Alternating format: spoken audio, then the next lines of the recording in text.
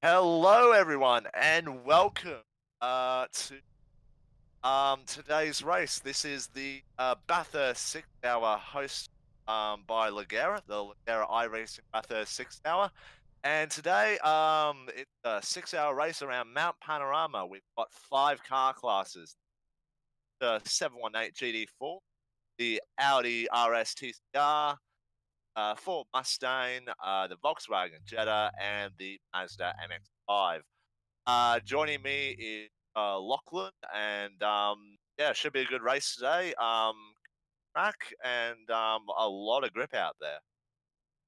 Yeah, seeing really, really quick times at the moment from out there, being in there. Really interesting to see how it all goes. I think from second back, it's really close, about 5/10 in it, right back to about sixth or seventh place, which is actually a TR. So we're getting a good dynamic between classes there, how their pace is going to work with each. Yeah, yeah, it will be very interesting.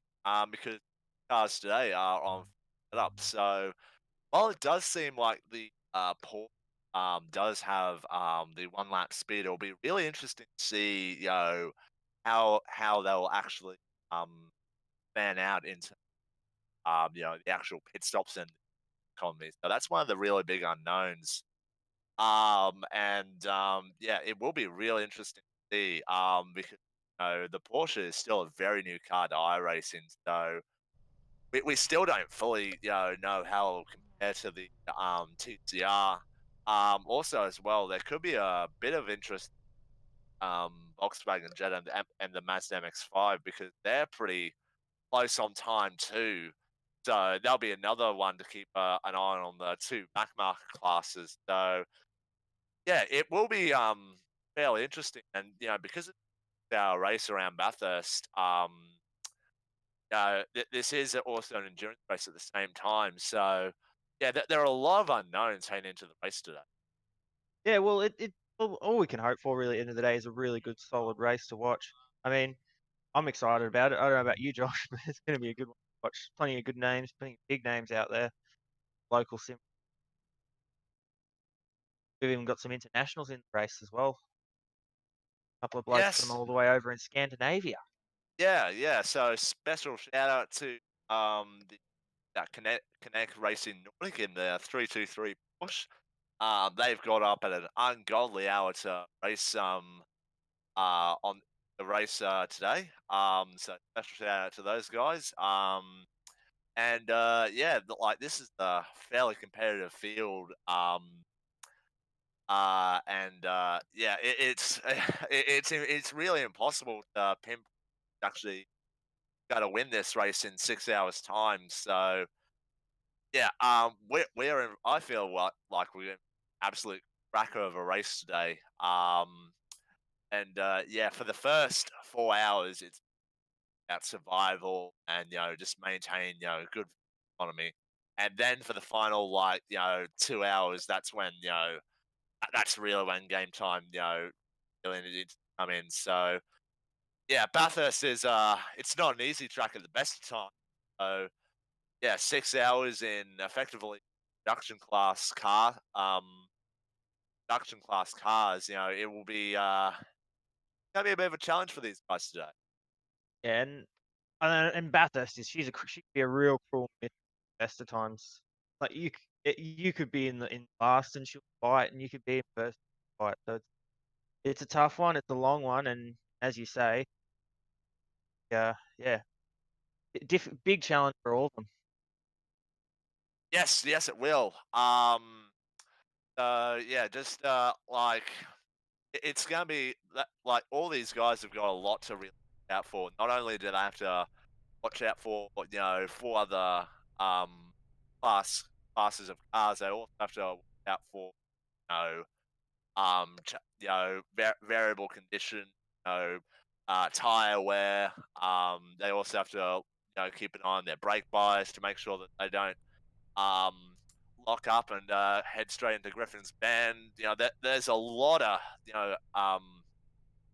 ways that the race can go wrong for all cars. So Yeah, yeah, this will be a really, really hard race. And even though 6 hours, doesn't seem that long, like, the cars are doing, 2 minute 15 lap times. So that won't be, it'll be about 130 odd laps roughly that top guys in the PCRs will do. But, you know, like just doing 20 laps around here is very challenging. So, yeah, I guess we should wish all guys racing today all the best luck because yeah, chances are they will need. Definitely. And I mean, at the end of the day, 2 minute lap round Bathurst it can feel like you're going goes forever. You can be you can get like you feel like you've been driving for like an hour, and then you look down and you've only done 15 laps, and it's only been half an hour. It's mentally draining circuit, and it's yeah, it's something else. I mean, we all love it. We all keep coming back to it. We must all be suckers for pain because one of the best circuits of going around. I would even say one of the best in the world. Yeah, absolutely. I know myself personally. If I the feeling when you really nail the top of the mountain all the way from Reed Park all the way down to Forest Elbow, it's a sensational feeling. And one that always excites and attracts drivers from around the world. So yeah, this track is legendary. It's right up there with the greats, the North Life, Le Mans. Um, it's just one of the world's great racetracks, and today, we will um, bear witness to hopefully a really good style race. Definitely, and that's a week. So yeah, we are now green up now. So I'll take through the first 10 cars that have qualified. So starting up the front, we've got the double zero of Stonks Racing alongside in second place, Kinetic Racing Nordic. Row two, we've got TDS Sport, and then beside them we've got No Sport. Row three, we've got Redback Racing Team alongside the lead TCR of C Racing. Row four, we've got Team Martin Turner and One Performance Racing. Row five, we've got LEGGERA Sim Racing first of the JPS Sim Shed cars, the number eight in Porsche, JP Sim Shed in number eight. Lining up on the row six in 11th place, we have the JP Simshed Black Triple Eight, and alongside them is the Rip Snort Racing 12. Row seven, we've got JP Simshed number seven lining up as the last of the JP Simshed cars. And the first of the Mustangs there, the Gentleman Racing Club, is in fourth place. Row eight, we have the Gentleman's Racing Club, the second Mustangs in row 15. In row 16, position 16, we have Aurora Legends. Row 9, we got Rock Solid Racing in position 17, and then MFR Racing, MX, and then MFR Racing in position 18. Aurora 2 team is 19, then Rev It Up Racing. So yeah, and then on the final row of the group, we've got two MX5s, Rev It Up Racing team, and then at the rear of the field, we've got the 22 Mazda MX-5 of L&D Racing. And the pace car is pulling off right now, so we are about to start the LEGGERA iRacing Bathurst 6 Hour. I'm excited. I don't know about you. Yeah, should be a good one. Obviously, first lap is going to be really, um, um, um, yeah. So basically, keep it clean and just hope for the best. So we're cleaning up now. Five Porsche is coming around Murray's corner right now. Now we'll just take the green flag. And there we go, Green Flag Racing. Yep, they are all the way clean and make their way down to L corner.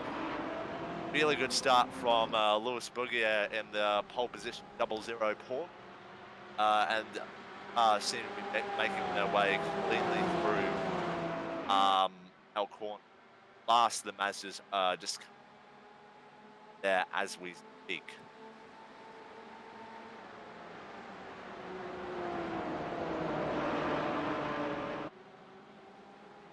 A few cars making a few moves up towards Griffin's Bend here. Best place to make a move early, probably Griffin's Bend. However, sometimes it's just best just to hold it back. Be interesting to see how it goes to the first lap as well, how it finished. And all cars keeping it pretty clean so far. No issues that I can see.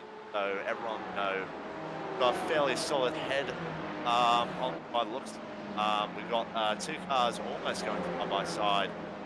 The 14 having a really good look on the 17 going through repark as they come across.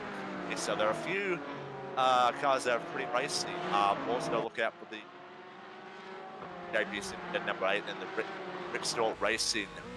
They're buried in the field of PCRs, and if they want to keep just keep side of the lead board, they need to actually make moves pretty quickly to get through these TCR cars. Definitely. And looks like the number 8 looks racy at the moment, but it's just it's not easy to get past the TCRs when they're early. They're very similar downforce levels, and they're very quick through the corners to TCRs, but they struggle in a straight line. Yeah, So yeah, and that's just one of the things that these drivers will take into account through the race today. Basically, to get around all classes of cars, you actually really need to know where the strengths of your car is compared to the strengths and weaknesses of the cars around you. So here, the first lap now in the lead, it is 00 Stonk Racing. They've got a 2-second gap to Kinetic Racing. Really good opening lap for them. Um, basically, it's a really big gaggle of cars from basically the position for Porsche of the triple line of red black racing team, all the way down to the number 17 car. JP's, and there's a 5 to 6 second gap covering all those cars. It's about 10 cars. So, if you're looking for trouble, looking for the danger zone, that's the place right there with so many, cars, all the different classes close together. yeah, you just don't know where to look at the moment. There's that action going on absolutely everywhere. So many cars dicing for position, up and down. It's hard to focus at this stage. Yeah, absolutely. And that's one of the really big things. They'll give us a lot of grief. Like, there's a lot of cars, all over the shot. But at the front, Stocks Racing. Yeah, he's got a commanding lead at the moment, and he can just set his own pace. And at this point, try to build a number, which will give him an advantage because the cars behind there, they've got cars. They've got much more to worry about with cars being closer around them, whereas Boogie at the front, he's got clean track right ahead of him, and he won't have to worry about other cars for a few laps at least. So he's in a really good position at the moment.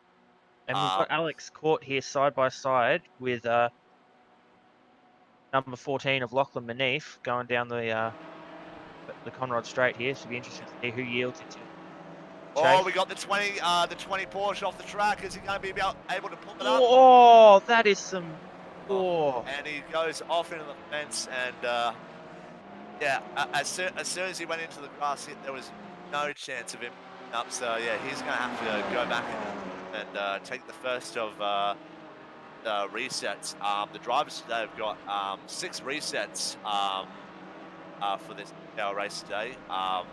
The Bryce McDonald, he comes down pit road and he'll take the first of his 6 fast repairs and get some fuel in it and see if he does a driver change as well. But yeah, mm, just as soon as he got onto the grass, there was no hope. So yeah. yeah, but And fortunately, he didn't collect another car. yeah, very good, very well positioned, with good driving in order to dodge both the other cars around him. I think it's just unfortunate. He's got a bit blind, bit of understeer from the two cars side by side in front of him, and just misjudged his turn in. And yeah, Meanwhile, unfortunately, it's a bit of a meanwhile setback. there's a But really good battle going on for P11 on the road between R14 of LEGGERA Simpson, number 7 of JP Simpson. Previously went side by side up mountain straight close together right now, and this is what we've been talking about. This is the danger right now because if these cars get really close, especially around over the top of the mountain.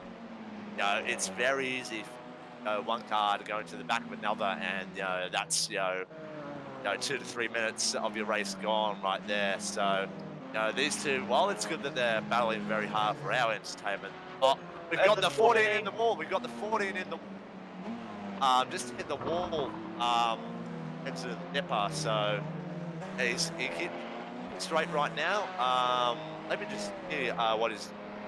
I think he's got a tiny bit of steering damage, but not a lot. So I think he'll be able to continue. he's But just yeah, wobbling the not what wheel you there want down the early straight. on I in the think race. checking the steering there, moving it left and right, making sure it's all working still.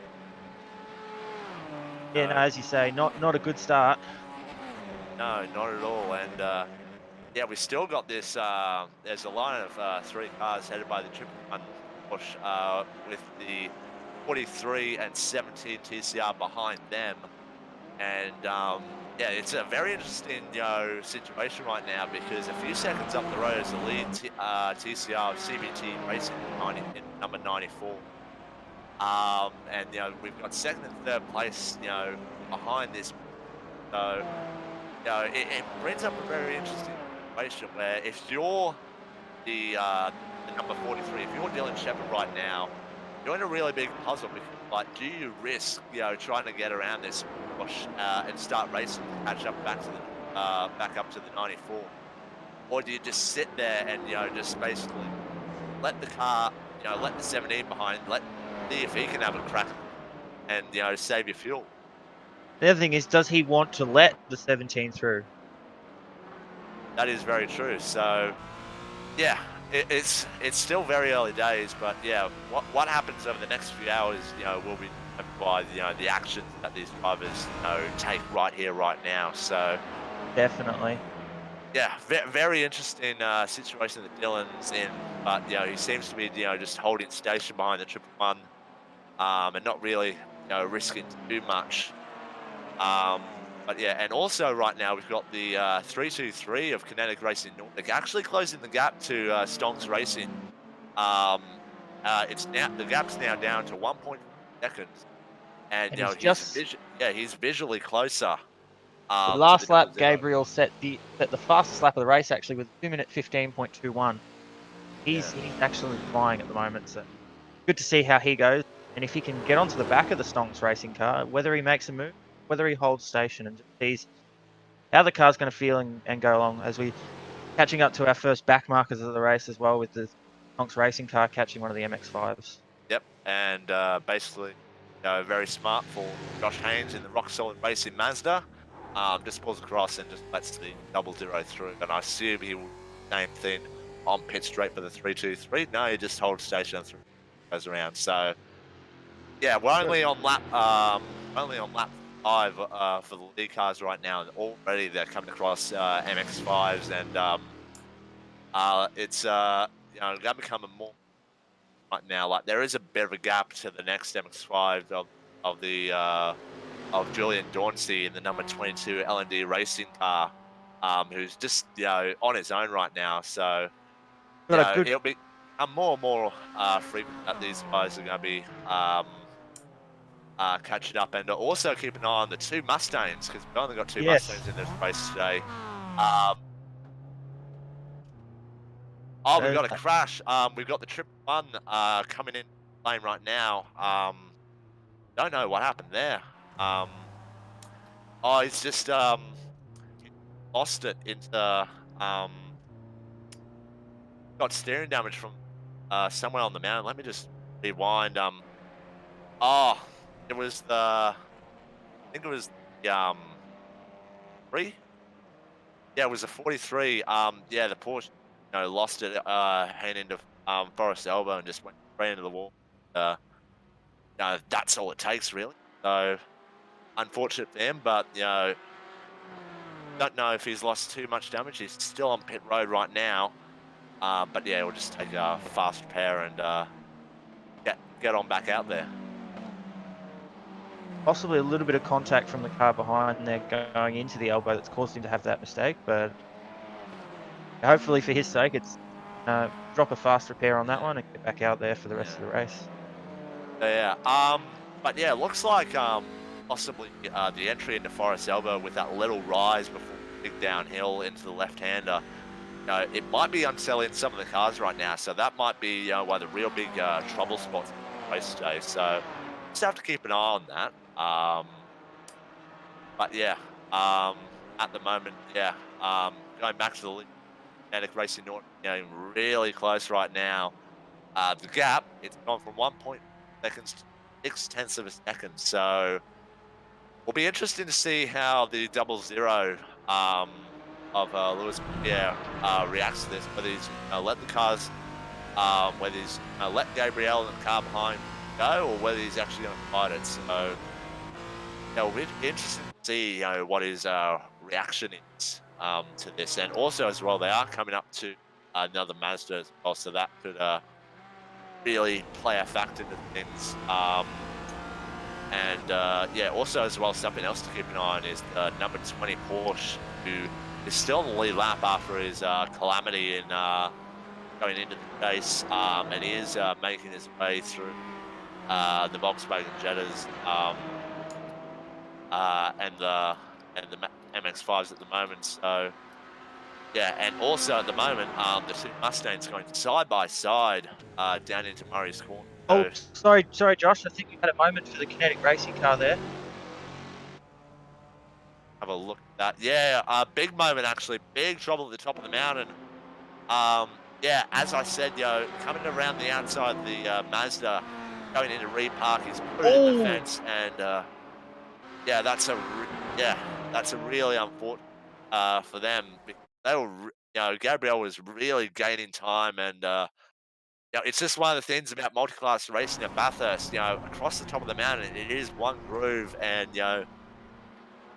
just having a look at it, the Mazda did a pretty good job, just trying to stay out of the way, try to stay as far left as he can. But yeah, all you need is a little bit of an overspeed, and you're in the fence and repark, and and I yeah, think he's also been collected by the TD Sport car as well as he was coming around, and now both of those cars have also a fair bit of damage, unfortunately. It's all sort of turned a bit to dogs with that one on that yeah. last lap for those guys.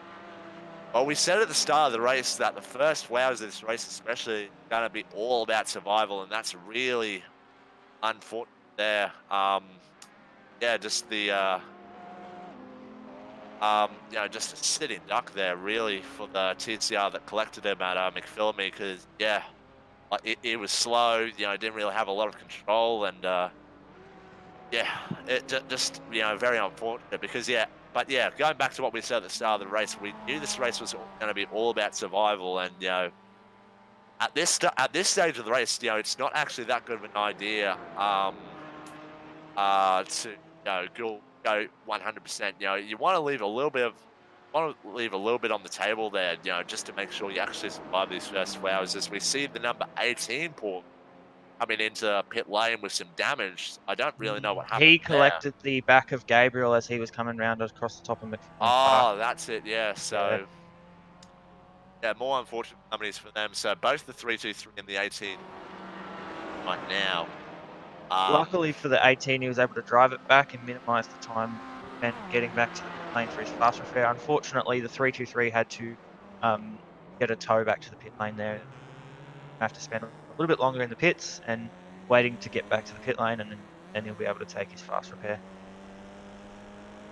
yeah. So yeah, just very unfortunate right now. So yeah, as it stands right now, Stonks racing the double zero. They've got a huge lead now of almost 10 seconds over the 16 um of a zero auto sport. and it's a really big gap back to the third place TCR, which is JP Simpson number 8, Porsche, which is another like 15 to 17 seconds back. So already there are big gaps between the TCRs right now. The 43 TCR, the 17. Aaron Winton has crashed. Aaron Winton has crashed. If I can find out what happened there.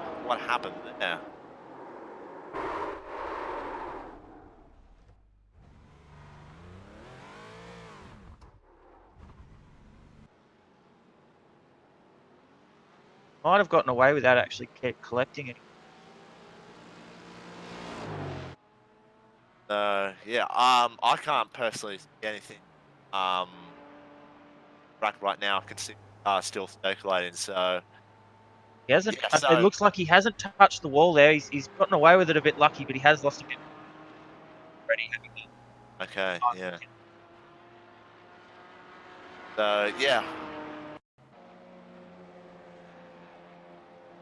So yeah, quite a few mistakes early on. Like we're only 20 minutes into our race, and yeah, this is not ideal. Like at this point in the race, you actually want to settle into a rhythm and just get your head down.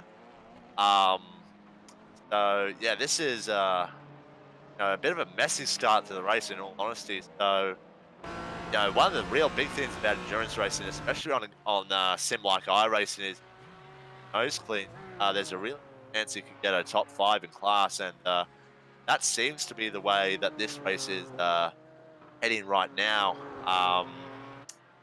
As we continue to see Darren Whittington continue to make his way up. He's just past the 2 Mustangs, um, and yeah, he's lost quite a lot of time. I don't what happened to him, but yeah, he's close to a minute behind the third place. Well, he did come out of the pits, then he had his spin, so he's just struggling at the moment. But hopefully for his sake and for all the Porsches, they can get themselves back into a rhythm and keep going. I mean, it's a long way to go still. We're only 20 minutes in what is our race. So Yeah, as you said, absolutely. there's a lot of frustration, what it looks like building up out there, and I think some of them just need to maybe tone it back a notch. Hopefully, they've all got their teammates sitting in their ears telling them just to calm down a bit and move on, because at this stage there's a few guys that have picked up the pieces and they're looking like they're in. Yeah. And right now, going to pitch on the road, the 60 and the 94, actually battling for on-track position right now. The 94 has got past the 16 of Azure Sport. So yeah, not sure why um, why they're going so hard, but it seems like that um, the 94 of CBT Racing, um, Jackson Harlow seems to have a better pace right now compared to the 16 of Michael Aaron Smith. So that's fairly interesting. At this point in time, they're 11 seconds behind the 00 of Stonks Racing overall leader of Lewis McGear, who got a bit lucky with the 323's Mr. Fortune at the top of the mountain, going around that Mazda. Currently he's got 11.1 second lead, and he's still doing pretty lap times. So yeah, but And we'll give out a quick shout out here to Flamin Damon, who's loving the stream. Thanks, guys. Thanks to everyone who's tuning in right now. It's hopefully we can entertain you enough and we can put on a good show for all of you. yeah. So hopefully, all guys and girls at home, you're enjoying yourself, settling into this 6-hour race. Yeah, I think we're only scratching the surface of what we're actually gonna miss today. But yeah, quite a few cars close on track. We've got the number 7 and the 888, 2 JP Simshed TCR cars quite close together on track. They're just basically, um, right now, Wade Mitchell, wait for Alex at this time. So yeah, hopefully those guys can stay out of trouble for their races. But yeah, at this point in time, the field starting to become more spread out. So yeah, right now, it's absolute just get into a rhythm and just get a good knowledge of all the other cars, especially the cars in the other class, to make sure just to learn what how those slow cars are actually going to react when you actually come up to pass them, and vice versa. So yeah, field's starting to spread out a little bit now, but yeah, uh, plenty of good racing still left to come. Yeah, still got a couple of cars quite close together on track at this. But the 43 and the 17 are battling away there at the moment, Yeah, nose and to they have tail. been for quite a few laps now. You know, neither one of them has been able to pull away from the other, and they're both doing pretty similar lap times here. So yeah, these two have been racing fairly hard for pretty much all the race so far. So yeah, um, it, we keep coming back. We keep coming back to it. These first 4 hours are going to be all about staying out of trouble. But at the same time, you don't want to give up too much track position. So Definitely. Dylan Shepherd and Martin Turner right now, really, trying to find that fine balance right now about how to approach this race. But right now, they seem to be, giving each other enough space. They're not doing, anything too rational.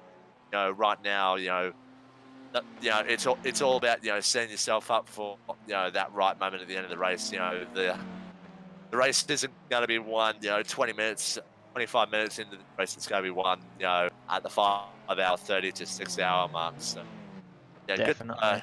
Yeah, but yeah, just looking at the 417 coming over the rise, handing it over, they do actually get a little bit sideways. So yeah, I think And we'll see quite a few cars come a cropper heading into Forest Elbow right now because. Well, from what I'm seeing, the cars don't actually look that stable heading over the rise, heading into elbow. I think that could be a potential trouble spot.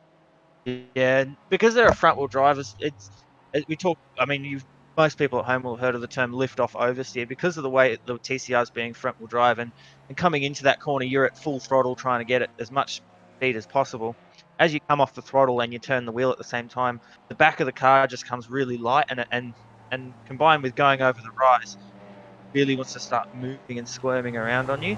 And the best drivers are the ones that can drive around that and still manage to keep the car in a good position.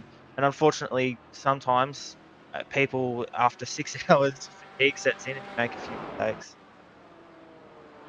Yeah, We'll just mention that the lead Porsche at the moment has just set the fastest lap of the race with a 2:14.82.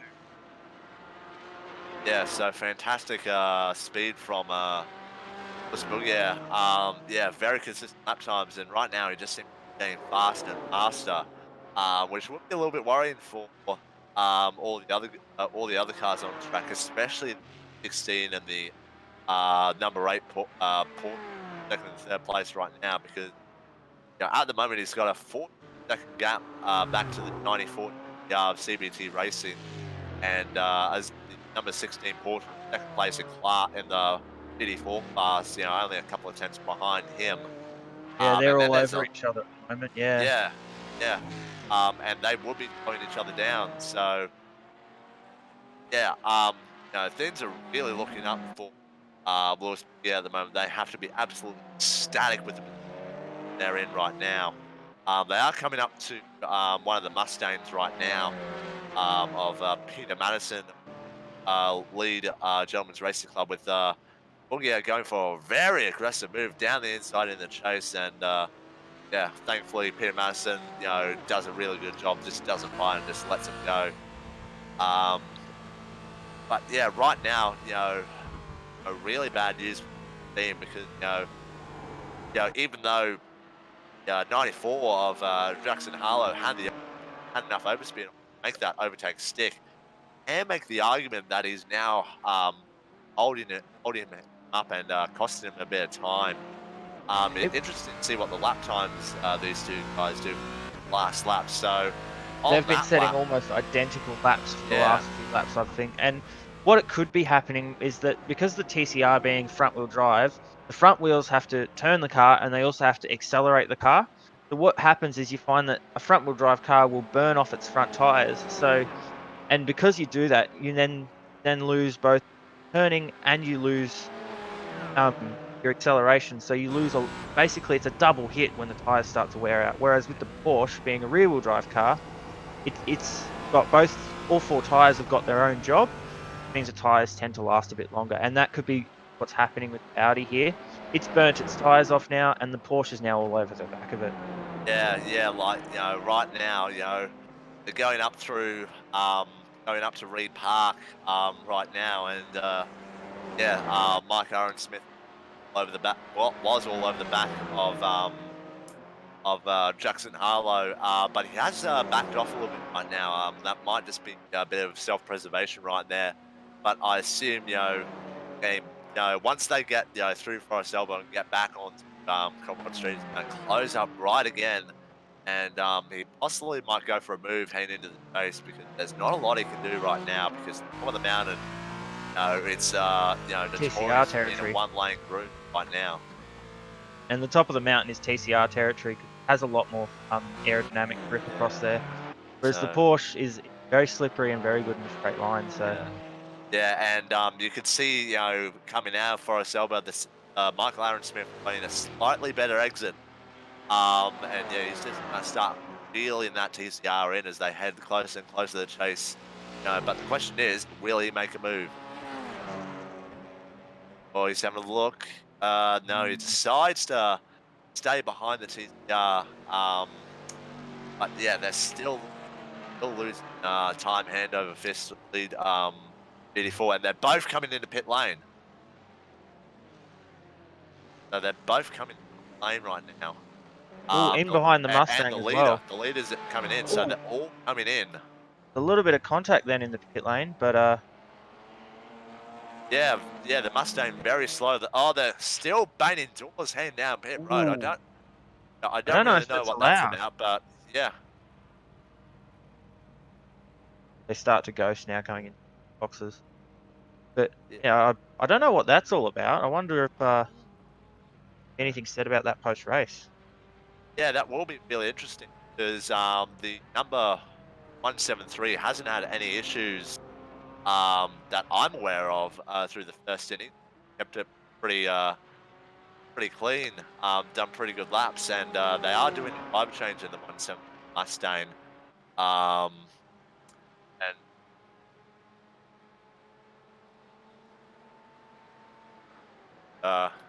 yeah, so a few first of the driver change are happening right now as the number 16 out of pit lane at the moment with the 94 TCR electing not driver change right now. Um, so yeah, seems to be right now that that the uh, that the might actually be having a bit of a faster pit stop right now. Um, but yeah, at this point in time, the two Mustangs, very important to keep an eye on them. The 352, I don't think the 352 is coming for a yet, whereas the 173 has done a pit stop and a driver change. So just have a check to see if Mustang comes into pit lane this lap. He hasn't done his first pit stop yet, so Michael Hammond behind the wheel of the 352 Mustang, and he does come into pit lane. So, um, Looks like it's about a half an hour window on fuel, then if that's the case. yeah. As we'll just So, have another shout out here for Jason Hardigan, who said he loves the way you explain things, JCW. He's really enjoying the stream. yeah. Well, thanks for watching, Jason. Um, yeah, you're doing. I'll give you a shout out back. You're doing a very good job in Anscar right now, and yeah, keep up the good work, buddy. But yeah, And at this, we'll also plug there. If you are interested in seeing Jason in Anscar, Thursday night there'll be another SimShed broadcasting stream, ANSCAR, the Abruzzi ANSCAR Cup Series. Yeah. And just to get back to the 352 Mustang, Michael Hammond is handing the car over to Chris Poley, and very interesting that the cars have got about a half-hour fuel. So um, now that sets up about 11 stops throughout this race. So a bit interesting to see that they're already changing drivers after only half an hour. So yeah, you'd think that most of them would keep their primary drivers in so that they get a good, first run. But that some teams electing to change drivers right now, and yeah, that I just find that bit interesting that they're already changing drivers after only half an hour of racing. Yeah,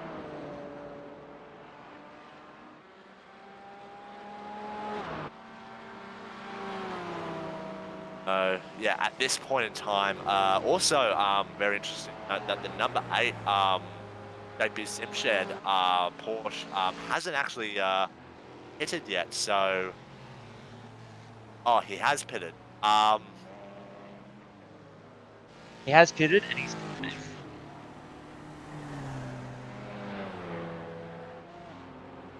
So yeah, my apologies, I didn't pit there. Um, he did go a lap longer than the other cars around him yeah, though. If we get towards the end of the race, may come around pay dividends as well. So yeah, absolutely, absolutely. So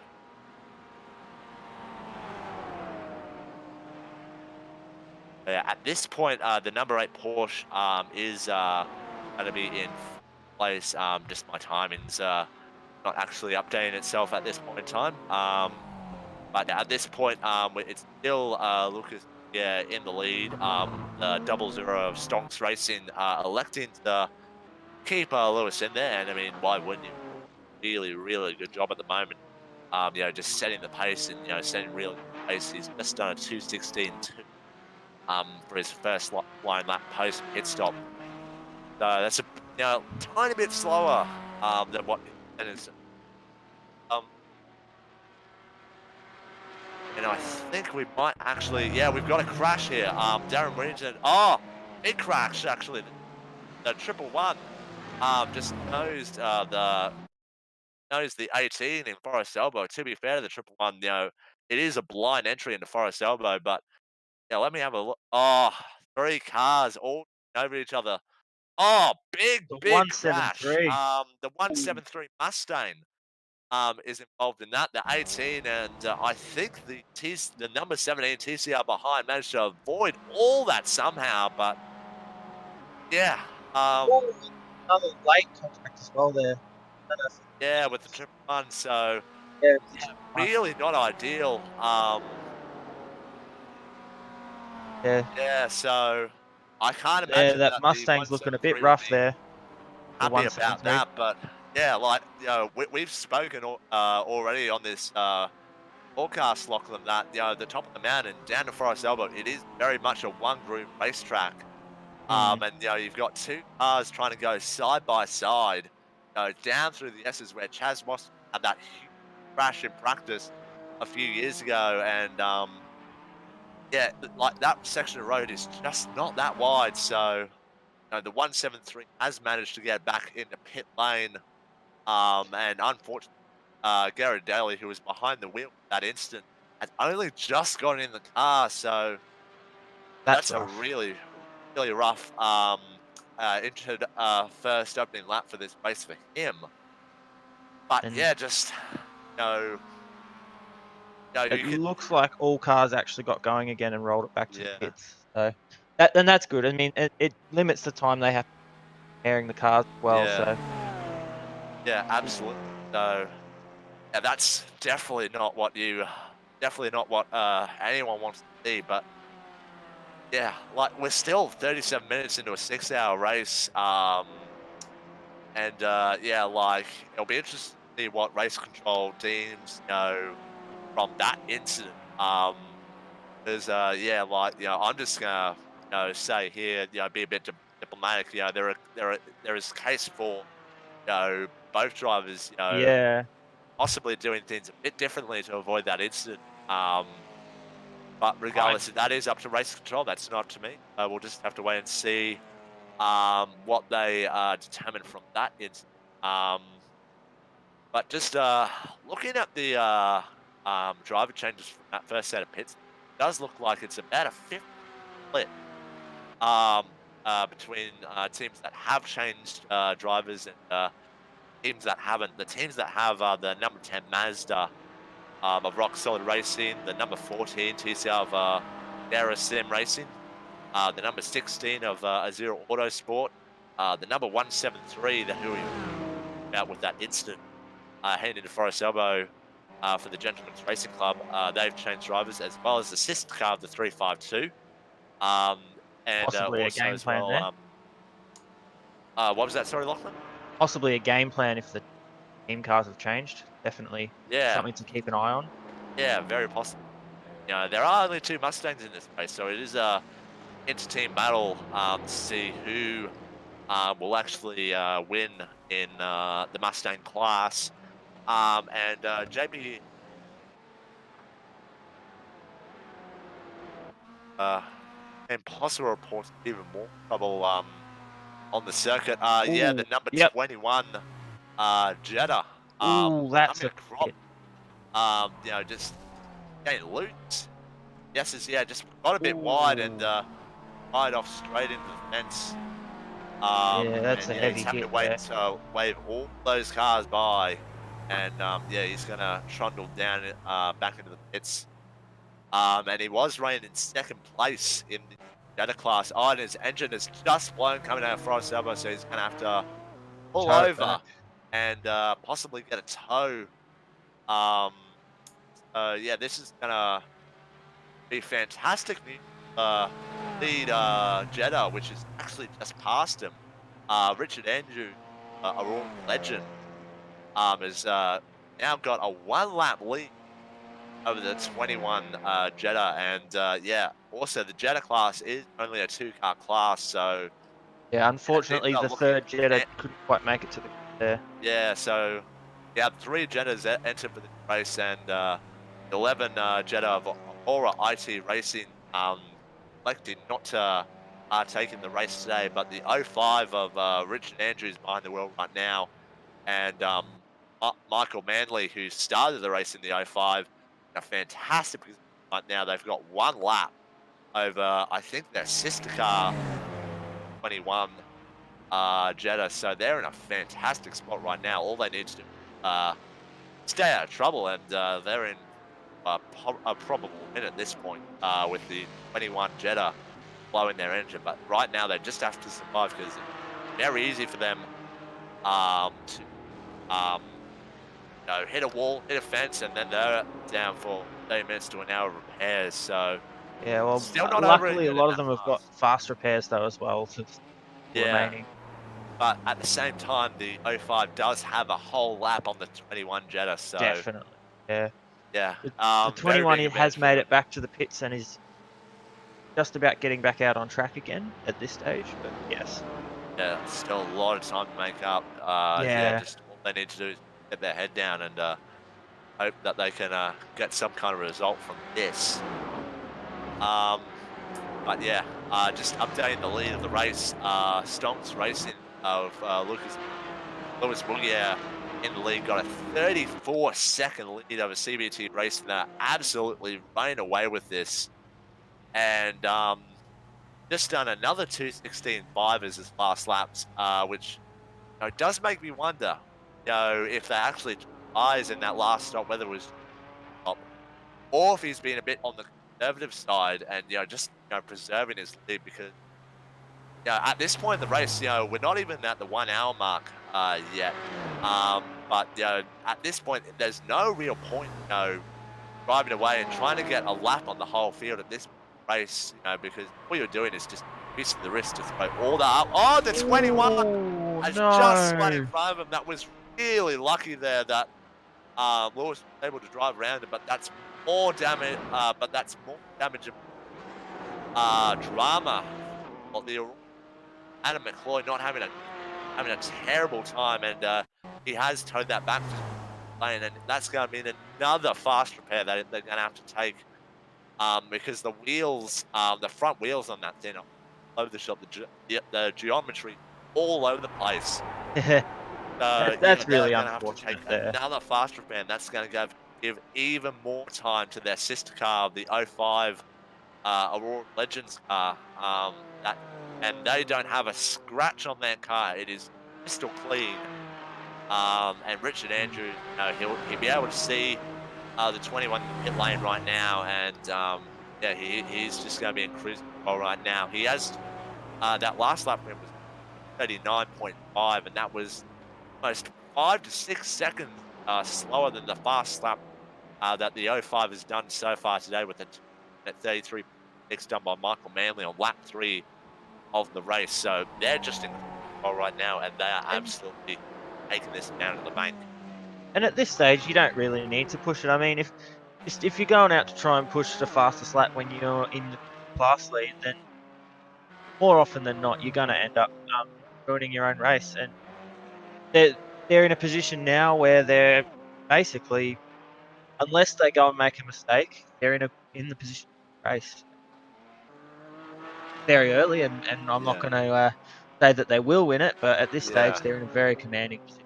yeah. I really don't want to give them the commentator's curse. They've done everything right so far, but at the same time, there's still over 5 hours of racing left to go, and yeah, there are a million you know possibilities where their race can go absolutely horribly, horribly wrong. And yeah, right now they just need to consolidate on their massive, massive gap that they've got over the 21 car. I think it's now Yeah, 2 laps that they've got 21, so they just need to be in cruise control, and they would be fantastic. But yeah, just down the field, we've got the car 20 and car 18 really fighting hard. They're basically bumper to bumper heading down Concord Straight right now with a possible with no, actually that's the 323 making a diving move down the inside. Thinks better of it, pull back in. Oh, we've got a great battle pack there with the 20, the 18, and 3. Um, yeah, so I think earlier this lap, judging from my time, the 18 has passed the 20 early in the lap, and the 3 is now gone around. So that's a bit of an interesting battle pack right there. They're battling for place in Porsche class. So yeah, that'll be a really interesting battle to keep in mind because the rest of the field right now is pretty stretched out. The 94 TCR, the lead TCR, has got a bit of a 2 to 3 second gap now over the 16 Porsche second in class. So I think Fitzroy Beaumont in the is just I don't know whether he's just decided to let the TCR of Jackson Harlow go or whether he's comfortable in the car right now because he did hop in the car in that last set of pit stops, and yeah, maybe it's just a little bit of just a little bit of lack of confidence whether he's saving fuel. But yeah, he just doesn't have the speed to keep up with 94 at the moment. So yeah, realistically, the only real on track battle right now is between the 3, the 18, and the 20, all battling for place in the GD4 class, and they're just going around one of the Mazdas right now. I think the lead Mazda of Rock Solid Racing got a very commanding lead in the MX5 class. I think maybe close to a lap that they've got over second place of the MFR racing MX5 in the 011 car. So Mm. again, just another car who's got a considerable lead. Just looking to consolidate right now. But yeah, the 18 of the 18 of Darren Winton, trying to stick to the far left of Concord Straight, trying to get the 3-2-3 out of the slipstream. They go side by side down in the chase, and yeah, Gabriel, has got the overspin, got that move done. And yeah, and yeah, just that might be the end of that little battle. But It yeah, appears actually just looking at the front of the 18 might have a little bit of front right. Yeah, fender damage, which will definitely have hindered him in the straight line, and that could be why Gabriel made that move so easily then.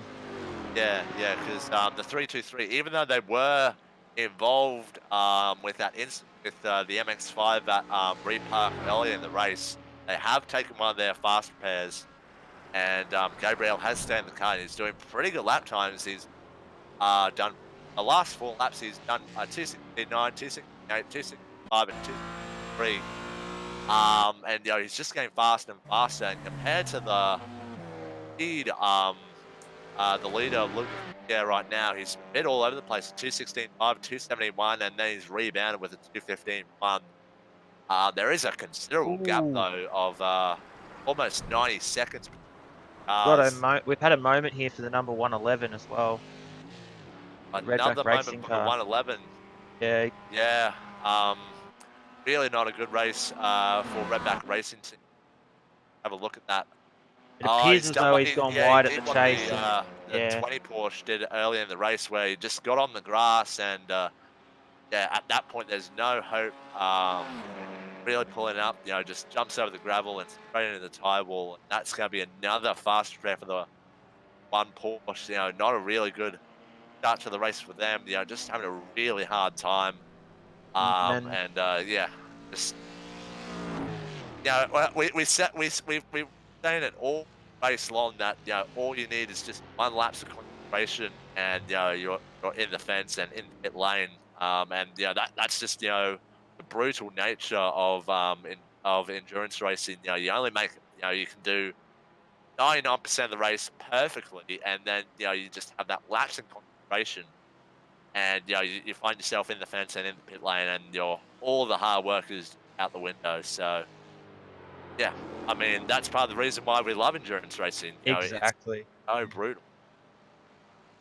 There is no room for errors. It's millimeter perfect situation. I mean, I myself have had issues in endurance racing where you're cruising along, going fine, then the car in front of you starts to slow up. You get the carrot, you go for it, and then all of a sudden you find yourself in the wall because you just pushed a bit too hard.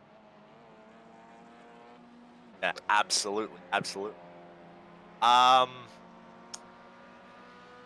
uh, yeah, at this point, the closest cars on track are still number 20 and the number 18 of Ripstorm Racing and TDS Sport, respectively. The 323 of Gabriel Ruse is starting to pull away from them, and will be marching up to the back of. I think we might have another crash on track. Let me. I can.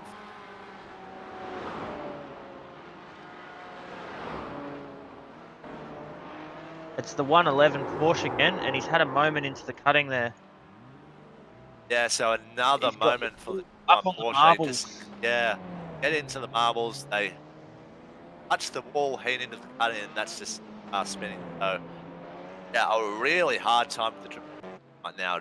John Halloran can't catch a break right now. I think he's riding this race solo as well. So he's at a bit of a disadvantage right at this point. He got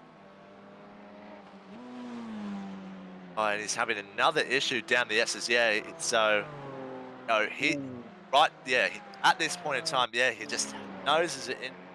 But yeah, he is doing this race solo, which does actually put him at a bit of a disadvantage because he can't, jump out of the car and get his teammate to drive while he has a mental reset because he's doing all 6 hours of this race solo, and yeah, once you start, accumulating incidents and accumulating damage in a race like this, your mindset just continues to go downhill. And yeah, yeah. unfortunately, he's not able to put someone else in the car and have a mental reset. So yeah, he's just letting the three by right now, and he's actually carrying on. So maybe that's a bit of a tactical play because I don't imagine he's used up all the fast repairs at this race.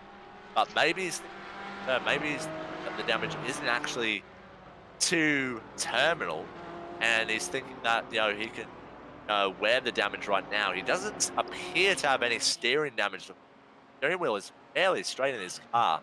the hit was fairly square on, so hopefully for his sake, he hasn't got much steering damage. The only thing you might worry about is if those temps start creeping up and he's had a bit of damage to the radiator, Yeah, which can happen when you have a front-on hit.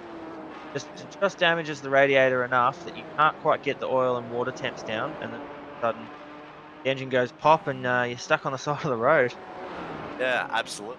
So Ooh, and yeah, yeah, and as we say that, I think he might have actually just popped an engine because he lost a lot of speed to the cars around him. I think what he was doing is he's 20 and the 18, battling, bumper to bumper coming up to the cutting is just trying to be of self-preservation, just kept aside. So yeah, that actually draws us back to the 18 battling for this.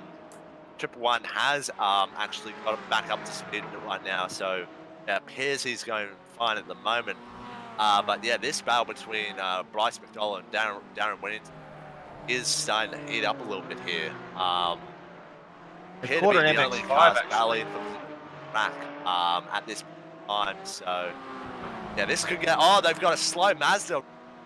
The 011 of Benjamin. Hopefully, oh, a little bit of a nose. That's really, really driving the stage of the race. But yeah, like got a feel for Benjamin fast Porsche behind you, and just hope that they don't run on you as they go side by side down Mm. Conrod Straight, and Bryce McDonald takes that position below Mazda into Forest Elbow, and he retakes um that's 4-5 in GD4 class at this time. But I feel like this battle is far from over. And the Mazda's done nothing wrong in that situation. The only thing he has to do there is hold his line, and he held his line perfectly. I mean, the Yeah, one line racetrack up there, there's not really much he could have done there. So I hope the Mazda doesn't take any blame for that one because yeah, he did nothing wrong. He just held his line, and the 18 unfortunately yeah, caught him at the worst spot.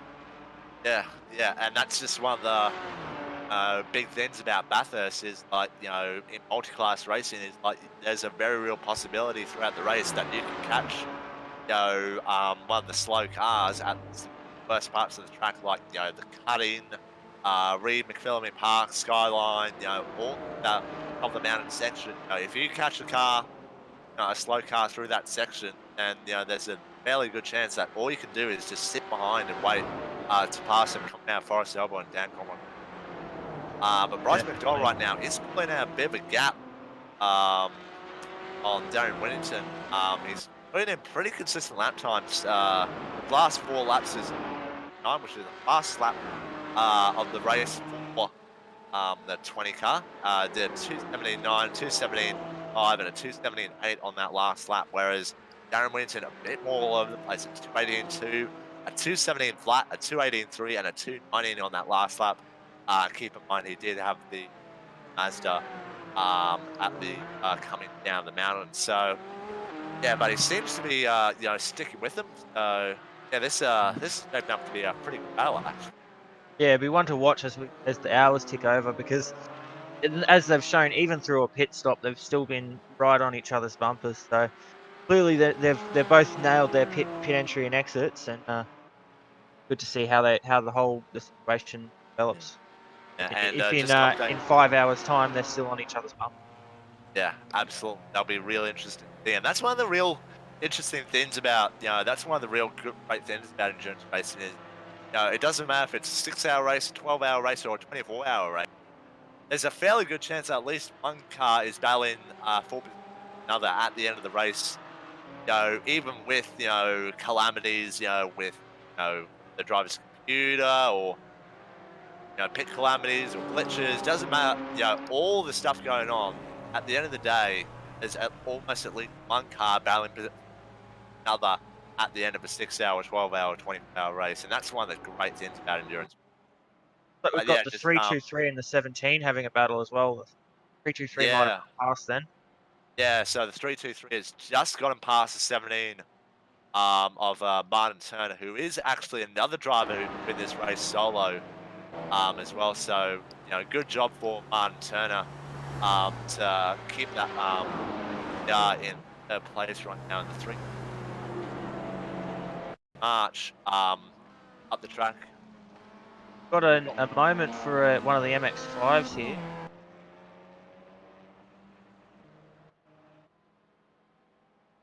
Little bit of Um, internet issues for Benjamin Wheeler, but looks like he's still going at the moment. yeah, So, yeah, looks like he is okay. Yeah, he might be having a bit of an issue extra, but thankfully he's not around any other cars right now. But he is sitting in second place in the MX5 class right now. Um, about half a lap behind the leader MX5 of Rock Solid Racing of Josh Haynes. So, at this point, with 5 hours to go, you really don't want any internet connection issues.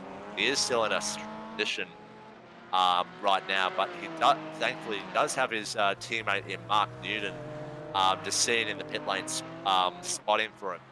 And yeah, if he does have any issues, thankfully, he can call on Mark to jump in the car and continue to job on for them. But that's something to keep in mind as well. And just updating the lead of the race, Lewis Boogier absolutely running away with it. He's got about a 45-second margin over the 94 TCR of CBT Racing and a 55-second gap over the number 16 of Autosport. So he's looking at a fantastic position right now, and he's continuing doing very consistent lap times, doing mid to high 215s to a low 216, depending on traffic. So he's in a really, really good spot right now. And yeah, maybe it does go to show that changing, doing a driver change after only 30 minutes of racing isn't actually the best idea. But then again, we don't actually know what the conditions are like out there. We can only just guesstimate. But we are just over the 1 hour mark in this race, so we are going to see the next round of pit stops coming up fairly shortly. It'll be interesting to see the Porsche pit stops compared to the TCR pit stops. I do have the little suspicion that the Porsche have a slower stoppage time, have a faster stoppage time compared to the TCR, so we'll have to keep an eye on that um, throughout these next set of pit stops. But yeah, interesting to note that the 323 is continuing to march up, and he is also doing 215s to 216s, so he's not out of the race just yet. mm, And I he's just only 83 seconds behind the lead. I'll just jump in there. We've just had a bit of a little birdie on the grapevine say that Lewis Bergier is actually an alter ego or a disguise for Cody Bircher from Cody Bircher Motorsport. That is interesting. So yeah, I guess the big question: other drivers in this race actually know that information that we have learned? Like, I guess if they're watching the stream, they now know it. But yeah, throws a little bit of a spanner into the works for It, this it, race it's actually. good though. It means that it's awesome to see. We've got internationals, we've got real life racing drivers, all interested in a series run and basically run and broadcast all from big brand land in Australia. So it's Yeah, got that international recognition on there. yeah, it's fantastic to see, and yeah, just I've got to give another shout out to Yannick. Like that, they are racing in the wee hours of like 3 a.m. on a Sunday morning. So yeah, big shout out to those guys for basically sacrificing their whole Saturday night sleep race with us today. That's big big kudos to them. But yeah, big lead for Stonks Racing and Cody Birch. Yeah, just just having a fantastic race right now. I'm just having a look right now at the battle for second place in the Oh, GD4 class because I think it's actually closing up right now. sorry to interrupt there. We've had a bit of a moment with the number 18 Porsche trying to pass one of the Mustangs and just rubbed him into the grass there almost. Yeah. Possibly not deliberate, but yeah, it's a bit of a moment there. Yeah, so he's just coming out of Forest, out of Hell Corner, and he's gone. Yeah, I know what's happened there. The Mustang's seen the Porsche plate, and he's decided to move left to get out of the way. But at the same time, Darren Winton pretty committed to going around the left side of him, and he's ended up in the grass. No harm, no foul. Just one of those incidents that does happen in motorsport. time where, two cars, move to one side of the track to let the other one through at the same time. But yeah, thankfully he's managed to keep going. No damage to the car, no more damage to the car, and he's able to keep going. But he has dropped time to the number 20, Bryce McDonald, who he was having a really close battle with a few laps ago. Mm. But yeah, interesting to note that we are 3 minutes in the second hour of this race officially. And I don't see a lot of pit stops right now. So this we said that this could be an 11 stop race, but there very well could be some drivers that manage to make this a 10 stop race. Yeah, it possibly could come down to were the drivers running right at the start of the race, were they capped certain fuel load, being sim racing everything. So I know that there is a limit to what fuel they can put in the car, but I'm wondering if it possibly we may see some pit stops in the next minute. Absolutely. And I'm just having a look here. I actually think, judging by lap times, that the number 8 JP's head of Craig should actually catching up to the back of Fitzroy Beaumont of Azure Sport. Um, by not a huge margin, but I think by about half a second to a second lap. So When might he catch came him. out of the pits, he was about 25 seconds behind, so it looks like he's just slowly chipped away the gap from Yeah, the car yeah. in So he's front. definitely closing in. He won't get him before this round pits. Next stint, there's a very real chance that we could have a change of position in second place in the GD4 class. But at the same time, got the 323 absolutely storming his. Oh, there's a big crash for the 323 just as I'm about to talk about him. There's a big crash Ooh, with lots of him, the cars involved there. 43 and the 10. And it's almost a carbon copy of his first incident at Reed Park. He's trying to get around the 10 car, and he's just tipped it wheeling in the grass. And he's just understeered the fence again, and he's collected the 43, closely following behind in the process. And And I that's a think we've real also shame. seen the lead Mazda MX-5 as well was caught up in that, the Yeah, number yeah, 10. but have another look to see if the lead Mazda got any damage from that of Dylan Shepard. Might have actually been able to drive around the outside. Yeah, he got a little bit of a knock from as he was coming through. So yeah, big crash at Reed Park for those three cars there, and Yeah, it's a real 'cause shame for all four of them because the 323 was making his way up and could have been in P2 in the next hour. 43 was playing second class in the TCR, and we've got the MX5 who had a half a lap lead in the MX5 class. Absolute calamity there. yeah, bit I won't blame anyone because it was a bit of a racing incident, but it is a bit clumsy from all the parties involved there, unfortunately, and now we've got 3 cars that have basically had Yeah, their races heavily affected by it, as we see the 10's coming to the lane. I think the 43's yeah. also, on his way in there as well. No, Or the no, 43 sorry, the has stayed 43 out. stayed out. Yeah, the So yeah, 323 had that's already very towed back. interesting. Wonder if he actually got a lot of damage from that. He might have actually got a bit lucky. I think he got a bit of bonnet and splitter damage.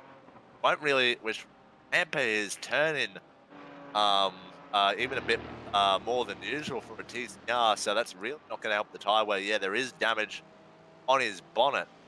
But yeah, he is elected to stay out, and maybe this is playing into his strategy because the 43 is a two driver team. So yeah, maybe Jimmy Ball, who is currently seen something and they're electing to stay with their current plan because they have slipped down to third place behind Martin Turner because of that incident. They're now Yeah. close to a minute behind the 94 of CBT racing the league. Uh, but yeah, maybe they just see something that we are unable to see, and um maybe they're just trying to stick to their fuel strategy, which they will believe that they'll actually be able to capitalize on later in the race. So yeah, just got to keep an eye on the 43 there. I Looks don't like it's imagine they'll have handling too. pretty well, It Yeah. might have a bit of steering damage, possibly mildly left hand down. Yeah, very possibly, very possibly. So it'll be interesting to see what lap time they do for this lap. Yeah, like that was definitely an incident. They definitely would have damage from that. Um, Doesn't appear actually to be too much steering damage there. It's walking a little bit on the track, but yeah, it's not enough that it would be a worry. It could also be just the crown of the road, as we know. The yeah, Conrod Straight is essentially just a big elongated hump, very crowned. yeah, absolutely. Yeah, I'll just keep an eye on what type of lap time they do there. Before Frankie was doing low 218s to a high 217. Before that incident, so it's coming around Murray's corner now. So lap time is like 283. So he doesn't appear to have that much damage. And our game reports there might be another crash out there. So have a look if I can find it. I think it may be the lead Mazda MX-5 as well. Here's had a moment coming into Griffin's Bend. Possibly. Let me have a look. Oh yeah, he did get a bit sideways on the entry into Griffin, and yeah, he's definitely having a moment. I think he's definitely got. I don't think. Yeah, that's very interesting because Cooper Allen has just come back on the track, and I don't think they took their fast repair. I don't think they took their fast because the ten has just come out pit lane, and there's still Oh, damage. And the number eight Porsche, JP Simpson number 8 has just walked the wall at Ree Park, and that's a big shame because he was catching up to E2 in the race. So Craig Schultz just had a lapse in concentration, possibly because of the number 10 Mazda he was trying to get around. So we've seen that a few times in the race. Yeah, he just got on the grass in the entrance park and carried him straight into the fence. He has managed to mm, get going right now, um, but I he's got a lot of think. steering damage. He's going to have to come into the pit lane this lap. Can't drive around Bathurst with that amount of left hand down. Ooh. Yeah, he's just misjudged it going through there. Coming around the MX-5, he had a lot more room to the inside, and an unfortunate mistake, but yeah, he'll be able to get back to the pit lane and hopefully get back out there with his fast repair. Yeah. So yeah, we have seen that a few times today where the GT4 understeering, trying to get around the outside of slower cars and be parked. Like, you can fit two cars around there and you can do a clean pass on slower cars through there. But yeah, like they're just getting a bit too close to the grass there. So Mm. on the outside there. So I don't think that'll be the last time we see of that throughout the race. And yeah, that's definitely uh, on right now. But yeah, that's changed this like R20, who's on track right now, who was P5 only about 10 minutes ago, would very well find himself in P3 after he takes his pit. So that just shows how quickly it changed. Because like, yes, it is a long race, but things can go wrong for quite a few cars really, really quickly. And it looks like, as we mentioned before, so Craig's had the moment, and Aaron, he's jumped out of the car, and they've put Aaron's car there as well. So Yeah, as we said before, it's quite a smart move there, just to go right, all right, cool, jump out of the car, clear the head, get the other fresh driver in there, clean mindset, and start again. and that's the kind of thing that that's really priceless really to have in these races. Just having that extra guy there that you could throw in and just clear your head because 6 hours of racing is a really long time. As well, and also as well, just something I've noticed: the 323 of Kinetic Racing Nordic still in the pit lane, and they don't have a driver in there at the moment. So I'm not sure if they've got some kind of issue. Like, yeah, they did have an incident at the top of the mountain, but yeah, I think they might have I some kind think of they issue. might have had an internet issue because Matthias Magnussen has come up as come up as disconnected here, and looks like they may have decided that because of their internet, they're going to pull the pin. I think they're going to park the car because we've just got word that Gabriel Ruiz was driving through and saying that because of the connection, they are going to park the car so that they don't destroy any races. Which is props to them. That's a really um, honourable thing to do. But yeah, that does take one of the really competitive GD4s out of contention And for that and this that's a race. real shame. I mean, it was awesome that I mean, I'm blown away that they've even put in the effort to get up that early. So the fact that they've come out, they've had a go, and they've really put an effort in, and they've got my respect and my praise. So Yeah, yeah, thanks, boys, absolutely. for coming out. And unfortunately, the internet bites again, and yeah, hopefully we see you guys next time around when if you come back out again. Yeah. But yeah, like that's just what sim racing's all about. It's all about having a go and just having some. They've really shown that today. So at this point in time, the double zero has got close to a minute lead over the 94 TCR of racing of Jackson Harlow. In third place, close to 20 seconds behind him is 16 of Fitzroy Belmont in the Azure Autosport car. And yeah, most of the field right now, including some of the lower end TCR cars, starting to get laps. So yeah, just we're just seeing right now, Donks Racing absolutely flying away with this race today. And right now, all they need to do is keep it clean, and they're in for a really good result. And just updating the triple one, John Harlan has stay out there with no bonnet on his car, so he is doing okay. Okay-ish lap times. He's 2 minute 22s. He was doing 2:17s and 2:18s early in the race, but obviously happy pace he's doing right now. Um, yeah, we'll just keep an eye on him. The two Mustangs, we haven't spoken about them in a little bit. Currently, the 352 of the second Gentleman's Racing Club entries is currently leading that battle. Let me just see how much his gap is. I think he's got a whole lap on the 173 after he was involved in earlier in the race. So yeah, looking really good for the second Jumpman's Racing Club entry in the Mustang class. So we've got another couple of shout outs here for a couple of guys watching the stream. We've got Nathan. Nathan here said, "Great work on the commentary. Big smash there. Thanks, Nathan.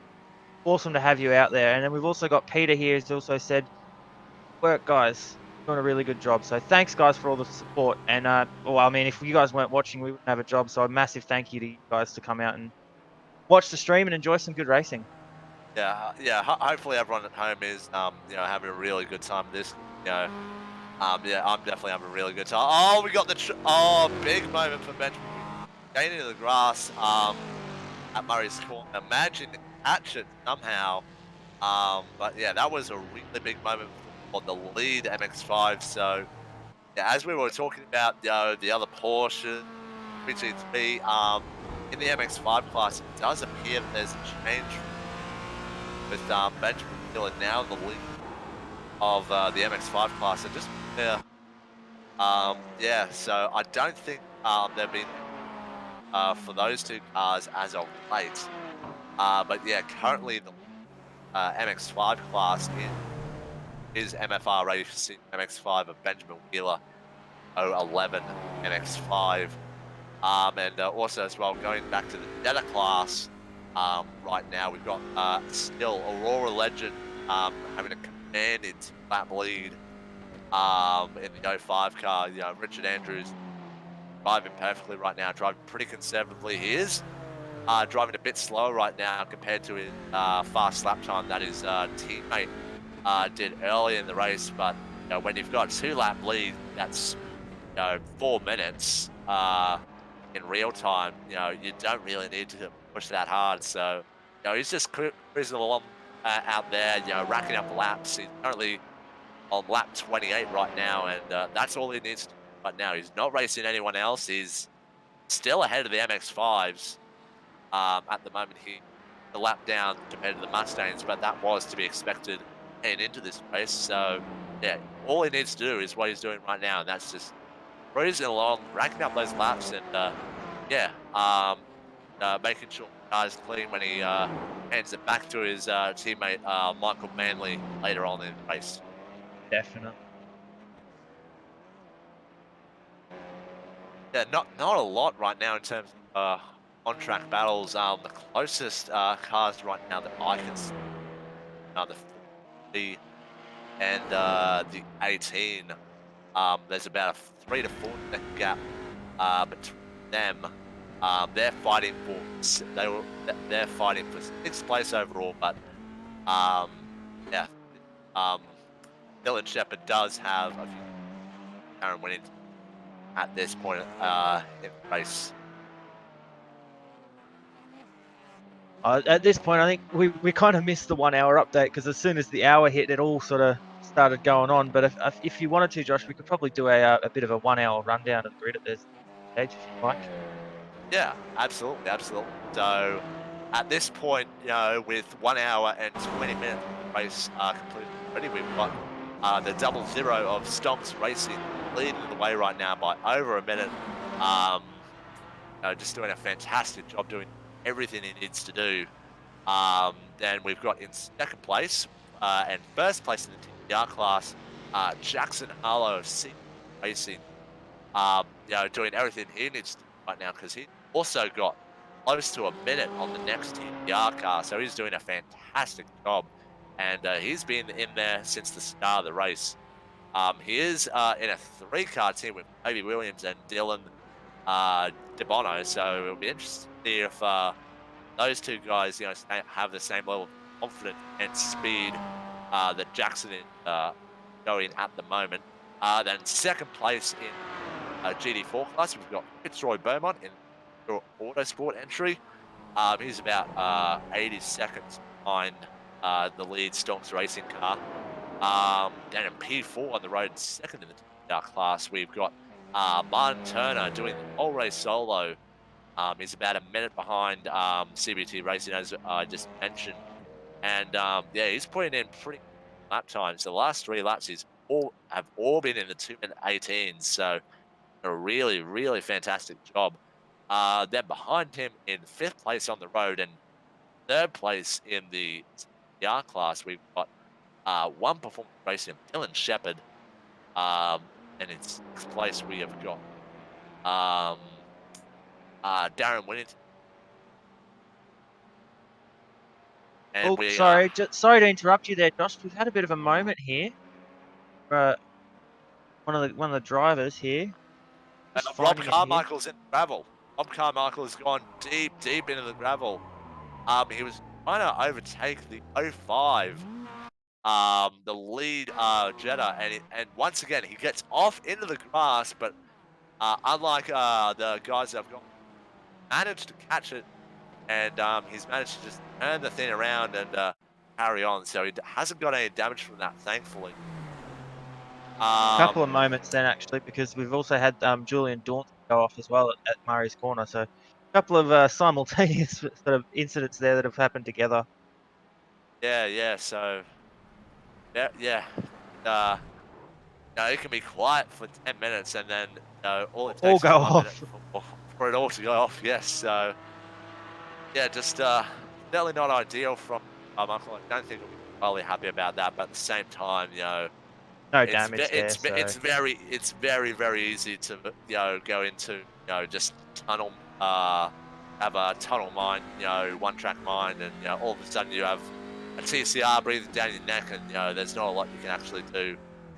If you are caught napping, so, yeah, a little bit unfortunate, but thankfully Rob Carmichael is on underway, and at this time is currently in fifth place in the TCR class, and I believe he's the lead JB Simshed TCR, but the lead JB Simshed car overall is the number 8 entry of Aaron Gilbert, and Craig did have that issue earlier at Reed Park.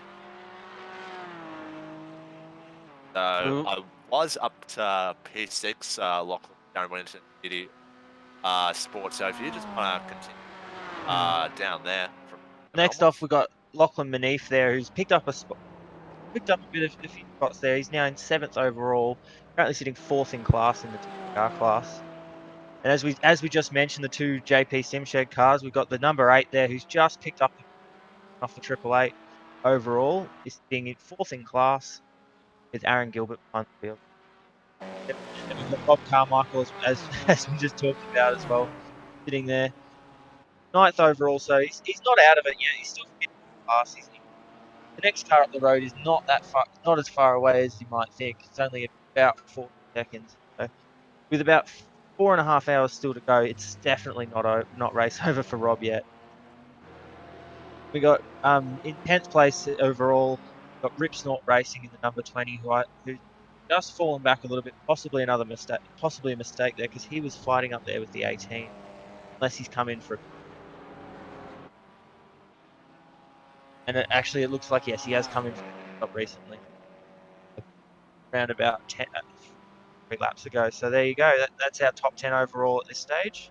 The other class leaders at this are the Gentlemen's Racing Club 352 at the moment.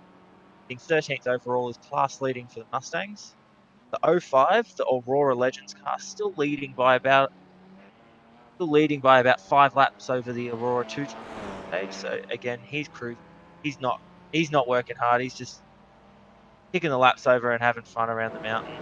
And then the lead MX5 is still the MFR Racing MX5, sitting 15th overall with about half a lap to a lap over the car.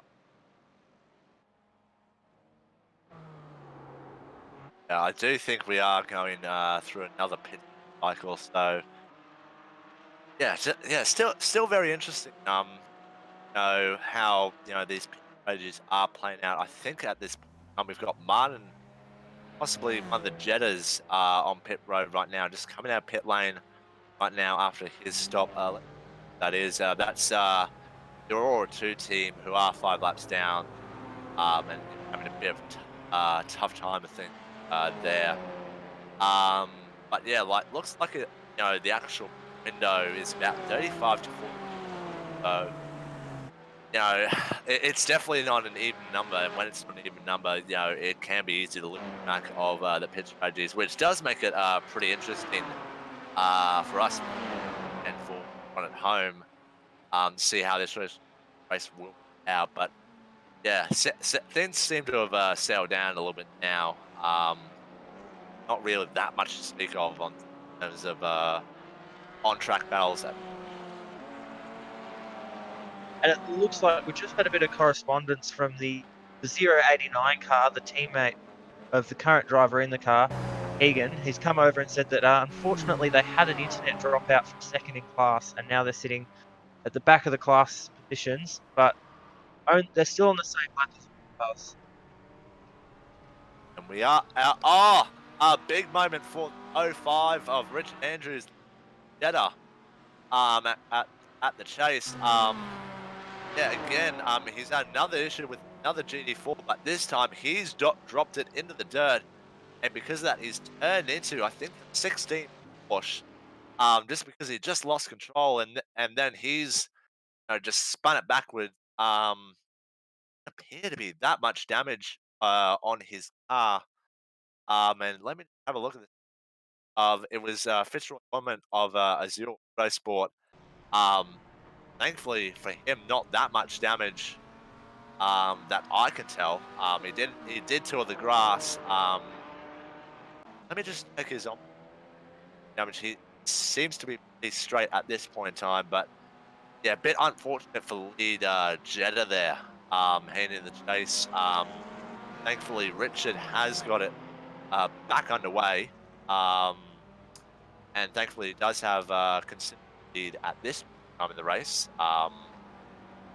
So yeah, bit of a moment there, and However, we he will see has more and more fallen of that. behind. So he has fallen now behind the 011 at MX5.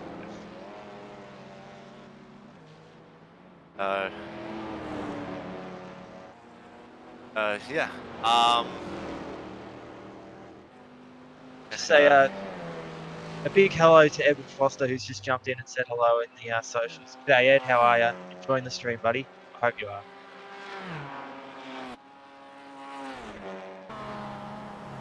So yeah, hope you're enjoying the race, Edward, at home, and yeah, you're pretty handy commentator yourself. Currently commentating in two big super broadcast on Simshed TV on Tuesday nights. If you want to tune on that, he gets in the commentary box with his good mate Dave Douglas, and they put on quite a show there. So if you're interested in some V8 Supercar action, tune nights on Simshed Broadcasting. But yeah, just going back to our race right now. Yeah, just this is where the real endurance and stamina of team racing really comes into effect. As we're about 90 minutes in this race, and some drivers out there have been in the car since the very beginning. I think it's still about a 50-50 split in terms of cars that have and cars that haven't changed their drivers. So Sorry, we sorry are to start. interrupt there. We've got a bit of a argument going on here between the 17 TCR and the 00 Stonks racing car. Stonks car was trying to overtake the TCR, and it was trying to defend its lap, just trying to stay on the lead lap there. But unfortunately, the Porsche just has way more straight line speed and just goes around in there. Yeah, so not really sure why you get that aggressive, especially when you're not even the same class. But then again, I'm not really in the mind of one performance racing of Dylan Shepard at this point in time. Maybe it's just a little bit of pride there, knowing that he is up for any and every on track fight that he has to find himself in. But yeah, he is now a lap down, and yeah, now it's just the two lead TCRs and the second GD4 lap on 10 lappers, 00 Stonks Racing, who, yeah, again, they've got a 65-second lead over CBT Racing, the 94 TCR. So, yeah, they're just, running away with it, doing everything they need to do, and that's all that they need to do, really.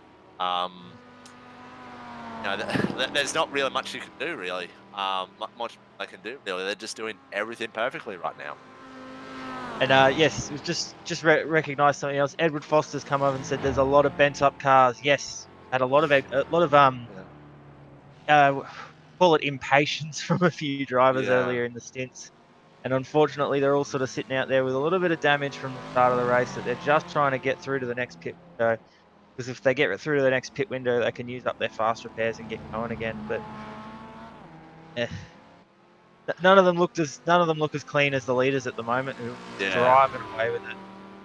Yeah, I still see the number 10 MX5, still got, damage on the front, with his bonnet. So yeah, it's been quite a few incidents so far in this race already. We've got what 4.5 hours left to go. So yeah, chances are there'll still be more incidents to come. Also, something interesting, we haven't actually that many incidents at Forest Elbow as of late.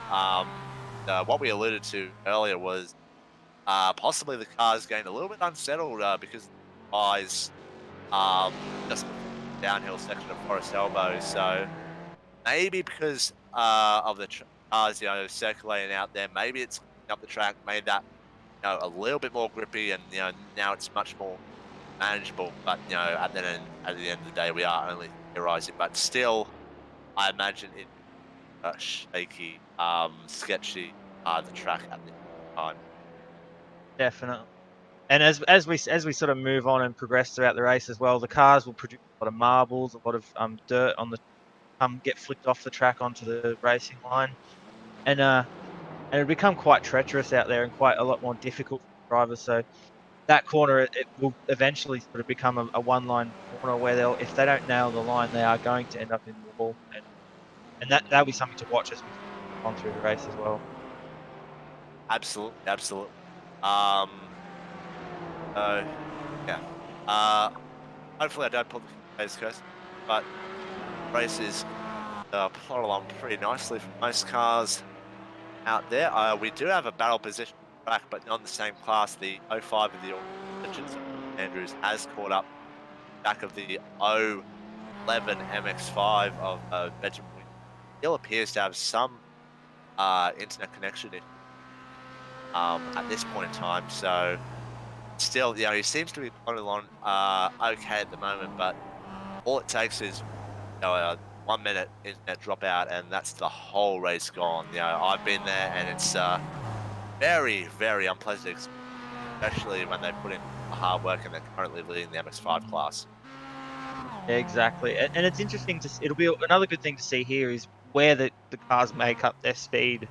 So it appears as though the MX5 has a lot more corner speed. It can really throw it in corners and grip up a lot better, whereas Jetta is just a powerhouse down the straight. Got a lot more horsepower, a lot more straight line speed. Yeah, most cars on their own at this point have got the '94 plate car close to the track right now, but they're not fighting for position. Plate car being a lap behind. Oh, and I think the 94's just clipped the wall there. Just got a bit loose coming across the top, and he's just backed it into the wall. Looks to have Yeah, gotten away with it, but yeah, bit of contact there. Hopefully, it's not too much damage for him, and he's lead there. yeah, he just got wide. He just got a little bit wide. I don't think he got too much damage there. I think he got a bit sideways on the curbing, but that's as close as you want to get. Uh, no, he is underway now. He is still underway, and yeah, he is currently 68, 69 seconds behind the lead. BD4 in first place.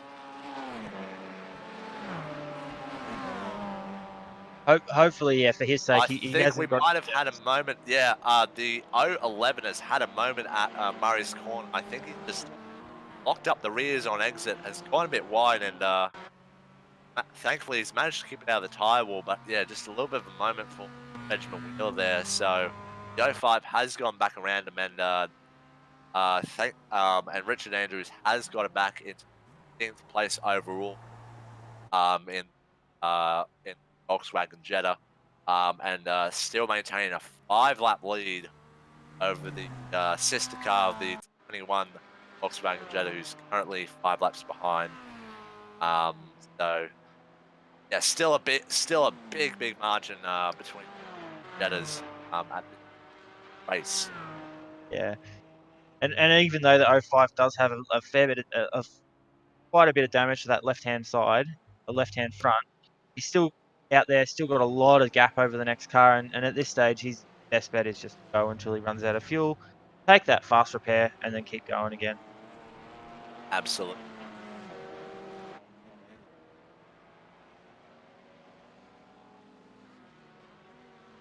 So we've got Ed Foster saying, good to see a lot of the Jettas out there. Yes, Jettas out there, and it's an underrepresented car, and it's awesome. So, Yeah, one of the things about sim racing, um, people just generally don't like the slower cars that are on offer, like the Mustang, the Jetta, Jack Solstice, another one.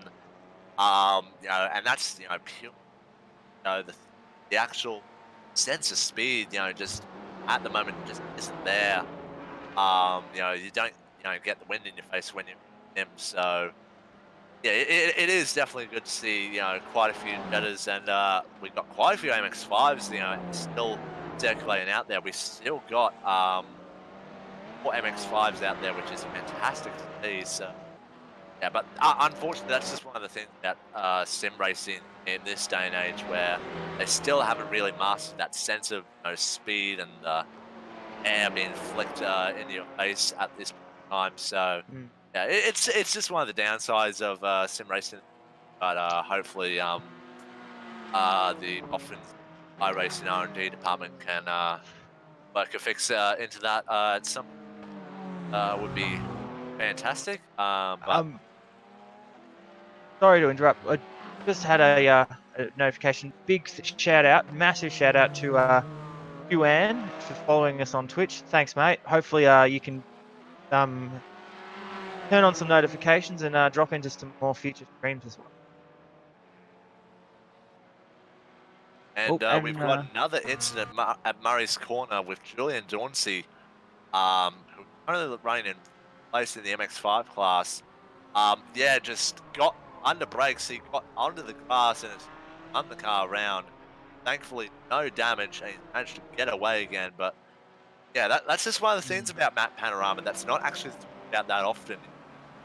No, the grass is actually close to the racing line and to the braking for quite a few of the Murray's Court, Griffins Bend, and a few others, and a few other corners around the track. So yeah, that's actually pretty easy. You just mm, all it takes is to just drift a little bit to the right hand side and you grass, and once you're on the brakes, you just grass and happens. So yeah, and the other thing that adds to that is a lot of these cars, iRacing being a heavily American-based game, a lot of the cars are a left-hand drive variant of the vehicle, which turns basically means that you're now on the other side of the car. You can't see that side of the track very well, and for a lot of people that aren't super spot on with their peripheral vision and their drive and their car awareness, they can sometimes just misjudge that line a little bit too much, and they'll end up off in the grass. yeah, absolutely. Because that's one of the big things. Us Australians and especially like we have to absolutely know for all these, for most of the cars on the service, where all are, so that we're not, getting close to the fence or close to the grass or close to the other cars. It's very, very easy, because we're all so used to right-hand drive cars that when we get into a left-hand drive car, all our dimensions, geometry of where we actually are relative to the rest of the car is out of whack. It's gone out the window. So yeah, and also as well to just add to the 22, it is a one-car team. Nancy doing the whole 6 hours solo. So yeah, probably some fatigue going on. He's currently on his 35th lap, close to 2 hours into this race. And yeah, he's all over the shot. He's just off track, heading into the chase, and just put and he just got a bit sideways coming out of the chase as Ooh. well. So got pit stops currently going on right now. We've got Wood Vermont, Dylan DeBono, and Mark Newton Road. Sorry to interrupt there, Josh. We've got a really big ding dong battle going on here between car number 8 and car number 18. They're all over each other at the moment. 18's trying to get past Aaron in the car number 8, and they come down the mountain at the moment. Yes, and also as well, car 18 has actually done a drive change last few laps. Darren Winton has handed the car over to Tommy Sorted. Apologies if I've mispronounced that, but yeah, they're really going at it right now, and they are fighting for position. So Mm. yeah, yeah. Car 8, Hopefully, we can. Aaron Gilbert out to the left-hand side to try and get Tommy out of the slips, but he gets the overspeed and he gets the move done. Question is now, will Aaron Gilbert have another look in the race? We'll see. And he had a look, but he's elected to stay behind, which was a smart move. He didn't have the overspeed on him. So we'll see if this battle continues, but over the past few laps, Aaron Gilbert done a 219, 218, 7, and a 219.5. So, whereas with Tommy, he has done a 220, a 216, and 218. So, at this stage, you expect the car 18 to not pull away at this time, and that was the third place in this race as well.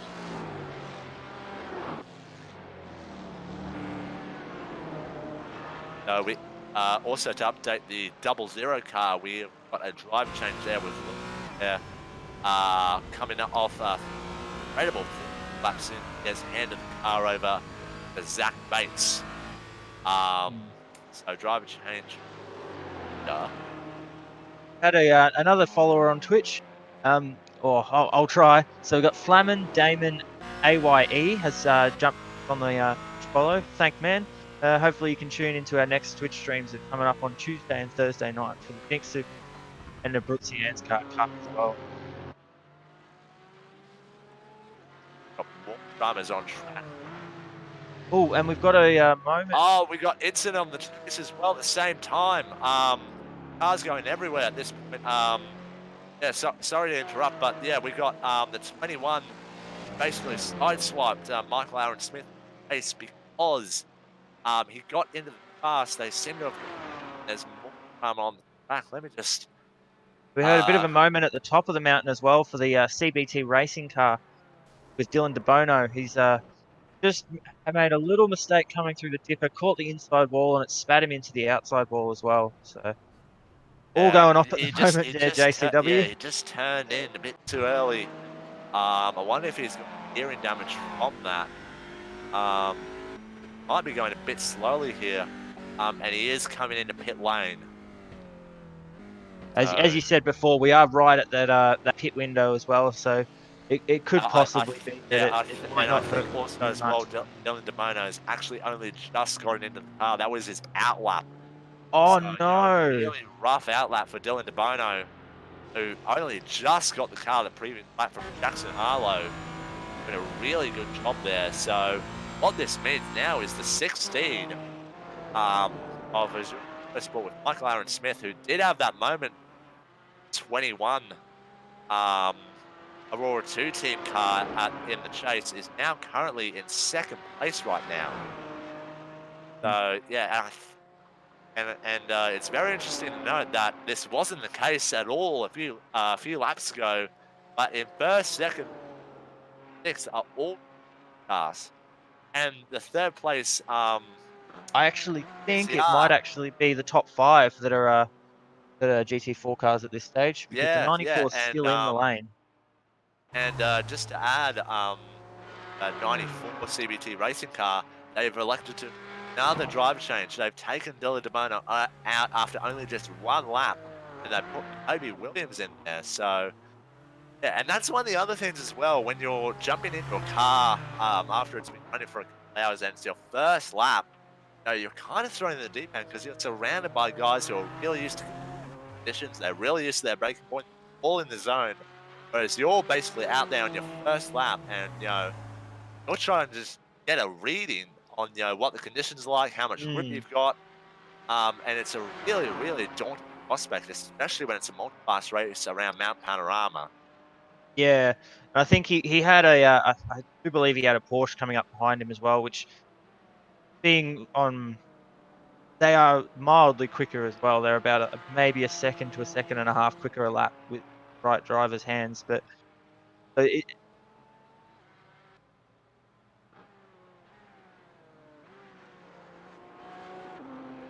I just got a bit of a question as to what has happened with 22 of the LND Racing Julian Delancey car, and can't find him on track at the moment. it looks like he might have had because he had a moment earlier and then he had to come back to the pit lane, and he's like disconnected. So I'm wondering if there's a bit of a combination of internet along with a bit of damage, and he's just he hasn't quite been able to get back out on track at this stage. Yeah, so he has disconnected race. Yeah, he just he was having a few moments all over the shot. It wasn't in the right spot, and he basically just all he did was basically drive into the escape road at Hell Corner, parked it up, and he towed it back to the pit lane, and he hasn't got back in the car since. So quite possibly the number 20 Racing MX-5 has parked it for the race, which is a bit of a shame to see. That we lost a MX-5, but we still do have 3 MX-5s on track at the moment. I think we've just had change for position MX-5 class. The number 10 Rock Solid Racing car of Josh Haynes has just gone past and is having an on-track battle with Mark Newton. Let's just see if they've had a pit stops. It's changing position again now at the moment. Yeah, up the they're mountain as side we by speak. side heading up Mountain Straight, and Yeah, the 011 has had a driver change as well, and a pit stop. Mark Newton taken over the car from Benjamin Wheeler, and right now he finds himself basically side by side, and now behind number 10, Josh Haynes, who's been in the car since the very start of the race. So yeah, he is that the number 10 is a two-car team, but yeah, Josh Haynes has done all the laps so far, so there will be a driver change later on. Maybe they're just leading this race 3 hours and 3 hours.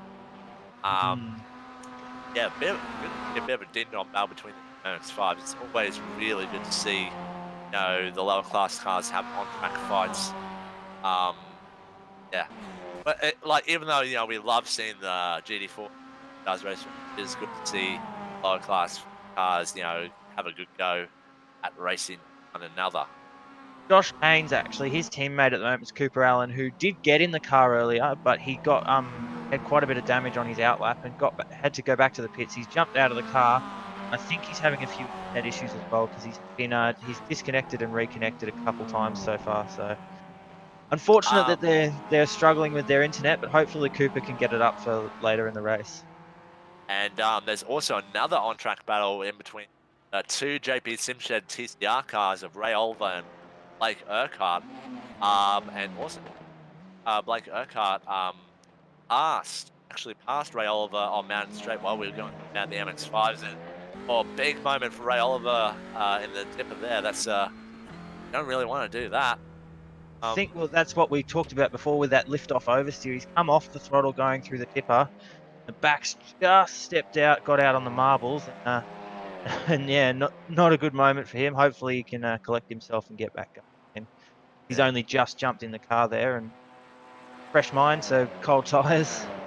Yeah, yeah. Uh, yeah. Yeah. So yeah, once again, it's always very daunting to go out on track because like the guy who's racing right now, Blake Urquhart, he's got about 10 to 13 laps under his belt, so he's got this track figured out. Whereas Ray Oliver is still in that learning phase. He's still trying to work out what tools he's got to play with here, but he thankfully still pretty close to him. Um, so yeah, I don't think that on track battle will die down anytime soon either. Really good to see, and as well, the two lead MX5s are still quite, they're still fighting, still pretty close on track. Updating the last lap times, Mark Newton set a 2:36 on that last lap, whereas Josh Haynes did a 2:36 flat, and that 2:36 MFR Racing MX5 and the 011 car, that was actually their fast lap of the whole day so far. So these two guys are really pumping hard right now. At this point in time, Josh Haynes is starting to pull a bit of a gap away. Um, and it's really good to see that he had a really good fight back after getting into that instant at Repark with GD4 and the TCR earlier in the day where he just got the tiniest bit of contact, and all it takes is a little bit of contact. So he's still got a bit of damage to his bonnet. From his standpoint, he can clearly see a piece of the bonnet sticking up, which is certainly not ideal, but currently he is leading in the MX5 class and trying to pull away from the 011. So things aren't looking too bad for the number 10 Rock Solid Racing car. I we're think hearing possibly. reports Ray Oliver might have had a moment, and yes, but Ray Oliver backwards in the wall here at the dipper. Yeah, yeah, I think again, it's as you were saying, Lachlan, it's that lift off oversteer, and he's just spun the whole car around. It's just snapped on him, and he's facing the wrong way at the dipper and managed to get going. I think he got a tiny bit of damage, but not a huge amount.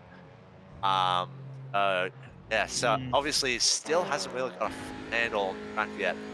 What he needs to do right now is to sell his mind, take a few deep breaths and just get on with the job. So he does have a little bit of damage to it on it then, a little bit of splendor damage as well, which won't help the turn in, but he is underway again, and seems to be pretty healthy for the moment, so they are able to carry on, and they don't have to come in and take another fast repair. yeah. It's one of those moments where if you run a little bit wide, get it a little bit sideways, and then get up on those marbles that are just off the line, racing line. Once you're on those marbles, it's almost impossible to catch the car again. And as unfortunate as it is, it's a bit of a driver error there. We also got a real battle going on for place right now in GT4 class with Aaron Gilbert and Bryce McDonald, who seems to have been a bit. We seem to be talking about him every 10 minutes. So we seem to be on the focusing on the car every 10 minutes on this race. They've been pretty eventful, and Bryce McDonald sending it down the inside in the chase, and Aaron Gilbert doesn't fight too hard, but he gets back at him side by side as they head down towards Murray's corner. What's going to happen here? Aaron Gilbert decides to pop back in behind, and I imagine he'll have another crack, possibly at Griffin's men. It's good racing. It's what we want to see. We want to see the action. We want to see them side by side. We want to see them battling away for this.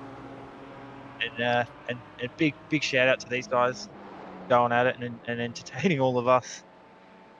And then just making their way around the lead jet of the 05 over the Legends car right now. And I think that's just hampered Aaron Gilbert a little bit there. But then again, I don't know if Aaron Gilbert's actually that keen on fighting the twin car right now. Just on that last lap, Bryce McDonald did a 18.191 versus Aaron Gilbert 2.95.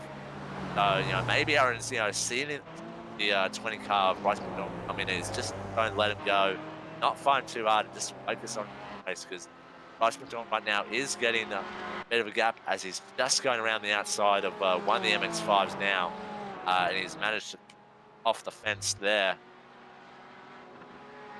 So yeah, I think Aaron Gilbert's gonna let the 20 car go in that instant. Oh, big moment with Aaron Gilbert, Michael Ferrazzi, Rev It Up Racing Esports, 06 not the 089 car. So yeah, still quite a few close moments up at the top of the mountain. No contact, but yeah, it was It was probably really, what do they call really it? close. Probably a bit too A close. cigarette paper in it. Yeah, we're getting close to the 2 hour mark of this race now. So this race is just flying by. I hope you're enjoying this at home as much as we are in the combox. Stonks Racing, they've got a whole lap on the entire field of this race. They are leading by over 2.5 minutes now. They have lapped the field, which is very, very impressive. And Zach Bates has actually just set the fastest lap of the race at 2:08. That's we can clearly see now that that those two are the combination. I don't want to put the curse on them because they're doing a fantastic job, but they are looking very, very strong now. And I think you've got two very good drivers with Zach Bates, and as we found out, not Lewis Berger, but Cody Borcher there. Two very, very strong drivers there, and clearly showing that they're above and beyond the Call of Duty. So Yeah, as they absolutely. And the other very lap the impressive thing MX-5 is there. too is they've got a completely clean car, and I can guarantee you that they have not taken a single one of their fast repairs. Yeah, exactly. And So yeah, that they're on lap 50 right now, and they don't have a scratch on their car. Almost 2 hours in. So at this stage, we're looking about 150 laps completed at the end of this race. So a fair old distance, not quite the 4,000 kilometers. But yeah, they're in a very commanding position.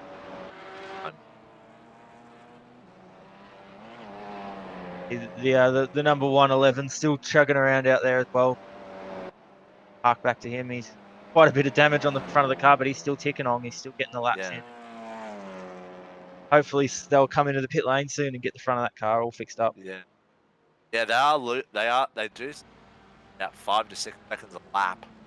At the moment, so certainly not ideal. Currently sitting in 12th place overall, but 6th place in class, and I believe he is a lap down on the next PD4 car, which is JP Simshed number 8 car.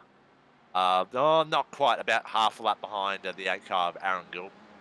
Mm. But certainly not ideal right now. He's, the longer he stays out at this point, doesn't, come in to fix his repairs, to fix his damage, sorry, the more time he's going to lose. So certainly not an ideal situation. And yeah, that's just one of the hard things. Again, we mentioned it earlier. John Halloran is the only driver in the Triple One car, so he's doing the whole race solo. So with all circumstances considered, Oh, sorry, we've got a bit of a moment here for the number 94 car, Kobe Williams. He's the wall at the dipper.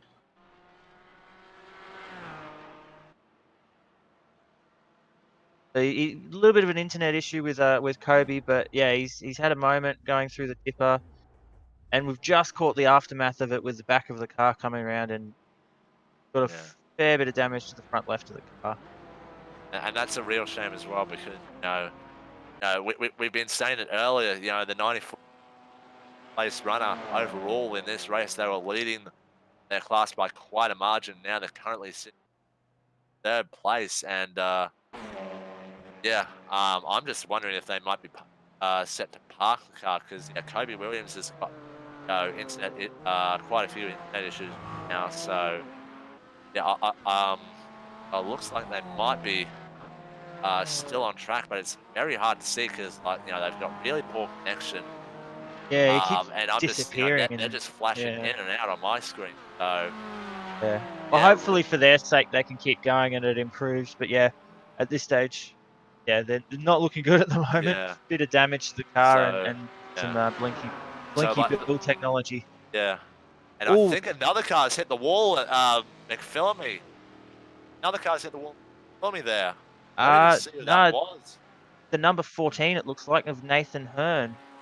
Yeah, I just caught the end of that. Yeah, he gave that wall a fair whack. Yeah, just carried a bit too much speed. Gave the wall a good rub.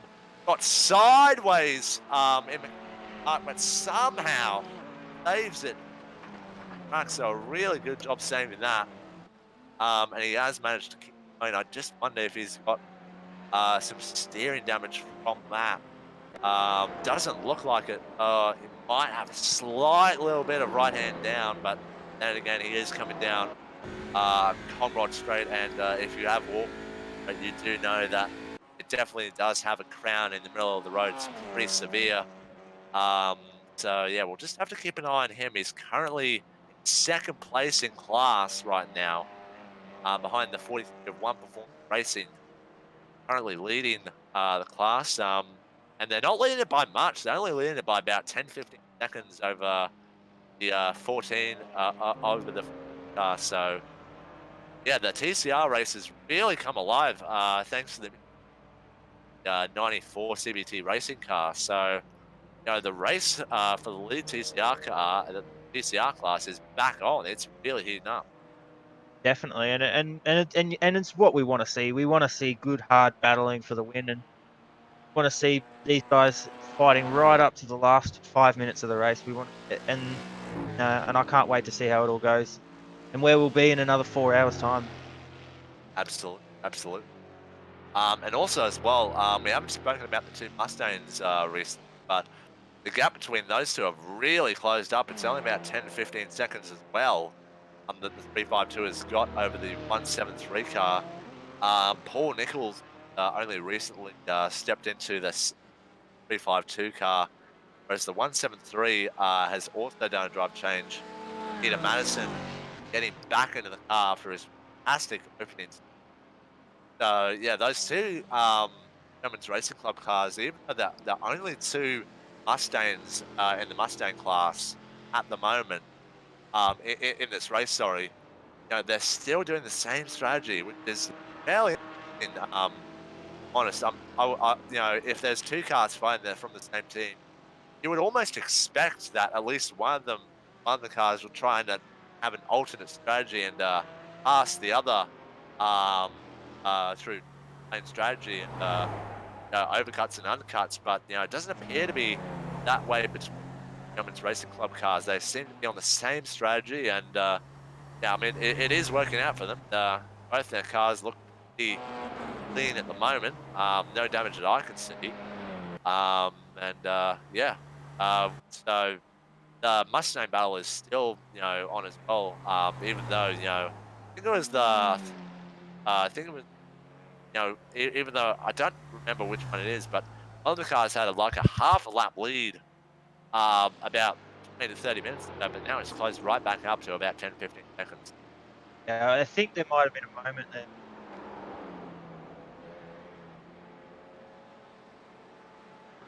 I'll so just as we hit the 2 hour mark here, guys, I would like to hand you over to my good friend here, Jake Saddington, take over for an hour or two. So, thank you everyone for tuning in and guys towards.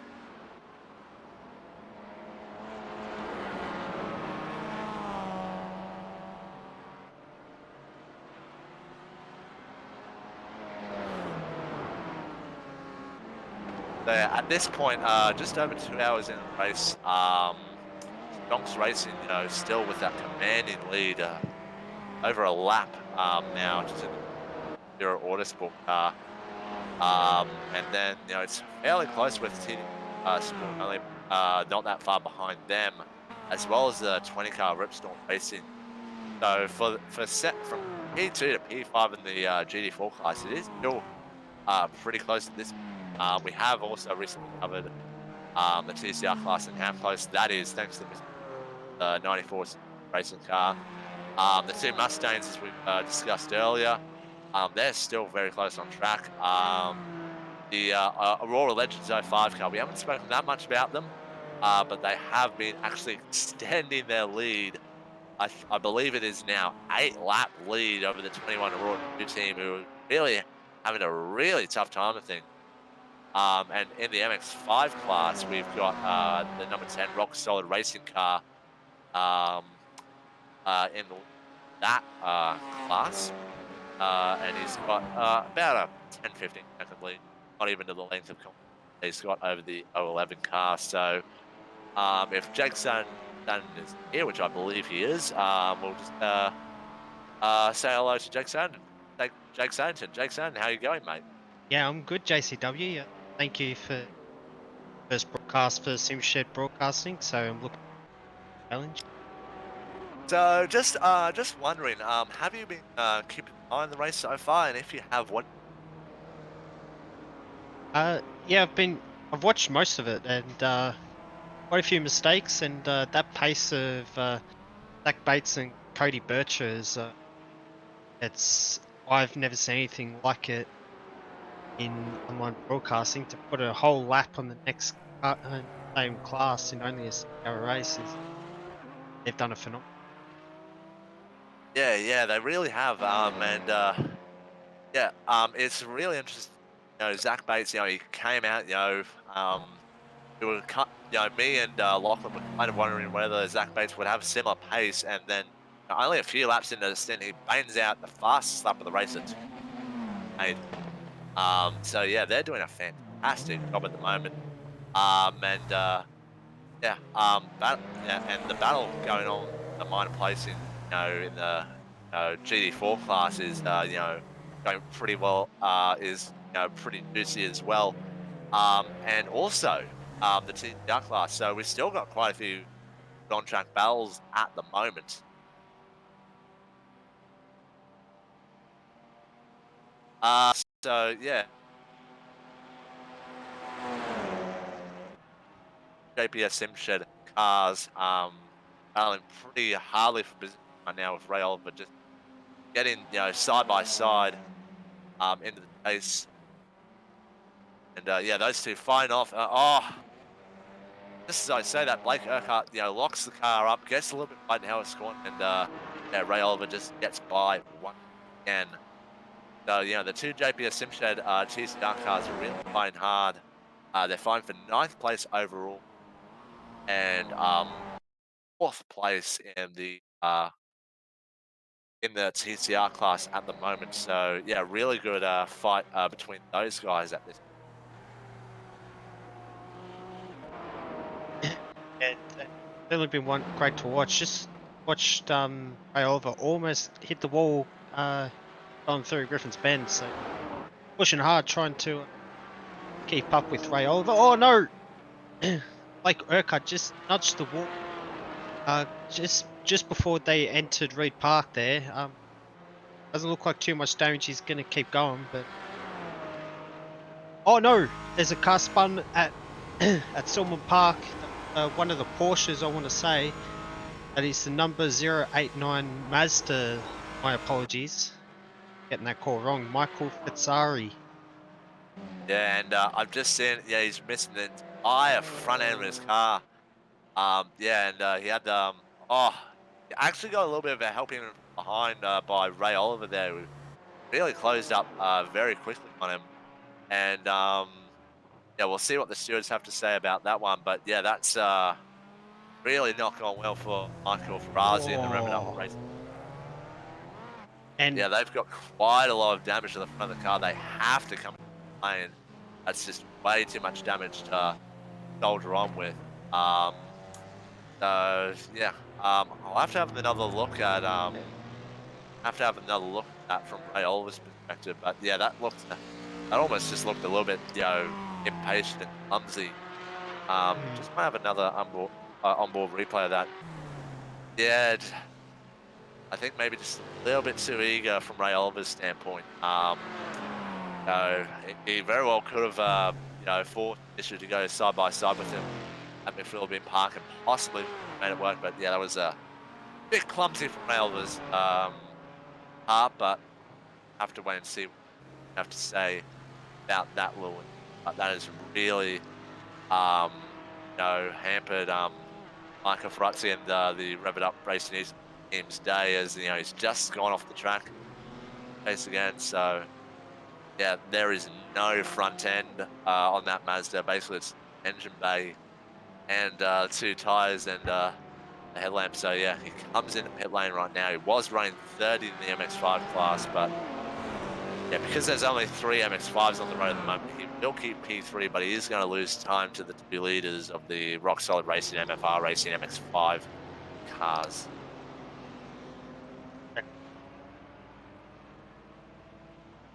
yeah. Apologies if we don't catch any battles at the moment. Like problem with our live timings, seeing gaps between. But out in the lead, it's still the Stonks Racing team of Zach Bates, 1 lap ahead and increasing that lap by minute. Yeah, absolutely. And very interesting right now, potential danger moment right here, because number 16 of Michael Aaron Smith is coming onto the back of the JPS Simshed TCR cars. So we'll have to wait and see if this JPS Simshed boys play nicely and just let Michael Aaron Smith go through, whether or not they'll just try to ignore and have their own battle, because they are still battling for position. Battling for 9th on the road and overall 9th on the road and 4th place in the TCR classes. Mark Aaron Smith goes down the inside of the number 7 of Blake Urquhart, and yeah, Ray Oliver wasn't too keen to let him go through there. He's stay up in front, and don't imagine this is Michael Aaron Smith all too much. So I have to wait and see what Ray Oliver, what those two do coming out of Elkhorn and up Mountain Straight. Oh, Ray Oliver getting a little bit sideways and into the Hell's Corner. Not going to have anywhere near the ideal overspeed, and yeah, I mean, with the Porsche slipstream and straight line speed, it's a no contest. Michael Aaron Smith goes down the inside and takes that position. As to John. Yeah, Fitzari after his 089. Yeah, so the 089 has come back on track. They have taken their fast repair. Michael Ferrazzi has stayed in the car. He is in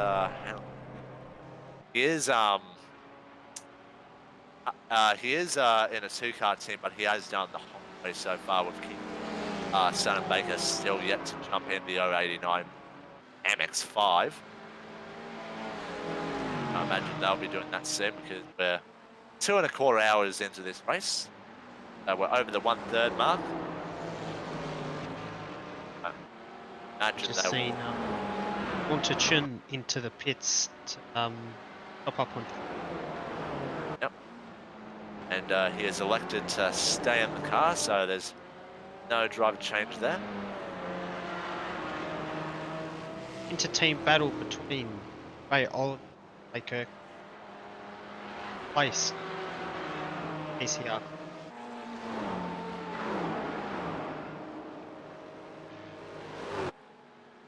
And Coming up on Halloran, I think. yeah, Aaron Gilbert's closing the gap now. John Halloran is, I think he's laps down on Aaron Gilbert, so I don't imagine, after everything that John Halloran has been through in the past hour, I don't imagine he'll fight it too much. I think let Aaron Gilbert buy on Conroy right here. It kind of depends, he actually got a bit of a better exit out Forest Elbow there, so, who knows, he might actually decide to keep the fight a little bit. He has actually pitted and finally taken that fast repair after, limping around for, I'd say, almost half the race so far, if not. He's got some speed back in that car. His last lap was 2 minute 20 points. That was his first flying lap. So have another look to see what his lap time is this time around. It's coming around Hellcorn now. It's across the start finish line, and he's done 2 minute 18.4. So he's basically back to where he was at the very start of the race. His fast lap so far is at 2 minutes 17.5, so he's got the speed back. And Aaron Gilbert did pretty much a very similar lap time, 18.3. So yeah, I imagine that these two, will actually be, they're pretty much, locked on in terms of pace. So I think, if Aaron Gilbert can get by, I think he might need a little bit of help from some follow cars and from some back markers. Yet, actually, he has just gotten around John Holleran just then, heading into cutting, so that's nice to see. But Aaron Gilbert does have to get through One Performance Racing TGR and the Rev It Up Racing Esports cars, and yeah, so the work's not done yet for Aaron Gilbert. He's still got quite a few cars to get through, but beyond that, he does have a bit more. Sure does. And that TCR car in his sights now for that'll be 4th place over. Only 1.5 seconds the gap at the moment. Right in. Watch over the. Absolutely.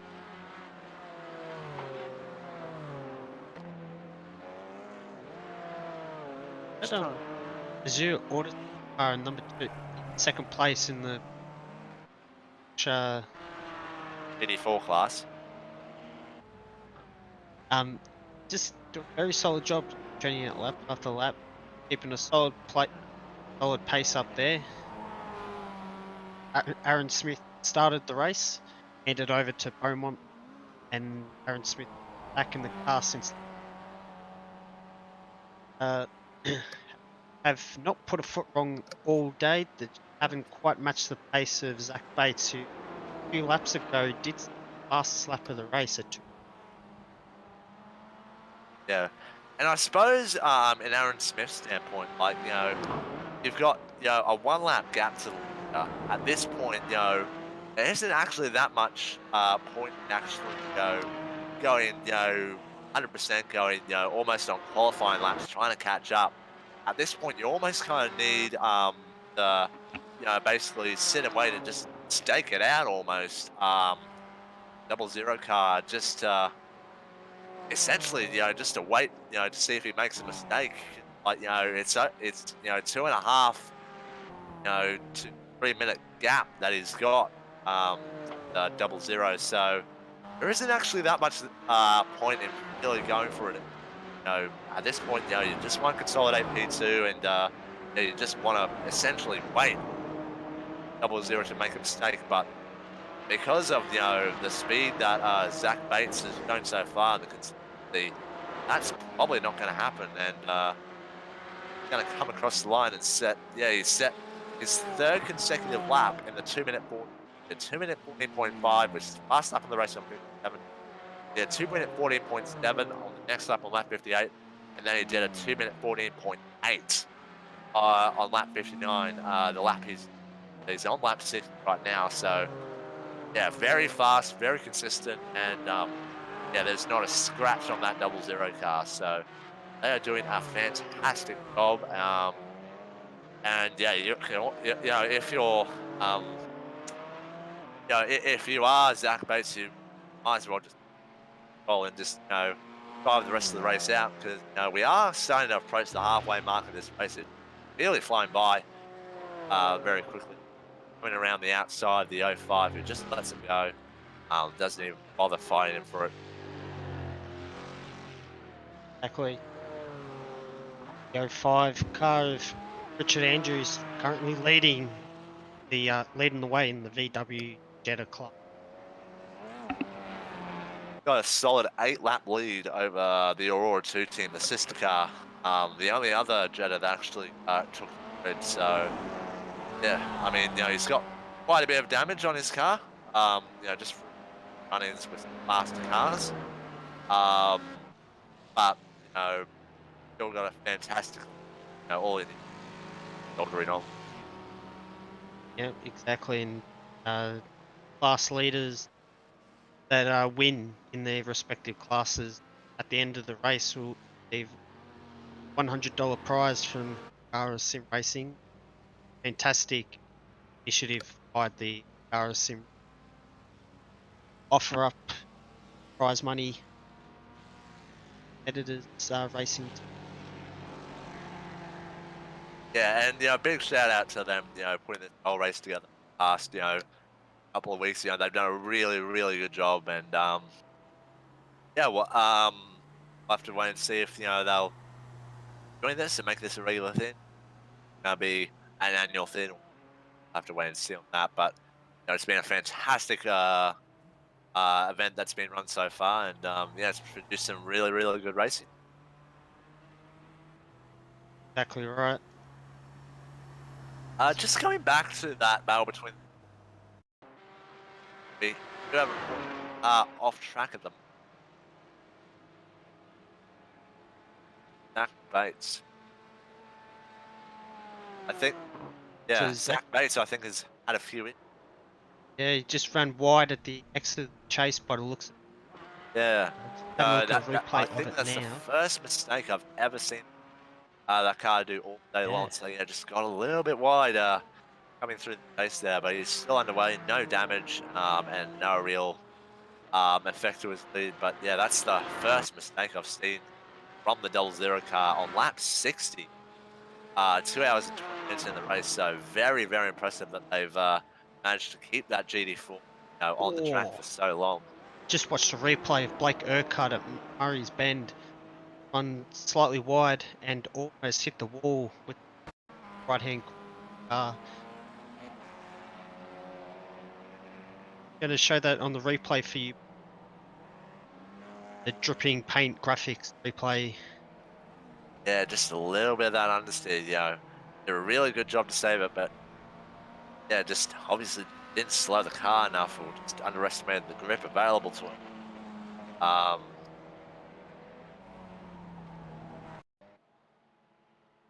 Yeah, so Kobe Williams has had a moment.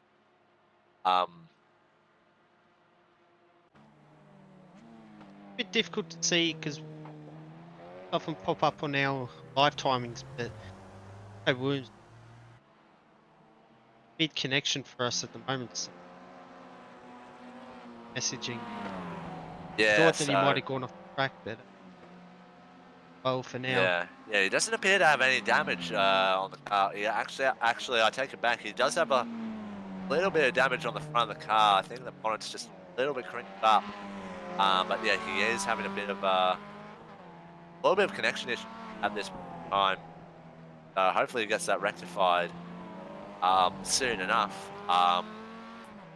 But yeah, it's just a little bit hard to see what's happening with the 94 car, because Jake, you would have seen earlier in the race, they were leading, the TCR class by almost a minute at one point, and they just had a few issues since then, and it's been a real shame. Um, let's get an announcement right now. Yeah, but back at John Halloran, he's actually been keeping pace with Gilbert. Now that since he got that damage repair, he's very well. And Blake Harcutt is pitting. And we just got an announcement from the organisers, from the race officials, saying that there will be safety cars in the for the rest of there will be safety cars, most competitions for the rest of this race. So that'll be something that really throws a spanner into the works here. So yeah, it like depending on when these, essentially that's what they're gonna be when these, it could throw a real spanner in the works in terms of fuel strategy. So that might come as a bit of a shock to the system. So we could see a little bit of chaos on some of these safety car restarts, but especially this could really hurt some guys in terms of what they're doing for strategy.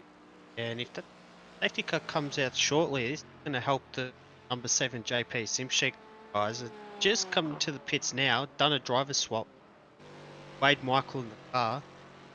Safety car can come out in the next whole place, jump a few people.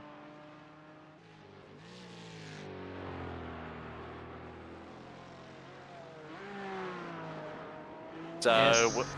let's change gears a moment here and have an onboard lap with Zach Bates. Sit back, turn up, and enjoy.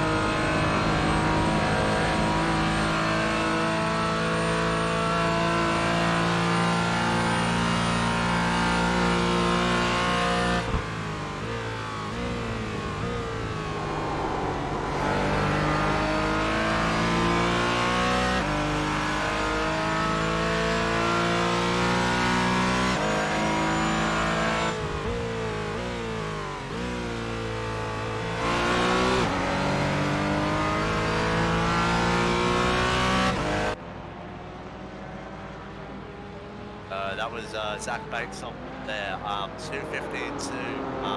Still very good speed. Deep into his stint there. Just I think really did everything perfect. Nothing really to think there. Just wow.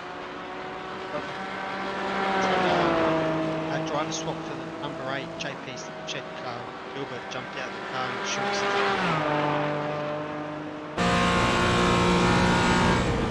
Schultz was really fast earlier on. His last lap on lap 19, and he did run into some calamity at the top of the mountain. But yeah, Aaron Gilbert a solid stint, and yeah, Craig Schultz is now back on board. I did see the number 21 Aurora 2 team car is in pit lane right now. There's no driver in there at the moment, but Adam McCloy has hopped out of the car.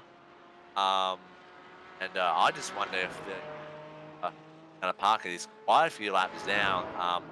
It is just him. It is a one-car team for the 21 Aurora 2 team, but yeah, he's just sitting on pit road. Maybe he's just having a break. Yeah, but he is, almost 9 laps down on the sister car of the 05, the Aurora Legends car of Richard Andrews and Michael Manley. So maybe he's going to park it. Have to keep an eye on that one, but hopefully he gets back out there. That will just leave us with Andrews and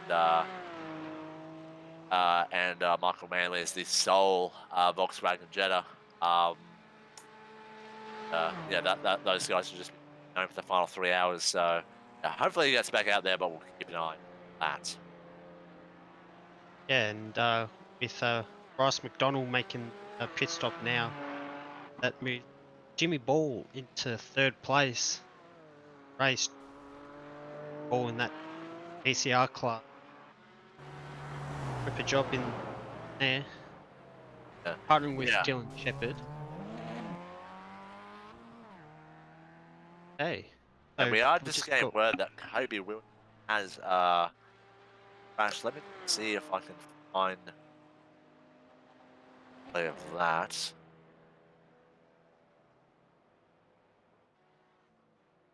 Yeah, CB yeah, I think he's had an issue at Forest Elbow. He's still having a bit of a internet connection issue there, so not really able to see what's happened there. But I do apologize. But he might have done what a few others have done earlier in the race, which is get a little bit loose, heading to Forest Elbow and just hit the wall. And we also gained word that um, Wade Michael in the number 7 JP Simshed TCR has had a moment as well. Let me Yeah, just it's at the cutting, exit the cutting. yeah, oh very soft. Oh, half spun around. Oh, he got almost backed it. I think yeah, Zach Bates. He almost backed it. Zach Bates, GD4 car there, trying to get the car straight. And he's underway now. But yeah, that was a really, really scary moment there. And that could have changed the whole race completely if he collected the there. So yeah, Mark thankfully Newton he's also. underway, but does Mark have a Newton, so lucky to that. Running 2nd in the MX5 Cup yeah, class. yeah. So yeah, maybe that's a lapse on Wayne Michael's part, not paying much attention to relative page, or maybe it just doesn't have it up. But yeah, just a very, very scary moment. That's definitely not something you want to see anyone doing the chase, because yeah, not the chase, sorry, the cutting, because yeah, it is very tight and line corner. You don't actually know what's around the corner. Actually, turn around and go through the apex there. So yeah, scary moment, but thankfully cars are still running, and I think we've got the 94 racing car in the pit lane, and yeah, they've just done another driver change. Jackson Harlow came back into the car, and Kobe Williams now there. So maybe that might actually be the end of Kobe Williams' race, because yeah, he's having quite a few internet issues. He's done 19 laps so far, and there's no minimum driver laps. You can do the whole race solo, so they do have Dylan DeMono has only done 1 lap, and that was a pretty hairy lap in itself. So yeah, quite a few issues for the CBT racing car, and they have all the way down to 3rd place, and I think they are actually close to they're a lap behind the lead TCR now, the one performance racing with Jimmy Ball at the wheel of the 43 car at the moment. So yeah, almost just have to wonder what might have been for the 94 car. Exactly. With the 05 VW Jetta, the sole remaining car race driver stop, plugging away nicely. Richard Andrews has handed the car over back to Michael Hanley. Did start the race and set a fast lap at 2.2 in his Jetta. Yeah, we'll get back And out. the 111 car is to the pits. John Halloran might be finishing up. He's on the race solo, but that was a brilliant stint of driving from him. Kept pace with the number 8 car that was being driven by Gilbert. Shame that he had those calamities in the race because he been in finish. Yeah, he was showing really good pace at the start of the race, and yeah, like he just got that damage, and he did decide to carry on and not mess up his strategy there. He has actually hopped out of the car, so I just wonder if he's actually going to park the car or if he's having a break, if he go to the bathroom. But yeah, he's currently out of the car, and we'll see if does indeed get back into it. Uh, Updating on the number 21 Aurora 2 team car, Adam McCloy has got back in the car, is back on the track. He was stationary for quite a few minutes.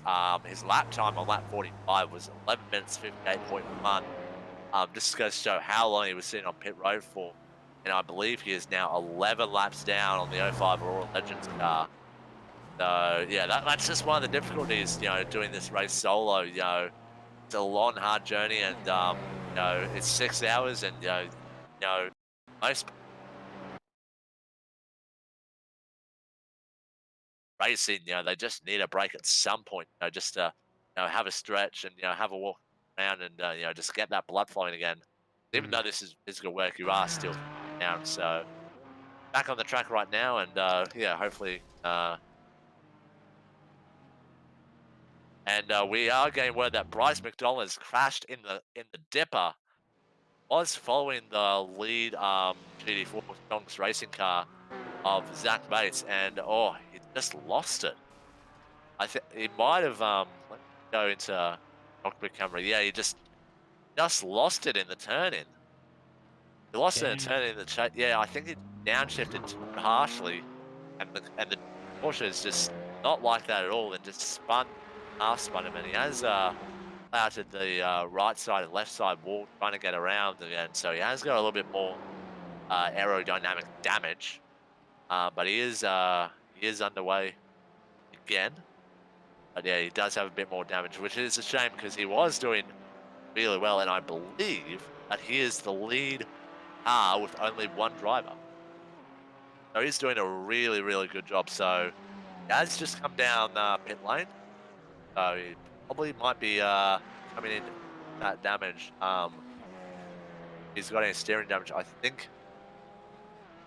I think he is right hand down a little bit in a straight line. So yeah, he's going to come in, get that fast repair, and he's going to get back out there.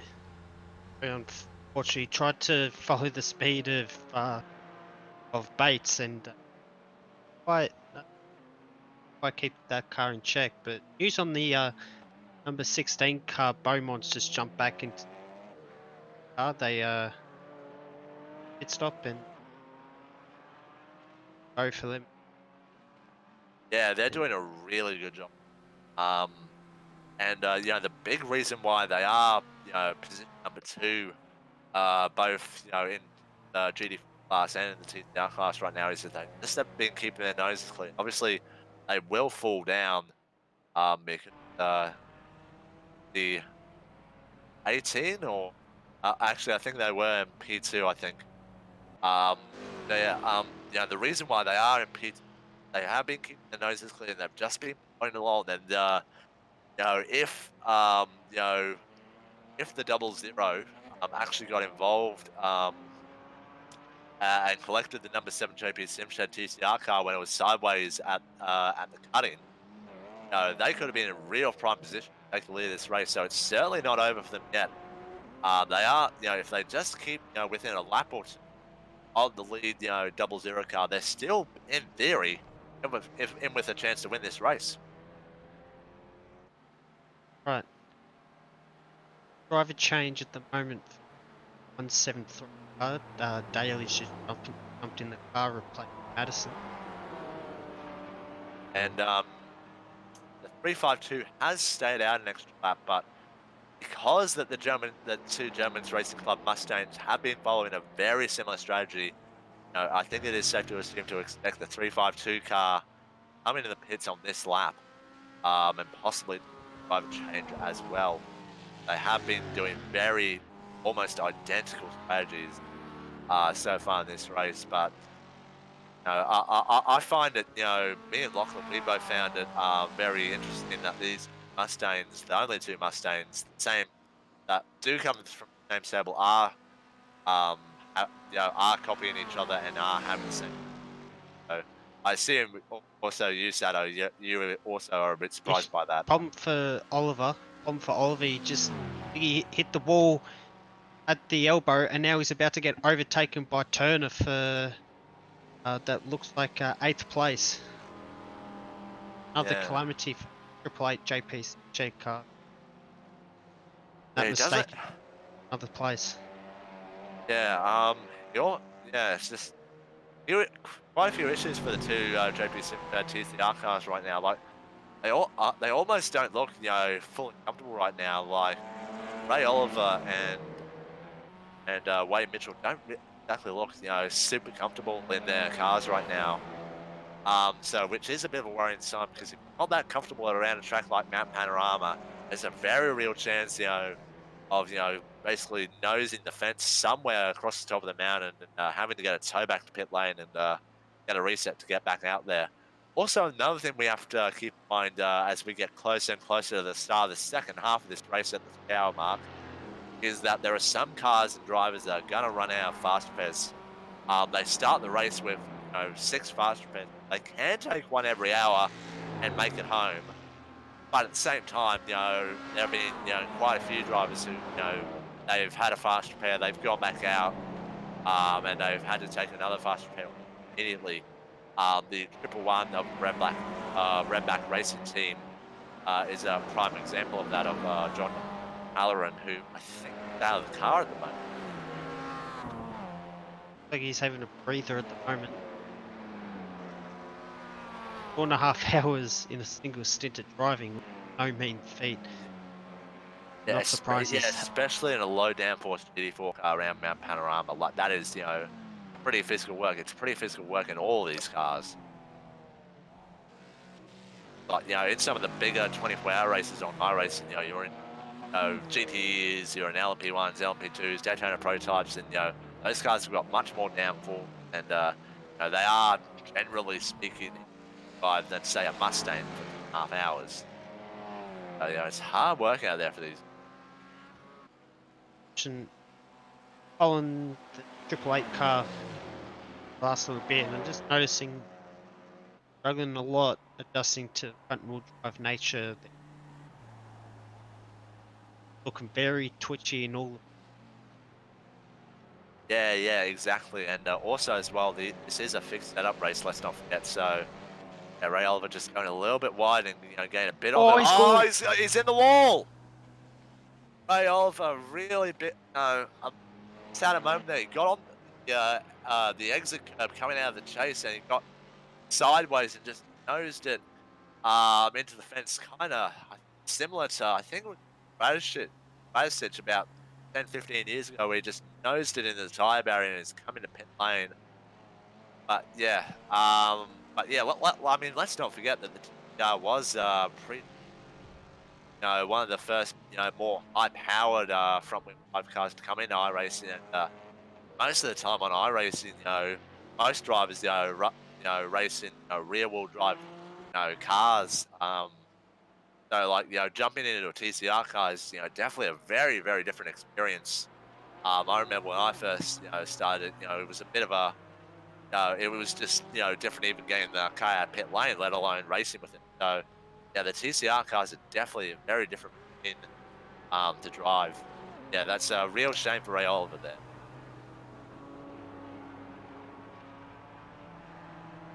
Having a look now at the leading car at the moment, Black Bates continuing a charge, driving they close to 1.5 to 2 hours. It wasn't put a fault wrong except for that slight excursion at the exit chase.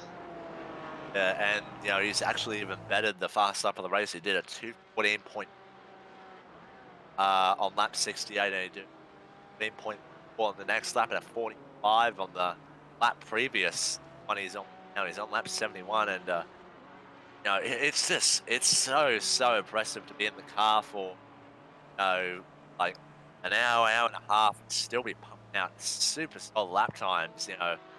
42 in a GT4 around Bathurst is it's no easy feat. He's really driving well on the racing line. And he's driving almost similar to a Q-Lap. He's quite using quite a lot of road. But the big thing is comfortable, in control. There's not really a single moment where he looks like he's really solid and really planted, and that's with a fixed setup, which is Just shows the class of driver that he is. All the best drivers are the ones that leave by no room for margin. They can just drive through that lap after lap after lap.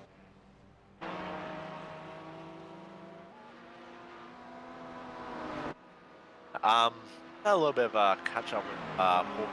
I don't think he's actually come in the pit lane, which is really strange. Which is pretty strange because we saw the 173 come into pit lane and do a driver change, but the 352 is carried on. So maybe we've put the curse on them, and maybe the 352 has tried to do a bit of an alternate strategy to the 173. Like, we are close to the 3-hour mark. And maybe they're thinking, okay, if we want to win this race over our teammates and the sister car, we need to do something a little bit different. And I definitely applaud that. It's great to see drivers and teams, have a bit of a throw of the dice and take a bit of a risk in these non-endurance races. Now, the thing with these big long races is you can actually take a risk, and if it doesn't pay off, you can actually score the time you lost back. Whereas, if you're in like in an oval race or in like a 30-minute race, short, quick race that happens on iRacing every single hour, if you take a risk, that's your race done. So I definitely applaud the 352 in the second Gentleman's Racing Club car entry to take a bit of a different alternate strategy here. So definitely interesting to see what happens in that Ford Mustang battle. Exactly. Definitely want to see which strategy is going out. Know that the safety car is primed and ready at any moment if a car runs off the road. So by going long, help them out. Yeah, absolutely. That might be what they're thinking. They might be thinking, we could get a free pit stop here if we just try and hold out for that safety car, because like that announcement went out to all drivers and teams, so all the teams are aware that there very well could be a safety car at any moment. And we've got Dylan Shepard in the wall at Reed Park. That's big damage.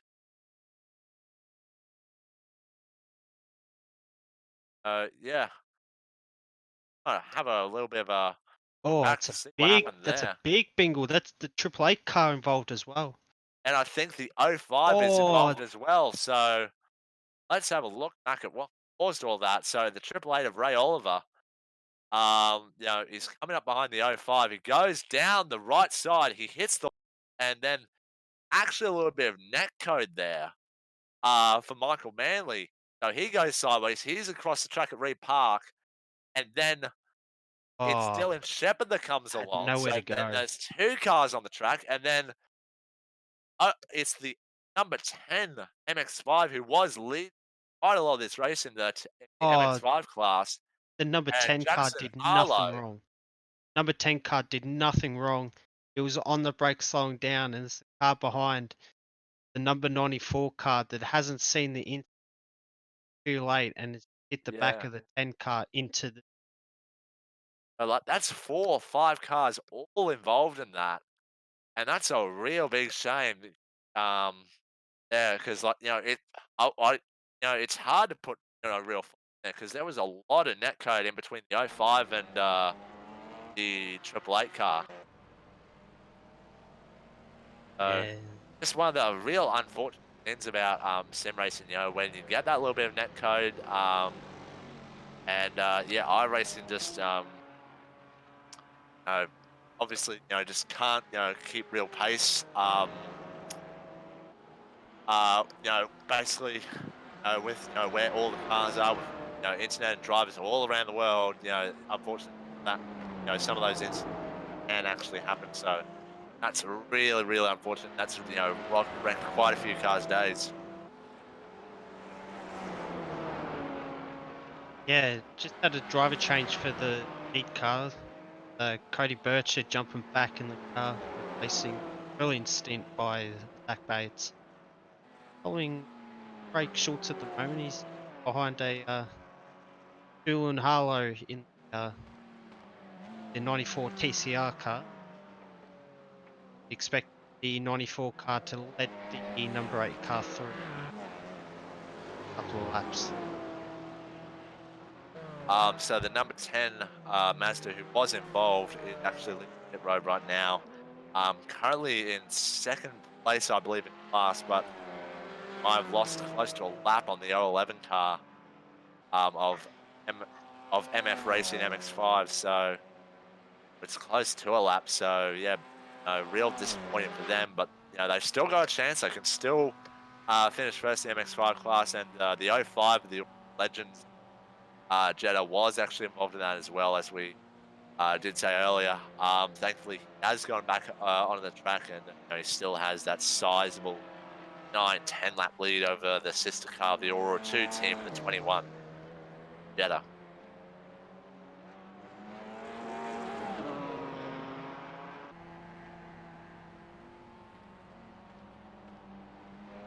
The 05 Jetta,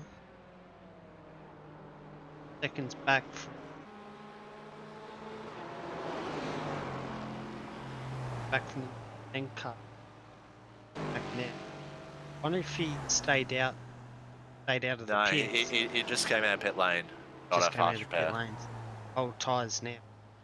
And like, if you are the '05 car, you still got 9 to 10 laps over the second place sister car, the Aurora 2 team, the number 21. So realistically, there's not a lot, to be gained from risking it going a little bit faster at this. So, he'd be just going back in the cruise control, and just trying to ensure he doesn't use any fast repairs that he doesn't need. At this point in time, we've got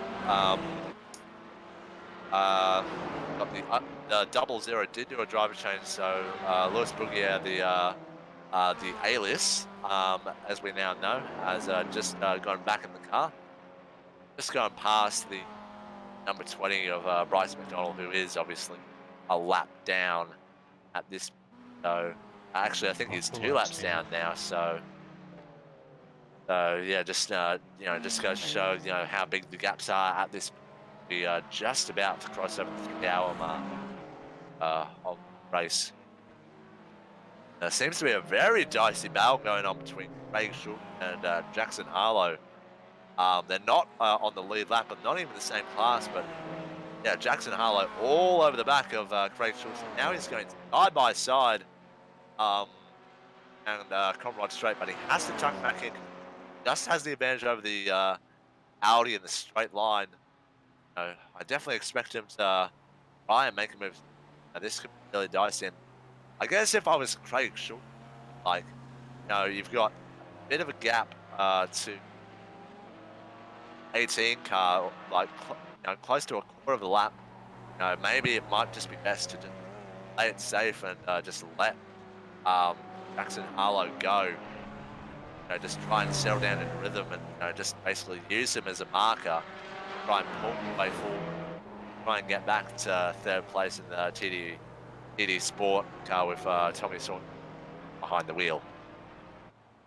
Yeah, but you go try telling a driver in a faster car to let the car in the slow class.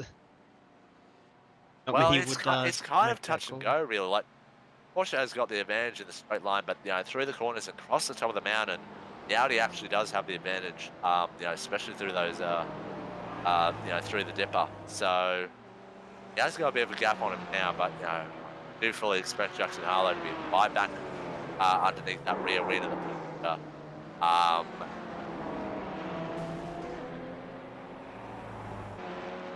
Still trying to keep up with Schultz, but come back with that straight line speed the Porsche has. Might try to. Oh, he's actually nudged the ball at the grate there.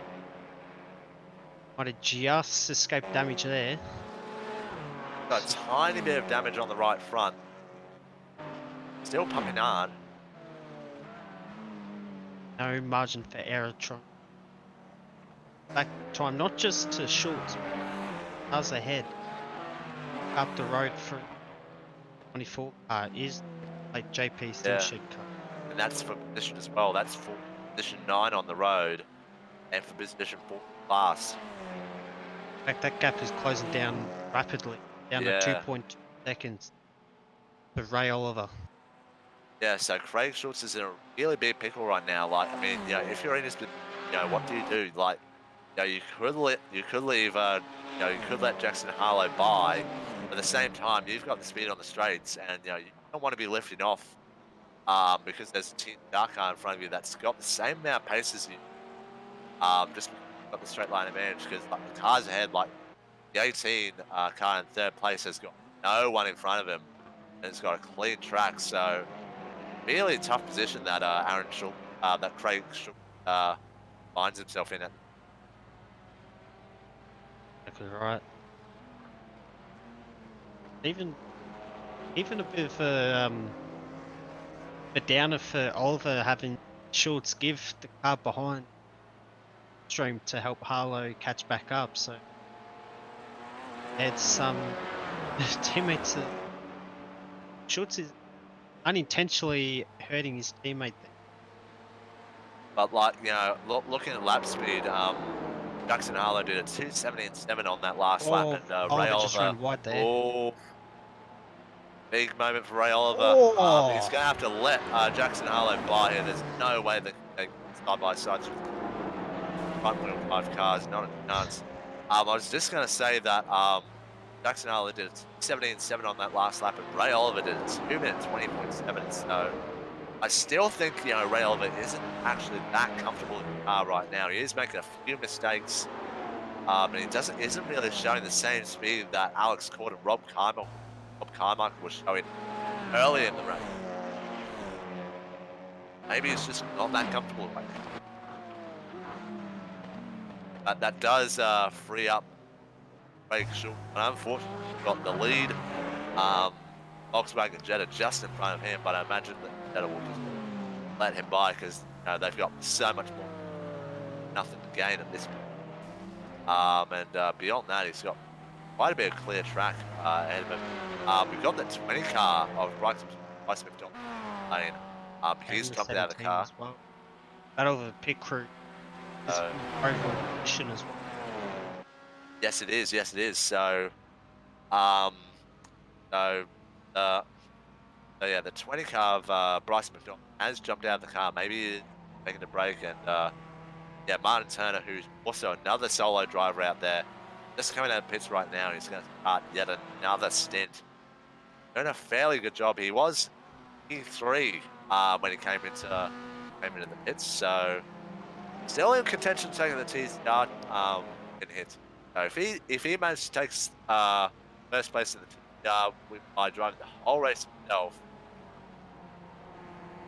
we are getting a report. There's another incident track here. Let me just see if I can find it.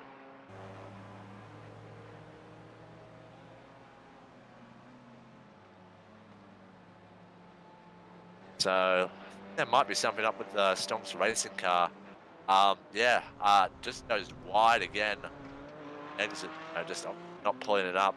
Thankfully, no damage done. So he continues on his way, and built up Like that massive, massive lead. identical to what happened to Zach Bates. Yeah, Just, yeah, basically letter, pretty identical. He's got 1.5 laps now on fifth Vermont in the number 16 Azure Autosport car. So yeah, he just continues to make that lead. But that's a fairly interesting that they're starting to have that little mistake at the chase where they're just going a little bit wide on exit and going into the grass. So yeah, I don't expect much drama to come from that, but that's definitely something to keep an eye on in the second half of this race. following this battle between Schultz and Harlow. Schultz made a mistake on the previous lap by the looks of it. Harlow made a pass down the right at the elbow, and it's now stretched the legs out to half a tenth to half a second to a second.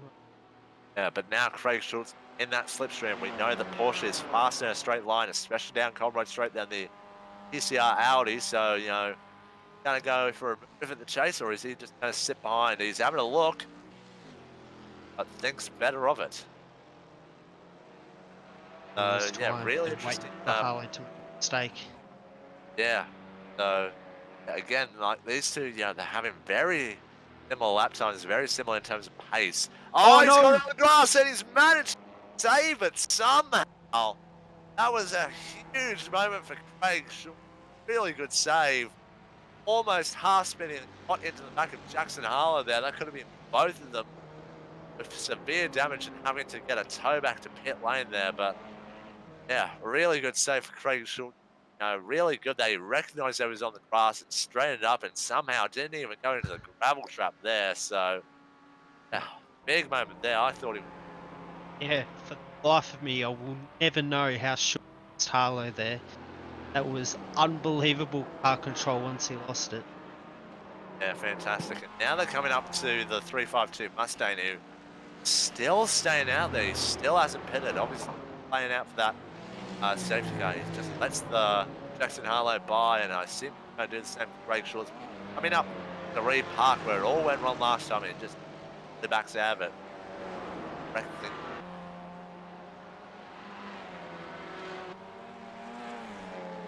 Tyres on number 8 JP seems past their best at the moment. Skating around. At that grip that he once has, he's now got to adjust. Yeah, well, he's been on track for about, 10 to 12, 13 laps now. So, he's starting to get the best out of the tyres, and he's starting to get deeper in. And from this point onwards, the tyres just start going off and off and off, slowly but surely with this tyre model.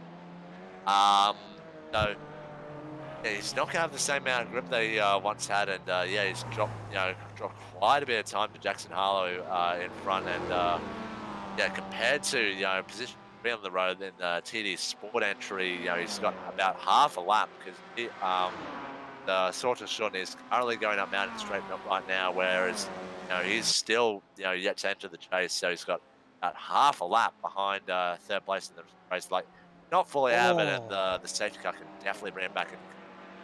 Just watched the replay of Ray Oliver getting sideways at the elbow and just hit against the wall once again. Yeah, for whatever reason, Ray Oliver just not settled in the car right now. But yeah, he definitely got sideways and gave both the tire barrier and the fairly deep knock. Let me just got damage. I think he might have a bit of I don't think he's got that much in terms of steering damage, but it's definitely not quite center, but it is. So yeah, definitely a bit of a scary moment there for Ray Oliver. It can all go completely wrong in Forest Hill, but we've seen plenty of cars over the years, nose it straight into those tires. So lucky that Ray Oliver didn't join that very long roll call just then. So still underway, but it's not that settled right now. Wonder with the Triple A crew, might be worth just Ray Oliver in. Let him have a breather just to help him settle down. Yeah, because he was just sideways in cutting just then. Just a little bit, definitely not as much as Forest Elba, but still a little bit of tire screech and a bit of back end did step out a little bit. So he's not that, yeah, he's just not that settled right now. He just is not in that rhythm. So yeah, like it does look like he is double stinting um, for this part of the race. He has done 32 laps, so he's done the most out of the entire team. Oh, he's just nosed into the dipper. Oh, So he's just nosed it in the dipper. He got a bit sideways on the entry and just not pull it up, and he's on head on into the concrete wall. And yeah, that's just really unfortunate for Elva. Yeah, I think it might be best get him out of the car because he's been in there for 32, 33 laps now. And probably maybe put Rob Carmichael or Alex Court in there because Rob and Alex have done 30 and 13 laps respectively. So yeah, Ray Oliver's definitely done his share for the time being, but yeah, he's just it like for the entire time I've been watching him, it doesn't seem.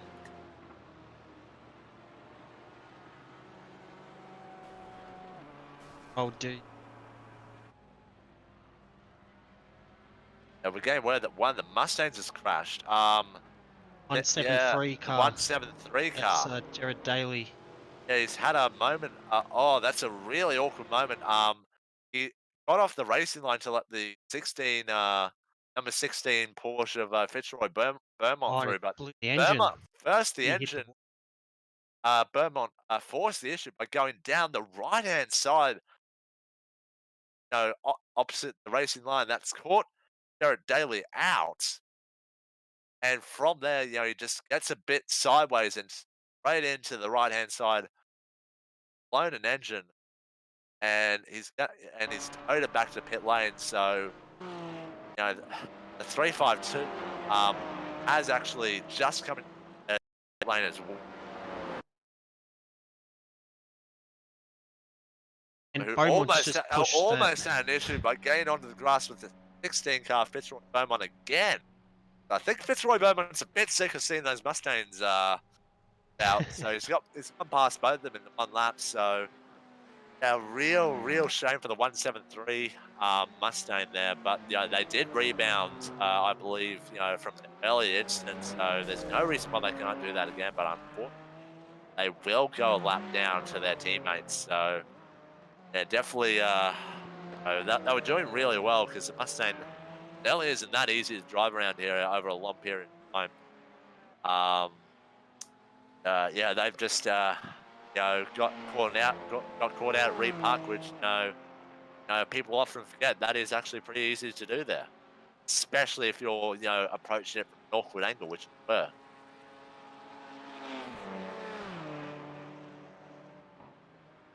Have now passed the 3-hour mark in this race and still in the lead. The moniker of Lewis Boogier, the cameo in the Stonks racing car, leading by a complete lap and then some. It's I think it's over 1.5 laps now. He's got lead now, so it's definitely over a 3-minute lead, which is very, very impressive over 3 hours. I'm sure you can do the math at home. And then in the PCR class, we've got number 40, LEGGERA Sim Racing Esport car. They don't have the best qualifying, but they've really come up to the front well. They're currently leading the TCR class by half a lap to Dylan Shepard in the one racing car. And as we've just mentioned, the 352 got now a 1 lap lead over the 173 sister car of the jump racing car. And then we've got MX5 class, Benjamin Wheeler in the 011 unfortunately still having not fantastic internet issues. They just came in and did a driver change. Just went a little bit wide at the exit of Murray's Corner. Got on the grass, but thankfully no spin there, no damage, and just soldiers on to start his first flying lap in Lawrence. Free off the track at the chase. Yeah, we got the 43 around. And this is might have caught the grass on the right hand side. No, he's just locked it up. Yeah, he broke too hard and got on the gas as he got on the grass, and he's on the car, did a 180. Had to So wait for a car to go through, and yeah, did a bit of a sideways wiggle. Check the step. He's underway again, but that just hands more time. The LEGGERA Sim Racing TCR car. So yeah, but yeah, going back to what I said, Benjamin Wheeler and the MF Racing MX-5, leading the way in the MX-5 class. And he's got only a few seconds over Cooper Allen, the rock solid racing car, who's a few laps into his stint. And then in the Volkswagen Jetta class, it's still the '05 of the Legends car, Michael Manley, still leading the way over the sister car of Adam McCloy in the Aurora 2 team by 10 laps after 3 hours. seen a pass now for third place. Schultz getting around Beaumont. It's been a solid drive from Schultz to climb up there. They were Yeah. down as low eighth after. Yeah, It's yeah. been Schultz is doing a constant really good journey. job right now. He seems pretty comfortable. He's doing pretty consistent lap times, averaging from like low to mid 217s up to 218s and maybe the odd 219 because of traffic. And he's still behind Jackson Harlow, still in that real pickle where he doesn't have the speed to match him over the over the top of the mountain. Once he gets like Conrod and Mountain Straight, he gains all the time back, and it's just baseless at the moment. So he's just in a real pickle at the moment. So yeah, maybe it might be worth just undercutting fuel by just a few laps, just to get away Jackson Harlow and just get some clean air, and then we can really see what he can do in that Porsche. But the thing is, I don't actually think he can go much faster what he is right now. So yeah, just one of those awkward situations where you've got a different class car ahead of you, but you're doing similar speeds, and you are gradually losing time to third place in front of you, creating a bigger gap.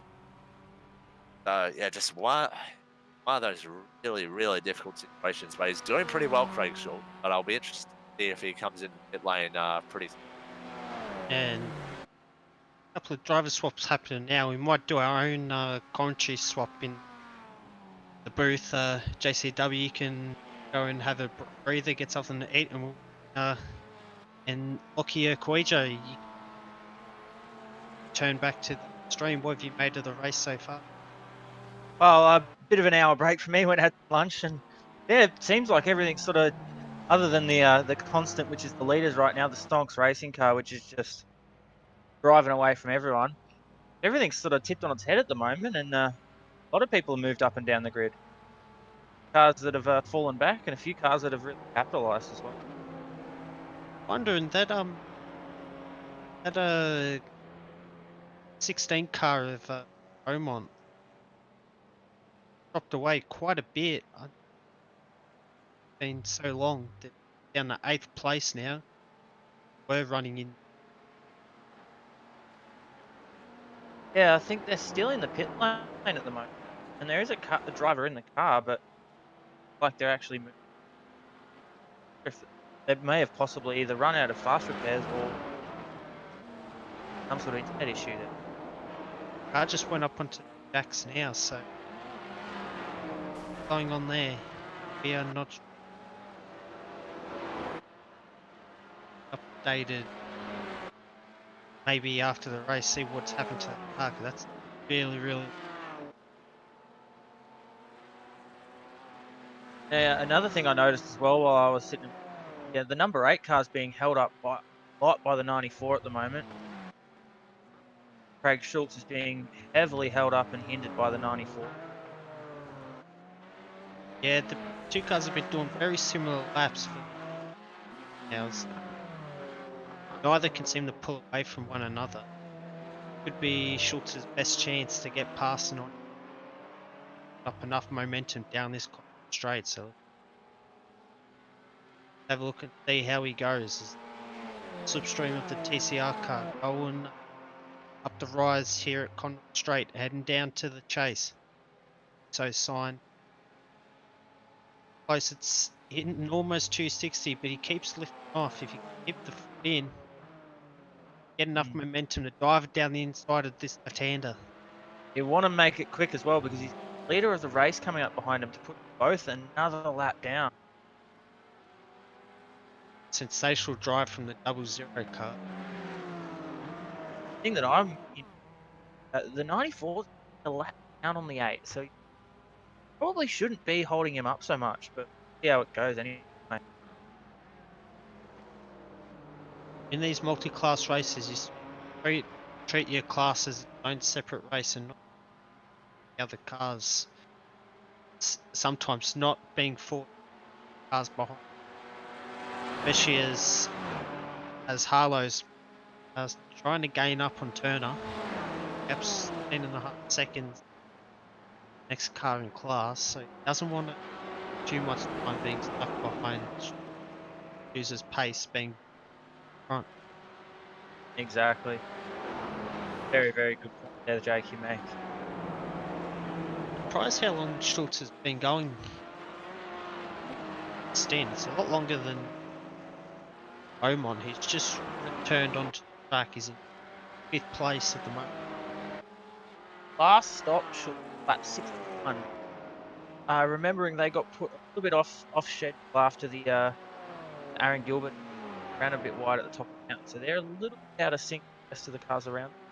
However, may not be 2 laps away. Correct.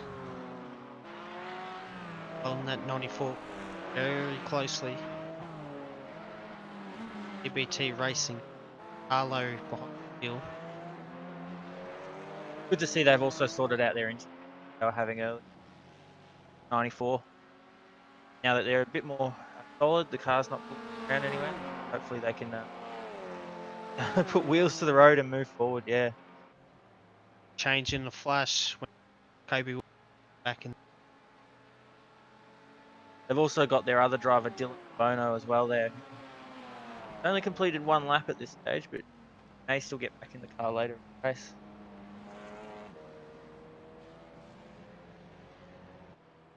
Exactly right.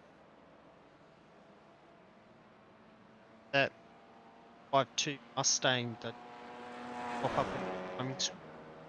Personal best lap time. Maybe the best lap time in that Mustang class. Here that Pulled you've away, hit the nail there right on the head.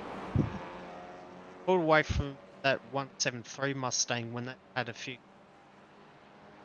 been caught up in at Reed Park, hit by one of the Porsches. That was Off Beaumont that hit him into the. Actually blew it. They had to tow and use a fast repair. That Each is car gets 6. unfortunate. Each car gets 6 fast repairs, so not necessarily the end of the world. Fast repairs are so that we don't have so many cars a million laps pace to help us keep this race interesting like now. Oh, definitely, 100%. Yeah, it's good. It's a good bit of fun at watch it. Well, I mean, kind of takes the enjoyment out of it if you're 23 laps down, catching it. So it helps keep everyone interested, helps keep cars on the track, and stage we've only lost 5. Most of them had issues.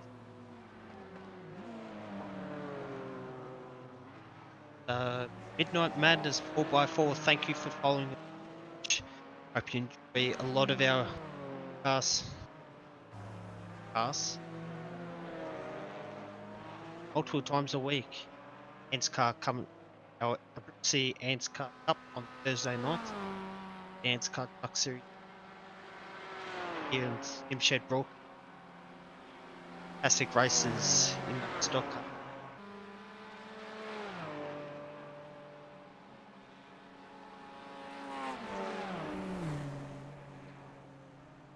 So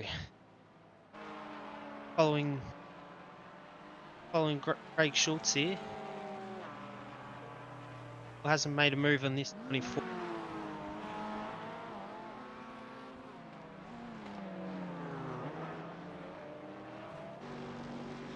Very much Craig style.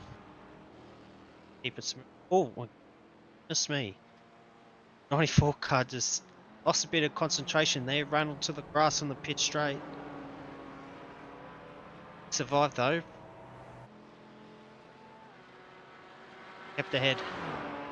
And it's a tricky one because at this stage the 94 has slightly fresher Oh no! tyres. The number 10 Mazda's gotten in the way of Schultz as he tried to make a move on Harlow. Harlow, after run on the grass, struggled out of turn 1.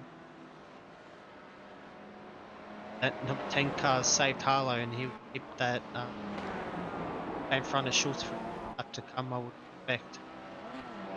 If Craig now he has the straight line speed advantage, he just has to stay right on the bumper going across. And it's harder than it looks. There is a lot of aero wash coming from that car in front. They're completely different cars, so an interesting dynamic we see with strengths and weaknesses. Yeah, how it all ends. Timing sheets. Number 089 of Sutton Baker spun it Murray's corner. Isn't else?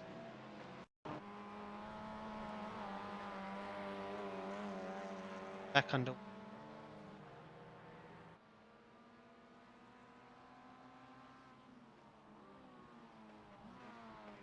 Gonna replay for you now. Paint graphics replay.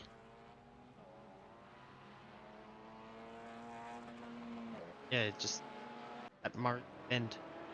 Very unfortunate for them. They've struggled a bit. Faced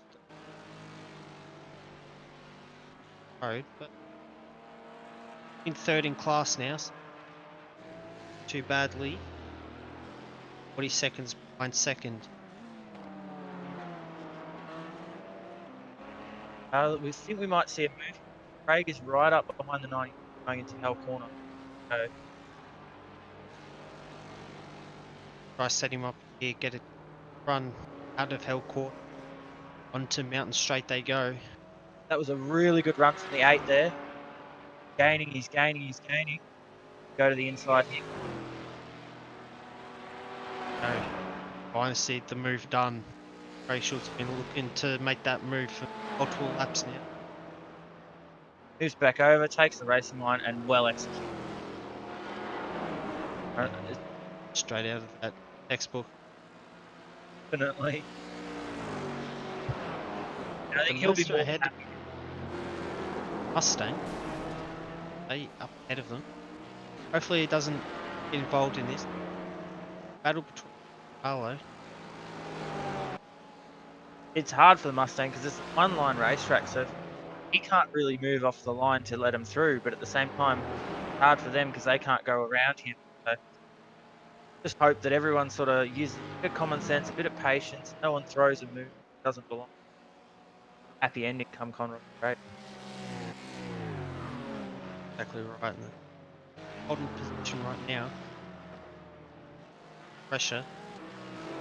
That court have the straight line speed to hold off then coming down Conrod.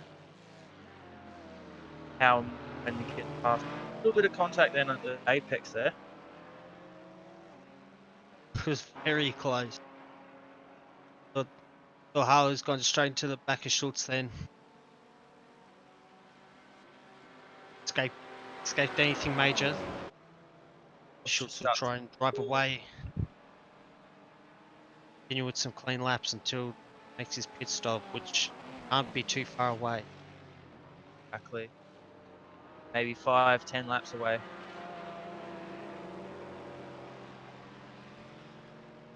Have we got Exactly right. a good idea on I've seen about to say. Hard to get a read on it. Did do 29 laps in their first stint. A bit more in the second stint.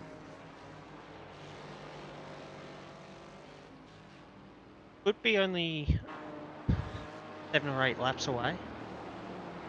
is Exactly. dependent on how fast they drive to burn is. If pop up on the timing screen, happen there. Connection issue there. Coming into hell corner. Might have just ran wide there. And a bit of grass, nothing major.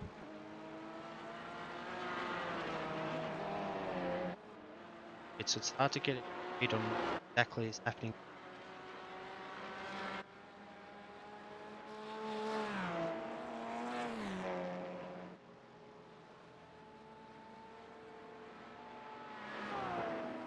Action's died down a little bit.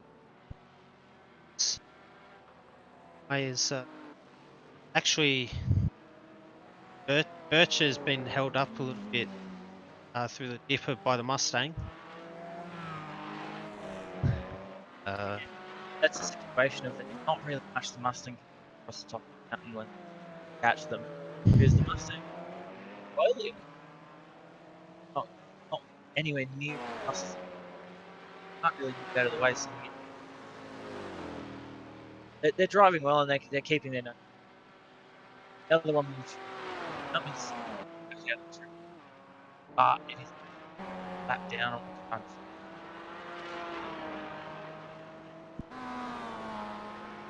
And about 3/4 of a lap down on the JPC. Fair old margin there. Hopefully, they say. Yeah.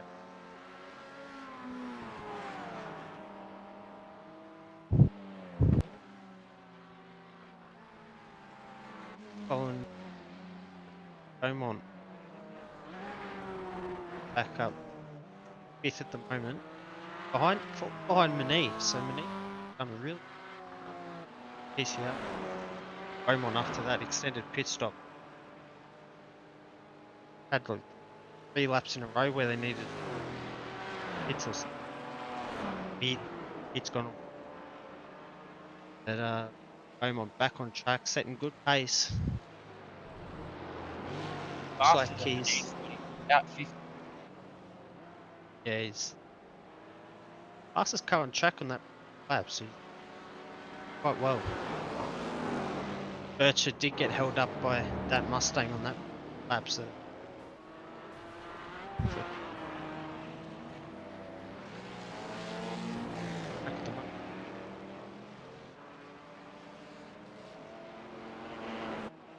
oh, it looks like Matson's just been caught out with Bill and Harlow in the TCR car. Quite a hit into there. the cut. It looks like Harlow's tried to go down the inside and then hasn't given the Mustang any room.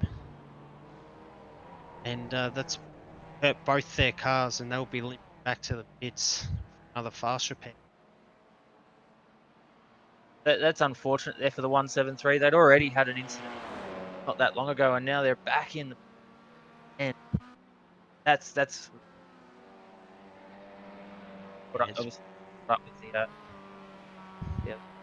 Now this one as well. So Tough race for the tough race for the 173 cars. At one stage an hour ago, looks like it was strategy that would see which of the 2 Mustangs would get on top, but 173 has been very unlucky, involved in quite a few racing incidents, and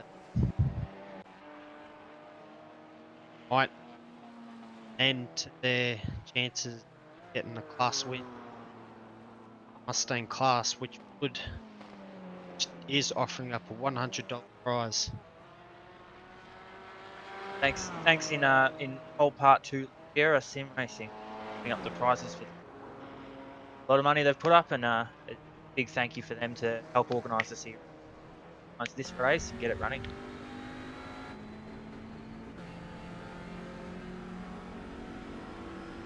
There's just got word from Control Tower of that massive damage to Harlow.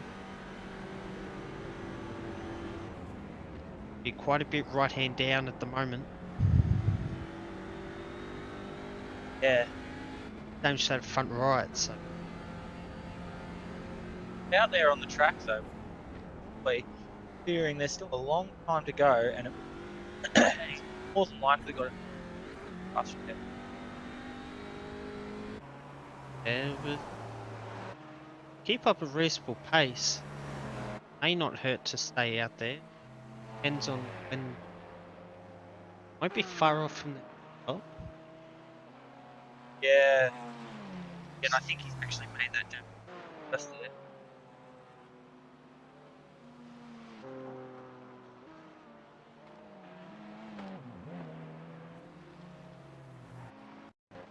Getting worse. Something happening with Neef. Car's been.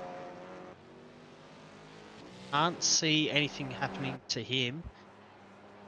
Again, the timing's tripping up a little bit with his car because connection to his car to the server is not all that flash, so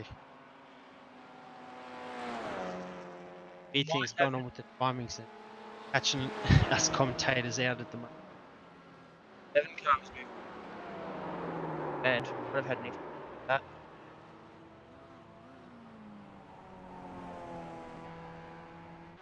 Having a look at the now. Yeah, he's lost the back end coming in the engine. Fortunately, those marbles again, tripping everything.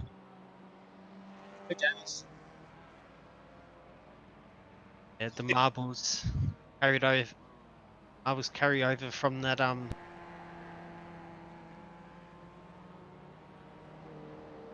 hours into the race.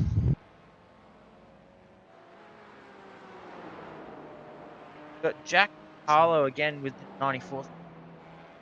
Circulate with that damage as well. That lap time's actually pretty 18.7. Not far off what he was doing without the damage. So seems to have adjusted. However, it's going to be interesting to see how much time he loses. Pulsed in. Exactly right. Second a lap, but I don't think they're far off the pit stop, as I said earlier. So losing 8 seconds now is not as bad as say losing 30 seconds bundling down pit lane if you had to do an extra pit stop end of the race. He's nudged the wall again, Stillman Park. So he's really struggling in left-hand corner, which the Mount Panorama circuit of. Yeah, well, unfortunately, yeah, I worry that he's just make that more and more damage, and he's up damage time and putting himself in a position not going to end well. Them to have 2 fast repairs still up their sleeve, so pit stop's not going to be affected any time. Keep up that 18.29 pace. Could be too far off Turner when start punching out some fast laps again. Yeah, you just don't want to end up in a position where you cause too much damage that you have to tow the car back, because then so much time having to tow the car.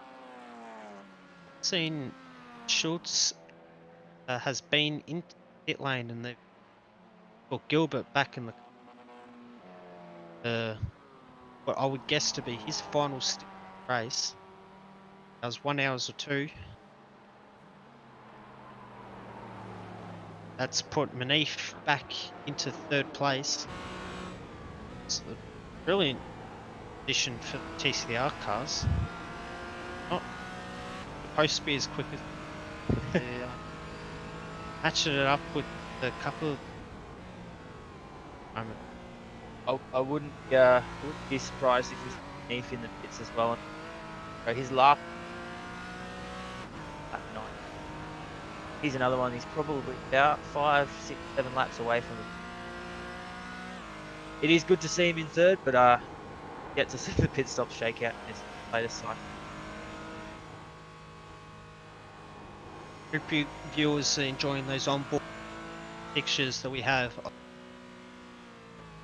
Actually, Corey Bircher in the car, not Berger. Come approaching the VW car, wouldn't be looking held up there. But time to lose. Been a spectacular pace they've run all race. System that means race evens that multiple laps and unable to be matched so far, and only a major catastrophe than them taking the win today. The other thing is, even if they do have a large hit, they've still got all their faster repairs in the bank as well, which means that essentially, even if they towed and took and had to repair the car, they'd still only one lap to the car behind it, and they've got nearly a lap. So Exactly right. Stellar job race. Number 0 crew. But that's that Craig Lowndes would have only dreamed of back in 2001. yeah, as I just mentioned, that actually next car up ahead of the Stonks Racing 00 is the PD Sport car. Passes him, he'll put the entire field 2 laps down. That's a massive for what is only about 3.5 hours into the. Once again, incredible pace from the 00 crew. Done a lot of practicing. Paid off dividends big time. Wrapped up $100 prize. Last win.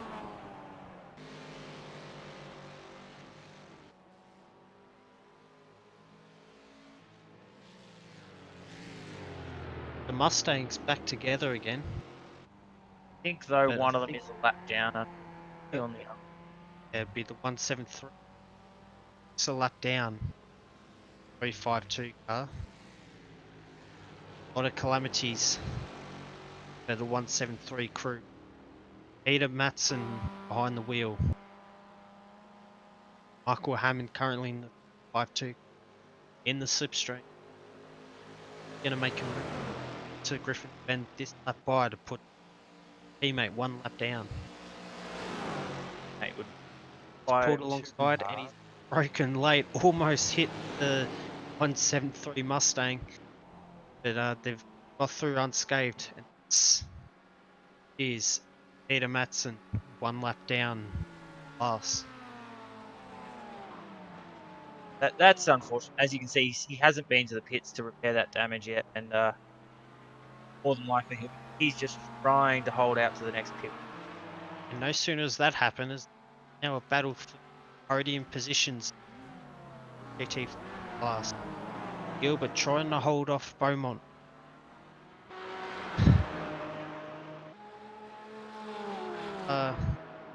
If Gilbert has made a mistake, it's Beaumont clock down. He is going a fair bit slower at this stage, though, possibly just out of the pits. He's trying to get his confidence back in the car. Cold tyres. Track's fairly dirty offline, so if you can't quite nail the racing like I'm here, and obviously, and the Azure car has been in the race since lap 65, hasn't pitted for about 25 laps, so he's keyed in, he's ready to go. He's still yet to make a pit. I wouldn't be surprised if you see the Azure car go by here.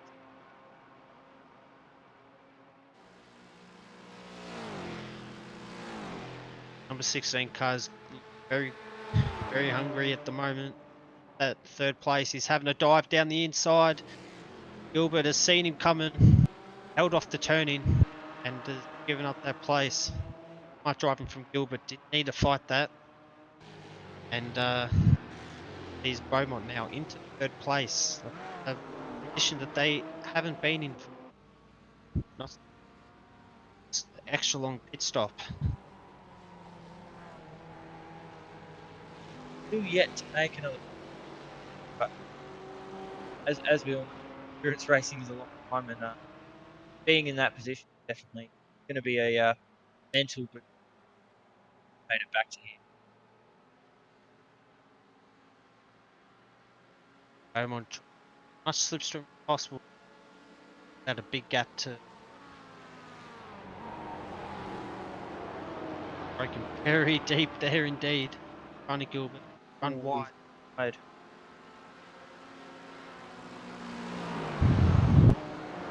A lot of traffic for these boys. Third place battle at the moment. And this tends to happen. You end up with all of the classes sort of at one point, they all sort of converge and end up on the same bit of real estate at the same time, and can look quite awkward. And often as you're driving, it can feel quite awkward. But 9 times out of 10, if everyone drives smart and their head will get out of it pretty. Beaumont. Very darty, gone left, right, left. Finally gotten past that Mustang. Car between himself and the to build up a big gap while that Mustang is in the way. Pit stop action at the moment now. Harlow's finally making that pit stop to repair that damage. And Urquhart has just placed Ed Michaels at number 7 JP PCR car. Happens with Harlow. They put back in the. They've got that damage repaired, so that's fair. Their foot try and catch back up to next car in class for them. That damage was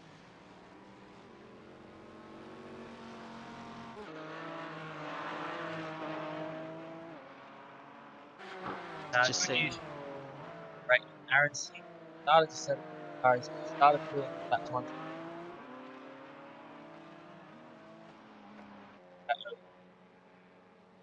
Good news is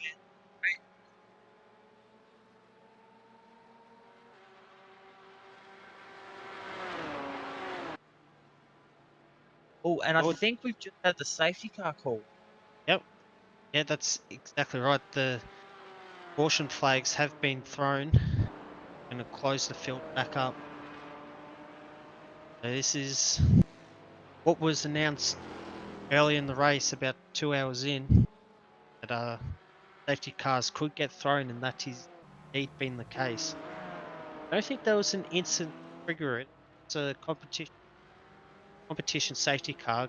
Let everyone have a breather, because no, there's a few drivers that are doing this race solo, and they would have been doing it very tough indeed.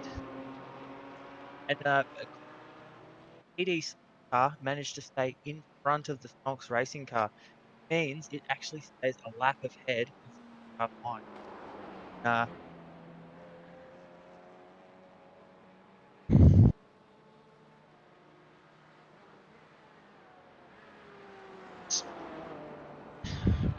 have a read. Probably a good moment actually for us to go over the whole, go a full rundown of the field. Oh, Exactly right. Corey Bircher, 00 car, hasn't barely put a foot wrong this race. So a few slight mistakes at the chase, and that's it. As they almost went 2 laps up on it. PD Sport just managed to stay 1 lap down and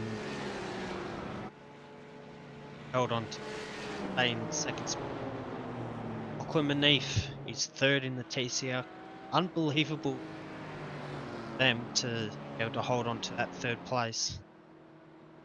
But Fitzroy Beaumont in fourth place, fast charging in that little period after their pit stop until the yellow flags were thrown.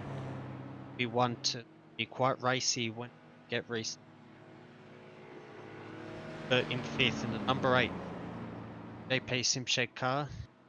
Sold JP Simpshed Porsche race. Schultz has driven a fantastic race, shown good pace. They're a good chance for the podium. 43 PCR car of Shepherd, second in class overall. Having very well. Haven't seen them behind them. Martin Turner just third in the queue at the moment, so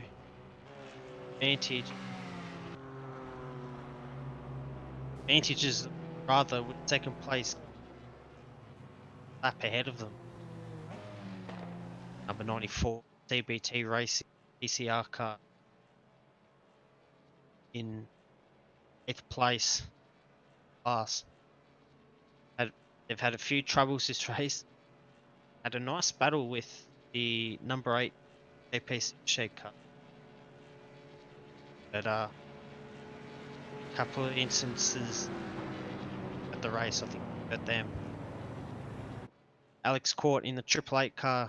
Ray Oliver had a tough time in that car. Home in one piece. Try and bounce back after the early troubles.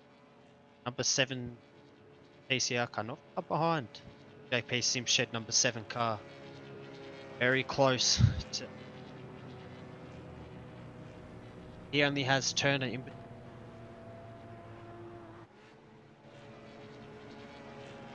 Should be a good battle there when we resume. Two Mustangs. 11th and 12th overall. They're battling it out for the $100 prize.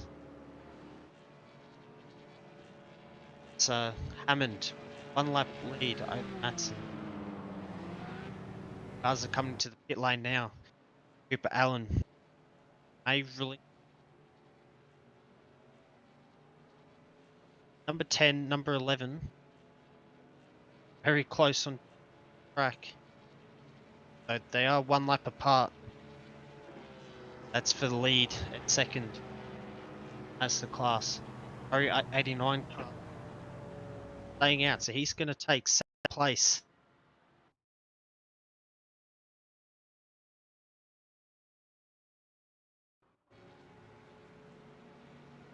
Sixteenth.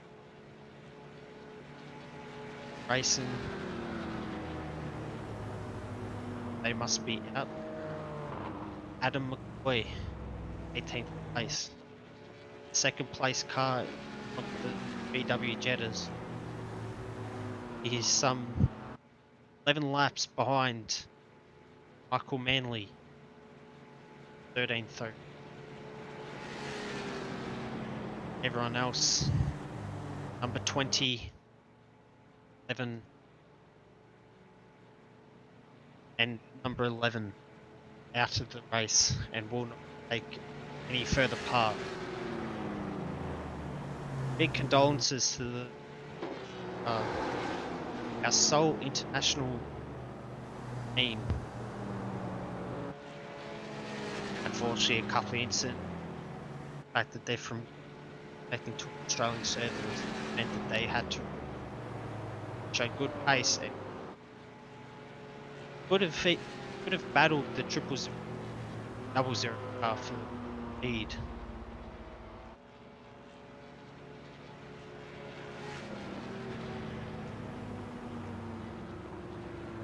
Heath is not in the car at the moment. He But into it the drives pit and car 14. Nathan is 5th place. A couple of pit stops have heard while I was running through the order of the field, which has really changed the front. It's still 000 car leading the field. Number 14, LEGGERA's put on a fantastic event here since we've gone racing for Bathurst this year. Yep.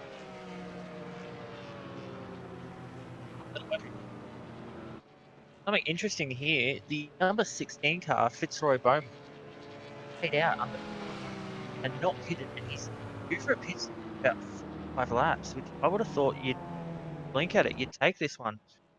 Stays out here, he's only going to hurt himself. I don't know, because they hadn't.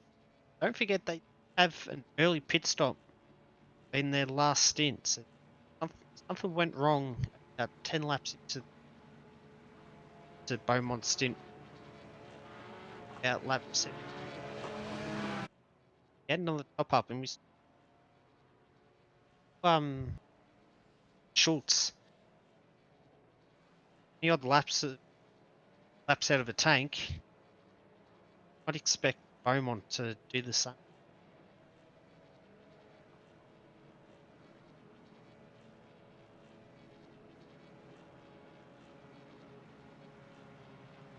Holding pattern at the moment. Might see. In fact, we're going to go green this lap. Race car is coming in, and it will be 00 to lead a spot. Sure, when he wants to go. Safety car's in, and we're underway. Jump from Bircher. Well, that was tight there in the background between the two VWs. The 16 overtakes both of them on the inside there. That's the Gil tried to dive it down both of them. Only was able to get one VW. Now get the second one. Come up straight again.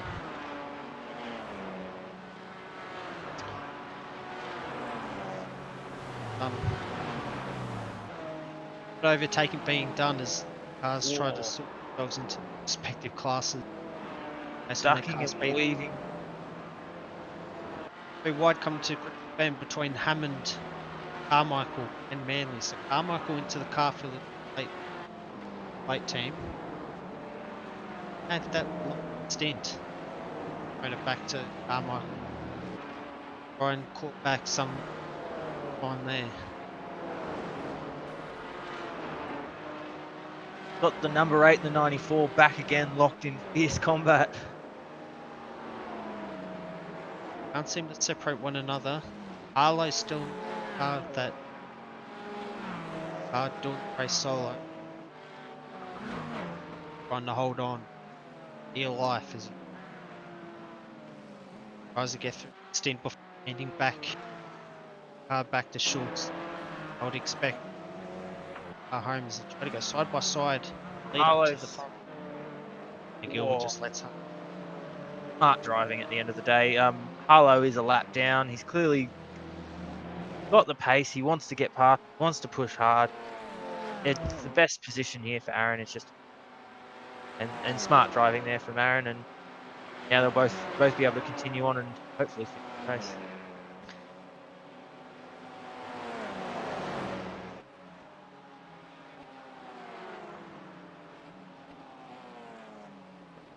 In fact, it's just Gilbert letting to second place, one lap behind Bircher. Up ahead, Beaumont. Very spread out at the GT4 class. It's a bit of a shame that we won't be able to see a good close battle for the lead, but at the same time, it's also amazing to see this what is essentially just a masterclass in how to drive a race car around Mount Panorama, 00 car. Incredible. I mean, folks at home, you've witnessed it here today. What a drive! Seen now, there's battle now. Ball back in the car with the number cars show good pace earlier on in this race when he was in the car earlier. Putting pressure on Nathan Hearn, he's had to go defensive into Griffin Bend. Now start the climb up the mountain. These boys, lap 7. And they're both at the moment being held up by the 17.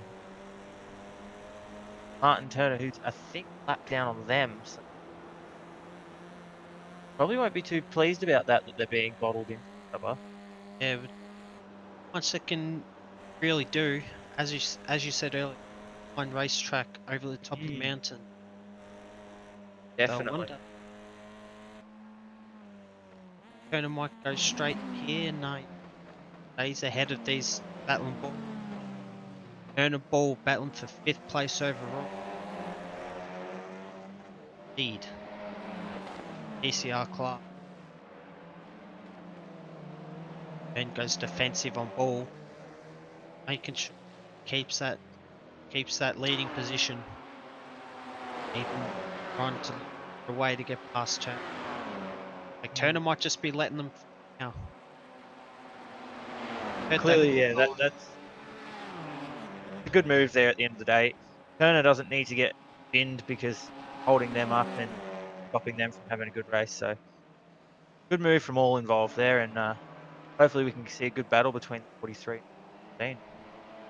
And making that the widest TCR car in the world. Trying to keep all at bay. They approach Murray's Bend now. Bend off yet another lap. 0.3 of a second separates these two boys. Two cars have been the best TCR cars all day. Slow down anytime soon.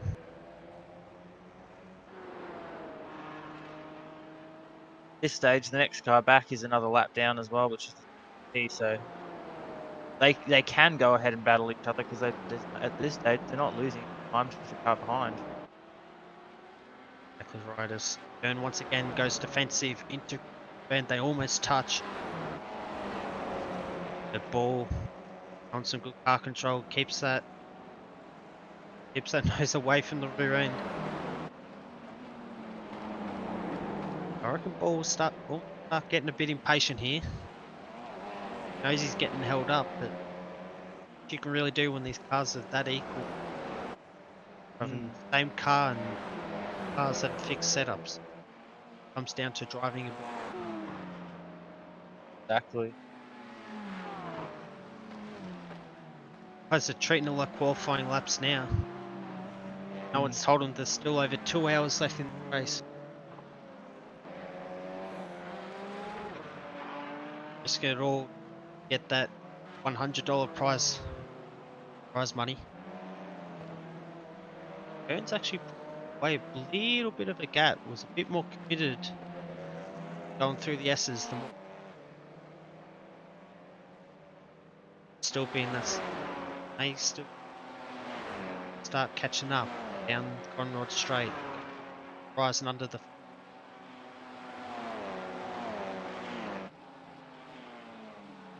Get close to 240 kph. Reach 240 before they hit the anchors again. Negotiate the chase. And we talk about the straight line deficit. Porsche GT4s, they hit around about 200 k's an hour at their top speed. So this is where we see that big difference in their pace coming down the mountain and straight lines. By the Porsche, most of the time overtaking the TCRs in a straight line. Exactly. Lap. Running from battle. In fact, Ball's actually made a bit of a mistake into Hell's Corner. Back end just a little bit, caught it, but that's cost him almost a second. That time back up again. Won't be easy as well because as the harder they push, the hotter their tires get, less grip they've got, and the less they can actually make the gains.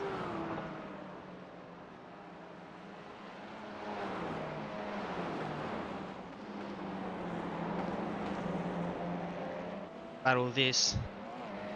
LEGGERA Sim boy. Want to get that class victory. Their sponsor event. Organising this Bathurst 6 hour. Essentially like winning your home race, really. Their event, they want to win. They want to take it out to impress the sponsors, so they'll be really pushing hard to stay in front of the 43.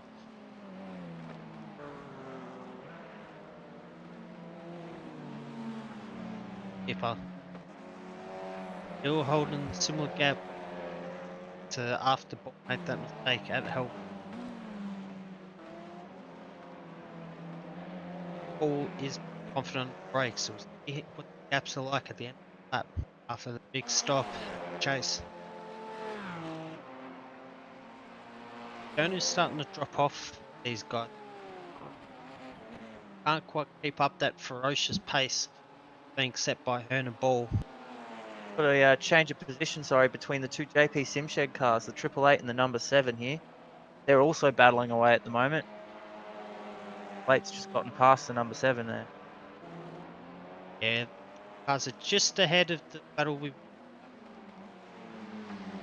between number 14, number 4. Carmichael now in the car and he's on a charge. Up Mm. to 5th placing. Whole lap left to go to catch up with. Aaron Gilbert in there in the background as well. He started to really sort of work his lap times down as well. He's down into the 18s now after getting used to it. As we can see, it's not over yet. Blake is coming back at Rob Carmichael up into Griffin's Bend here. On side by side. Down Ooh. Griffin's Bend. Wouldn't have thought these guys are teammates. They want that pride and they're starting to hold up Gilbert now. He's flashing the lights. 3 JP Simshed cars go into a corner. How many come out? 3 of them. They're driving from utmost respect for one another. And it's Making good, sure hard racing, and it's fair and no contact. They're still both running in it. the Rob Carmichael ahead of Urquhart. He'll look to stretch that lead.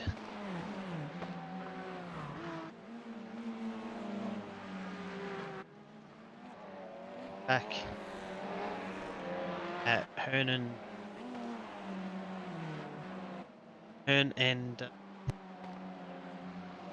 Ball. And Ball's now got back up to Hearn. Showing that he's got the better car speed, but hasn't quite been able to seal the deal as of yet. And as we have commented on earlier and previously in the race, really hard to follow cars across the top of the mountain when you get that dirty hot air coming off the back of the cars. It's they're not very kind to the aerodynamics of the car, so it makes it really hard to. Ball was unbelievably deep coming into the chase there. Just got to pull up road, but kept the guys on that black stuff. And you almost get to the point now. You ask the question: is Ball starting to overdrive the car now? Got that carrot dangling there. He knows he's faster than the car in front of him. Starts trying to push a little bit harder, try and find a little time to get past him quicker, and then starting to make a few little mistakes. Best thing right now for him, collect his thoughts, calm down, and just hit the apexes. And if he really is faster, he'll end up past him without even trying.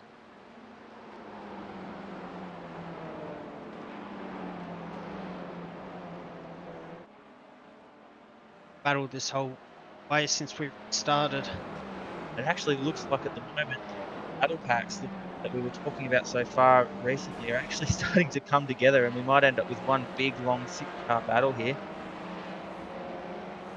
Can't count Martin Turner out here. He's held on to the back of the pack. He's racing along, watching, learning, and improving his speed. He'll be hoping that he can pick up the pieces of another lap.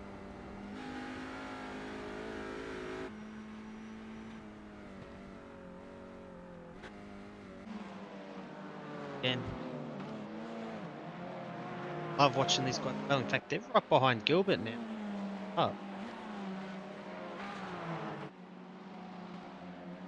And looking down the inside, or they almost touched there. Close. Gilbert Porsche turned in should because have Hearn the legs didn't on come it. in.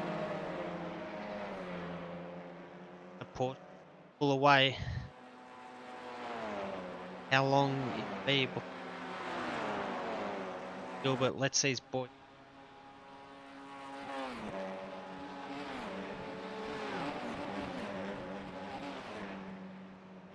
Like Pacing Rob up. Carmichael's starting to pull away from Blake there as well. So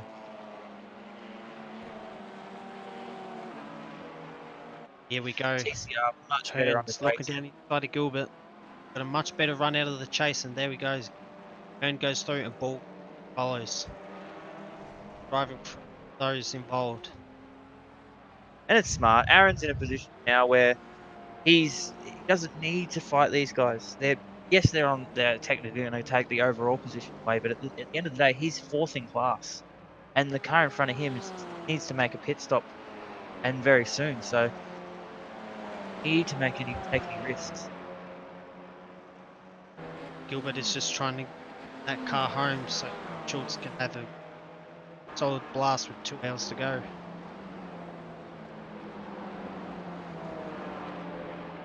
All this battle rages. Been fun to watch. Approach the cutting now. If Paul can hold on to the back of him across the top of the mountain, might have a shot, I reckon, into Chase or even into Murray's. There's definitely an opportunity there, but he needs to keep onto the back of the car in front of him across the top of the mountain, where he's sort of been losing a bit of time so far. Bit hard to admit, following so closely. Car in front. It's very likely that you'll hit the back of the car in front. Still 2 hours of racing to go. So oh no! Hearn's spun it and he's hit the wall at the dipper. You guys saw it right there on our pictures.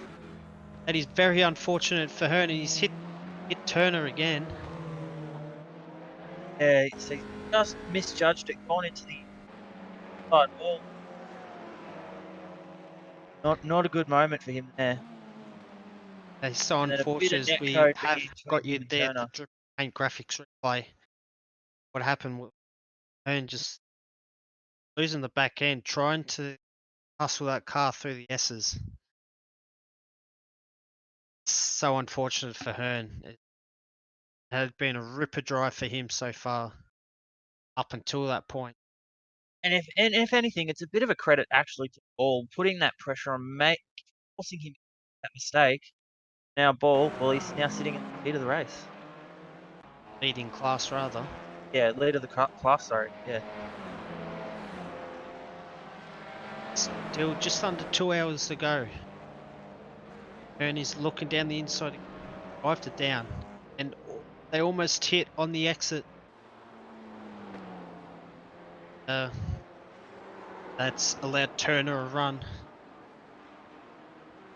as they go side by side up the mountain straight, as we show the replay of that overtake of Hearn on. Oh, and Turner and Gilbert have hit net code. A little bit of contact there. They've to Griffins. And it went for the move. Didn't quite come off. Really unfortunate. Damage that number 8 car. But you would expect them to be able to keep going. At this stage, even if there is a little ease damage, it won't have been significant. So hopefully, for their sake, they can get to the end of this fast repair on it, and Schultz will come out and be.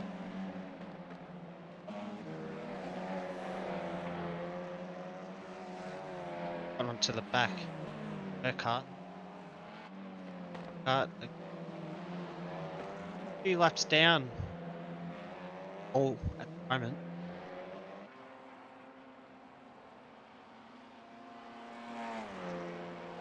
Paul can get past her.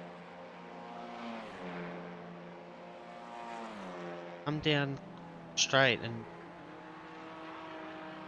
Paul's gaining quite rapidly here. Diver down the inside here. He's looking. Going, and they've hit. Urquhart spun off the road. Oh, they just avoid a secondary contact. Chase.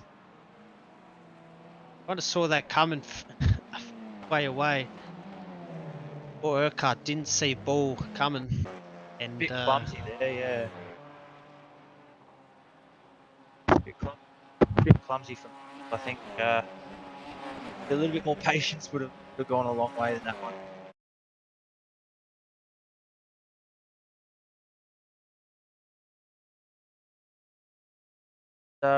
Whilst we were following all of that action going on, the 00 of Stonks racing car has actually made a pit stop as well. Zach Bates is back in the car. Zach Bates probably bring that car home strong. Triple A cars also pit lane. Carmichael exiting. Up there.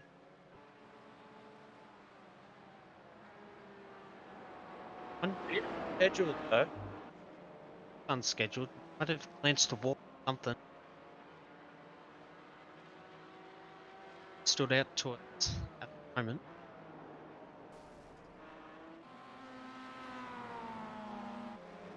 Oh, the car just hit the wall at Summer Park. That was Blake Urquhart. Just after the metal grate. Watch him. Yeah, he just ran slightly off and he's carried too much speed rather than just against the wall. Still going. But yeah, there'll be a bit of scarf marks at the number 7 JP shed car.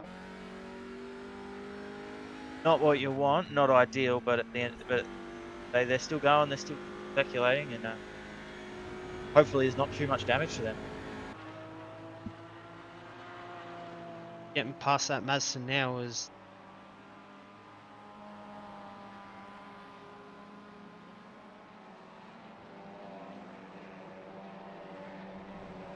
Both cars getting really sideways through the chase there.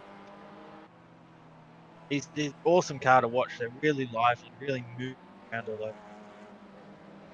A lot of entertainment.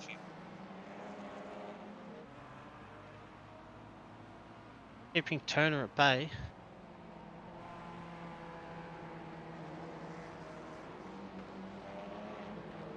Come through Hell Corner now. If Urquhart thinks he's better pace on Turner.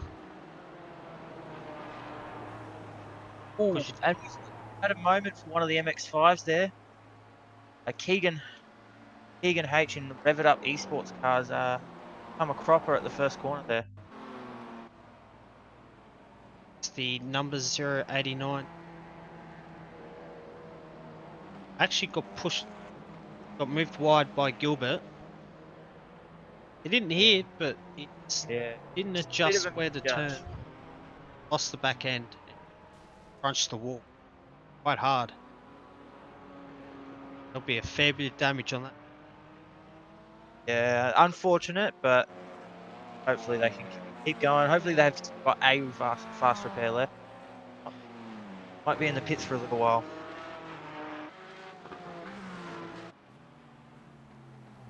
6 kilometers to come back to the pit lane if they need another pit stop.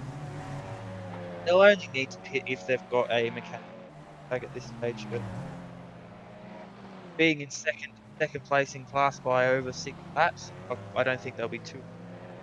They need to pit for a mechanical black flag.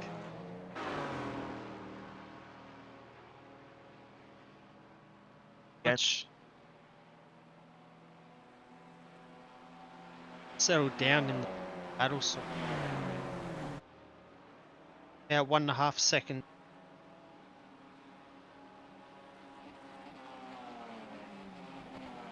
Hold the ball.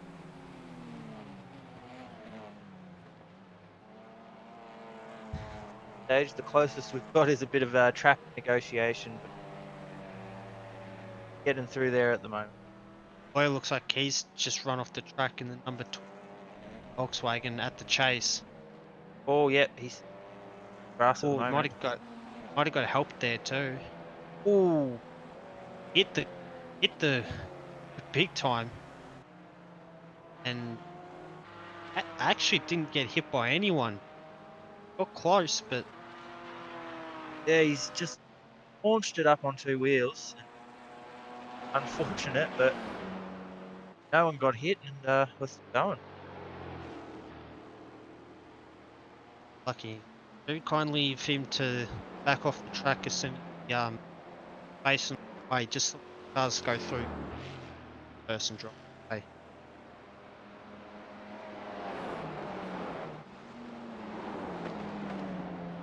Hearn's now found a second wind. closed up on again. So this battle for the class lead in the TCRs is back on again. Far from over. Yep.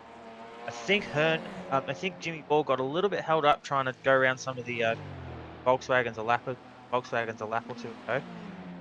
Just brought Hearn back into it.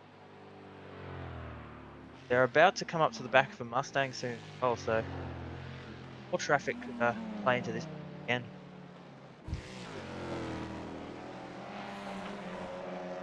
Round 2, we'll see who can come out on top.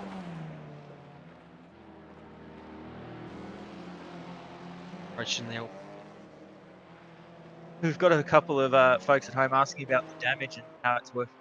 And because it looks like some of the TCRs are hitting the wall and just bouncing off and keep going, but it's actually because there's quite a they do bounce off the wall and get going as well, but you can hit them pretty hard and you can break them.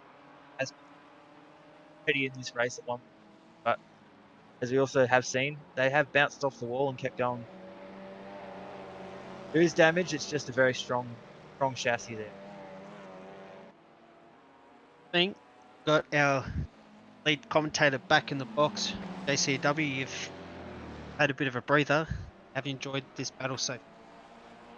Yeah, it's been a really good battle so far. So yeah, had some lunch. I've come back and yeah, the TCR battle is right back on. Yeah, it should be a good one. Finish. We only got an hour and a quarter to go. Yeah, it's heard that Martin Turner might have track.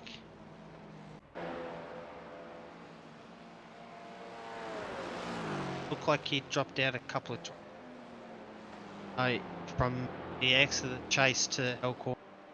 Again, these cars with their connections was a bit of haywire with our timings.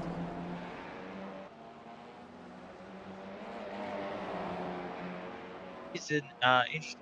Actually, looks like Martin Turner. There's only a couple cars that were doing solo still going at the moment. Martin Turner. Yeah, he's been really solid all race long. I've been really impressed by how well Martin has been going. Over the past couple hours, he's pretty much maintained that pretty much one lap gap to the lead, which is really impressive. I did actually hop out of the car briefly, take a little bit of a break race, but yeah, Martin has been one of the real standouts of this race. I mean, he's on lap 106 right now. He's been going for 4 hours straight. Still got a fair way to go. And incredibly well. The only other driver out there that's still one driver race at the moment is number 21, Adam McCoy, which unfortunately is a bit late at the moment. But yeah, so those that are still going after starting the race and doing it the whole thing themselves is a pretty big achievement so far to still be out there, turning the laps over. So good to see what he's.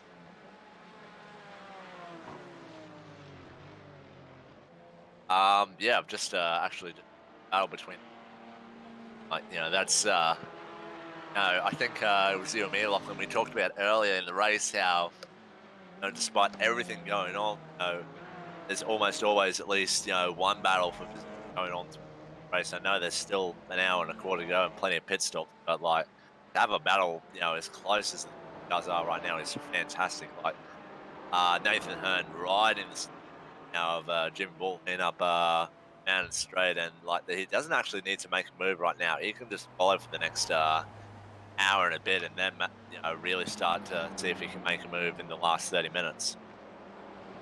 And they're both on the same strategy now as well, because they both came in under that safety car on lap 90. They're both basically now on racing. They can kick on each other's bumpers for the rest of the race. It's also getting a bit dicey as well around the 00 Stonks racing car, which Zach Bates, trying to get around the outside of Blake Urquhart coming out of the car. Managed to make it stick. But like he's in the past like 1 or 2 laps, he's had to get through both Blake Urquhart and Aaron Gill. Um, it's done a really, really good job. Actually His looks leads like has shrunk a little after that safety car. it looks like But a like, little bit of damage on the right front of the Stonks racing car, actually. yeah, just I think just the right front guard it's up, so maybe brushed a wall somewhere. But like he's still doing 216s, which is more than enough to see the rest of the race through. You know, I think maybe from the damage there's a bit of splitter damage as well, which is why they're not as fast as they used to be. An hour or so ago, but fantastic. I don't think they've actually used fast repair yet, so well, so if they do come to it race, they have to use got that there back. Absolutely. Looks like the closest barrel on track at the moment is the lead TCR battle, and they're right bumper to bumper right now. Nathan Hearn, really, really close behind Jimmy Bull.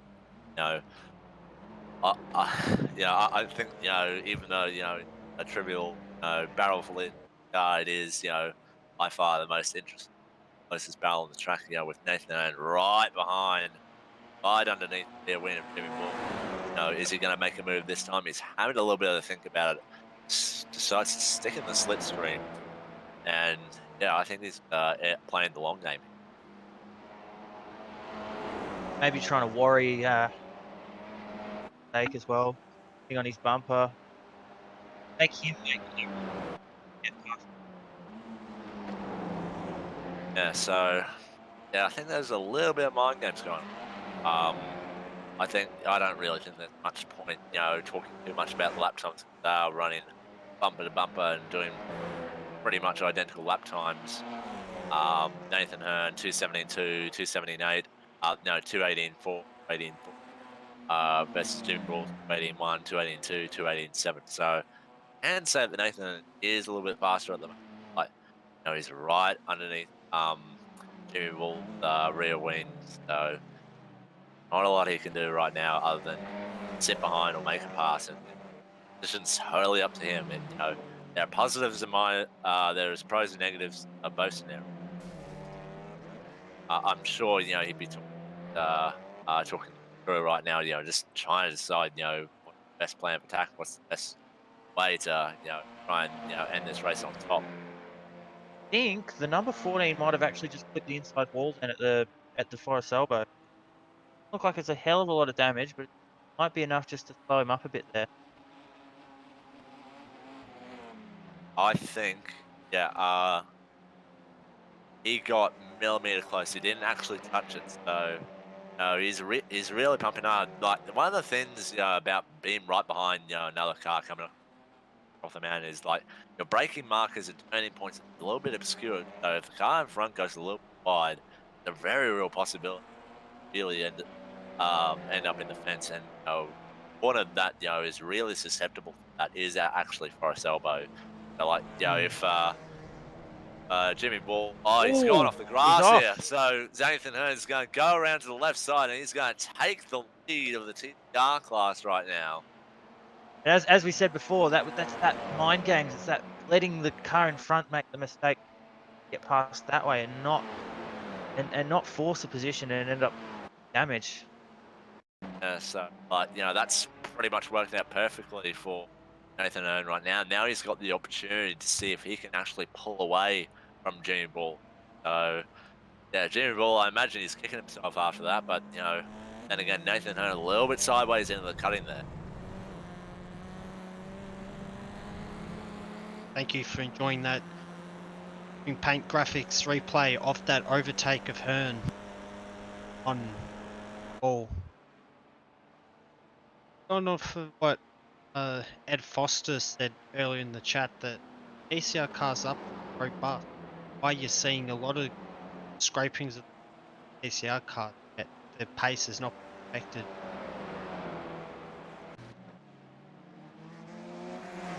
Just also a little bit of a heads up here. think they might be one lap apart, but Fitzroy Beaumont place is a little bit behind Darren Winton City Sport second and third place. However, I do believe there is a lap gap. So Correct, yeah. Managed to get a lap on roundabout on the safety car restart where able to get done on both. Beaumont did stay out. In fact, he's actually come to the pits now. oh, we got Blake Urquhart around. He's having issue. Blake Urquhart dropped in the grass coming out of Forest Elbow and it's fun. Oh, and we've also got a change of position. The lead of the TCR as well. 14 has run wide at the chase, and the 40 back through again. Oh shit! Oh no, the 43's off as well at the last corner. It's all gone off. You know, Yeah, where to so look at the moment. it's all gone. So yeah, that's a really bad luck for Jim. Like he got the move done, and oh yeah, he did nudge those tires, but I think it might be okay. But yeah, Again, he's that going to have dirt on his robust tires, and TCR he's going to car. have to be real careful for the next half a lap. That's a shame, and they've both now fallen another lap down. Well, Zach Bates in the Stonks racing car is still yet to get through and pass Nathan Turner, but Martin Turner now, even though he's a lap down compared to the 17, the 14, and the right behind Nathan Hearn right now. So it's going to be really difficult for Zach Bates because he's got two TCR cars fighting right in front of him. He's got the speed over them, even though they're going into the TCR strong point on the racetrack. So is he going to like sit behind or is he going to try and force? But he's got a 1 minute and 50-second lead over second place in the TDS Sport, the number 18 entry. But if he gets past these two TCRs quickly, he will be able, in theory, he should be able to catch up to the 18 and put another lap back on him rather than later, which I'm sure would be horrible. But stuck behind them all the way He across should the have the mountain. straight Oh, line. very close to the wall on the exit of Forest Elbow here, and I imagine he'll flip by these 17, no issue. I think the 17 of Martin Turner is going to let him by here. The question is, what will Jimmy Ball do? As Nathan Hearn, sorry. So how's he going to react? He's going around the left side, very close. Now we'll I think the pull up 14's there. jumped on the brakes early there and just let. Yeah, smart play there. But yeah, Nathan Hearn right up, very close to the back of Zach Bates there.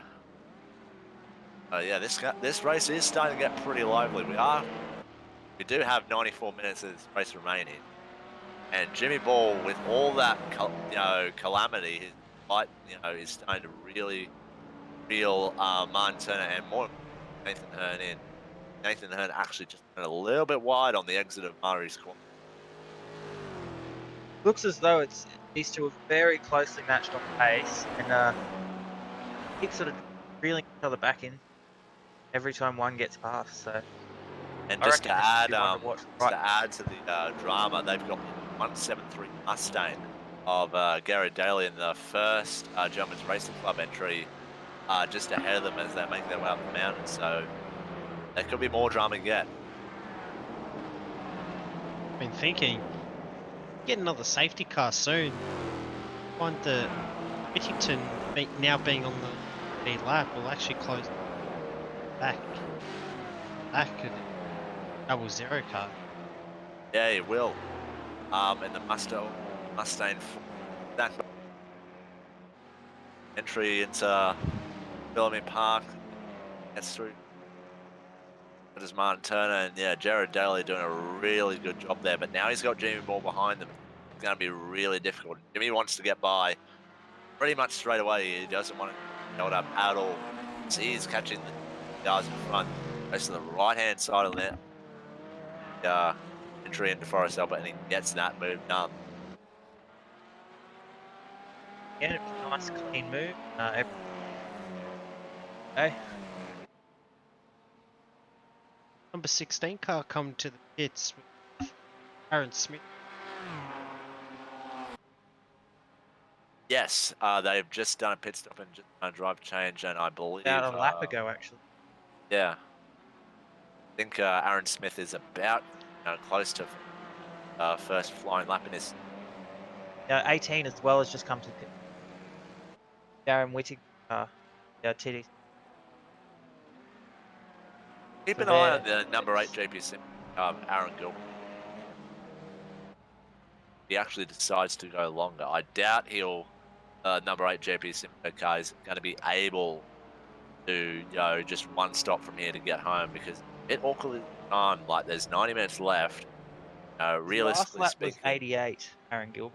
So point he's about sort of 5 laps away from getting to the 30 lap mark.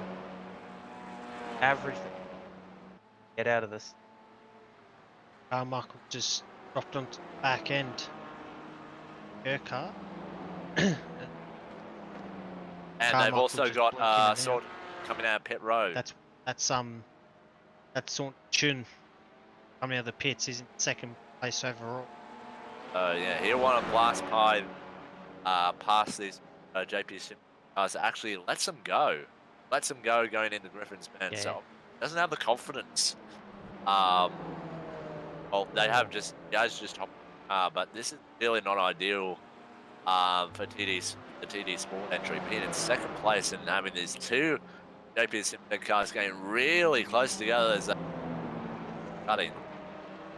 Sort of Shun would obviously ideally want to get around and buy these cars very quickly in order not to lose any time on racing entry, leading the way.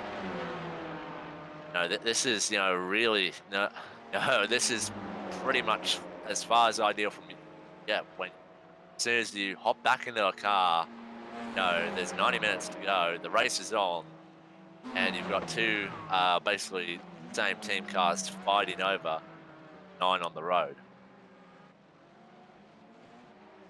Right now for the Urquhart's made a mistake. Hit Urquhart's the in wall. the wall. Carmichael now into 9th place, taking advantage of that mishap. But yeah, Urquhart does have quite a bit of front end damage, splitter damage, but obviously not from that knock. But the car is definitely not 100% healthy at the moment.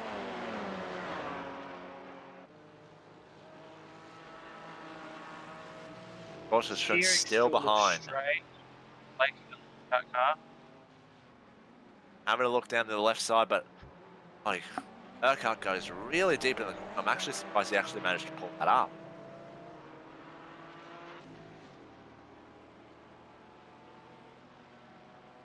Won't be long now before the 18 that TD Sport car will start to range onto the back of these guys properly. Meanwhile, while we were make a focusing move. on that battle, Martin Turner has actually found Nathan Hearn. Jim Ball's still second place, only a couple of seconds behind. They are getting around on the MX-5, the lead MX-5 of MF Racing, Mark Newton. Right, so that battle still.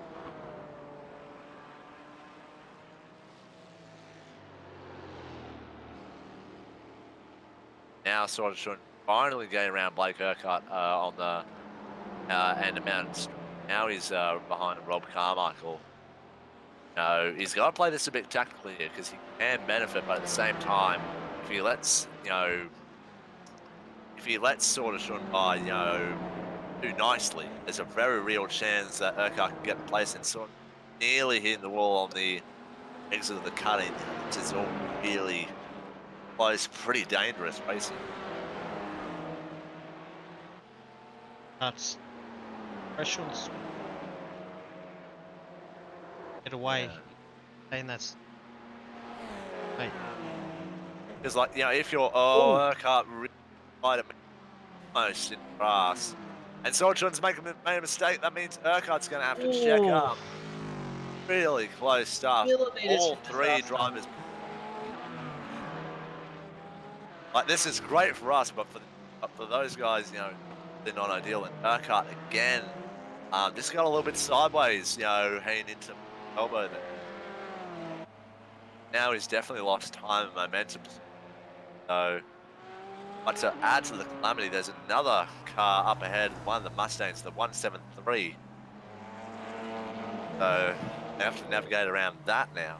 So yeah, And this not is too far behind pretty either tense now. stuff. But we've got Aaron Smith as well catching up to the back of this pack as well. So we're going to have Okay, 16 almost cars. run off the road there at the chase. Just got it up in time, but a lot of time. Yeah, we do have Michael Aaron Smith coming up to the back of these guys, and what I seem to remember, Aaron Smith, doesn't cut right through them, because like he can see that the TD is up there. Like, yeah, he's a lap down, but it's always just a nice feeling to get by another GT class car, and also Aaron Gill about 10 seconds up the road from him. I Yeah, was there's a lot thinking, to play for all these cars in this battle.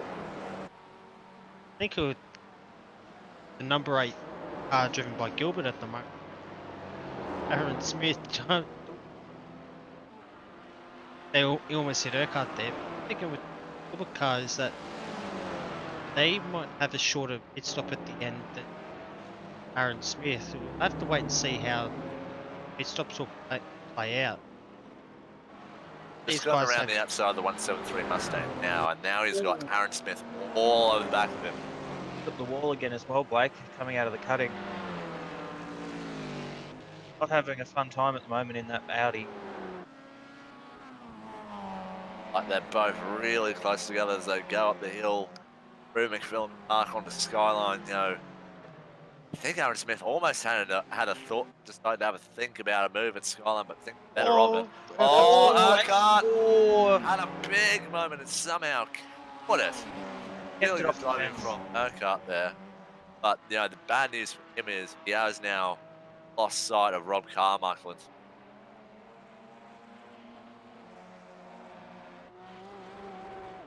Still a long time left in the race as well for Blake, though. It's not the end of the world absolutely. that he's starting to struggle a little. Definitely want to get his head down.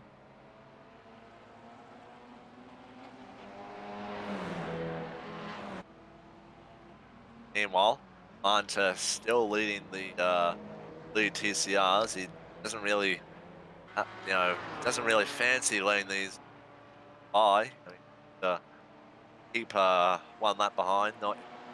But now we see Nathan Hearn trying to take the right-hand side, and yeah, Nathan Turner just Martin Turner just lets both of those two go, and just decides, yeah, you guys are too crazy, too antsy. I'll let you go and see if we crash later. So now we've got Nathan Hearn and Jimmy Ball, right behind each other on track again.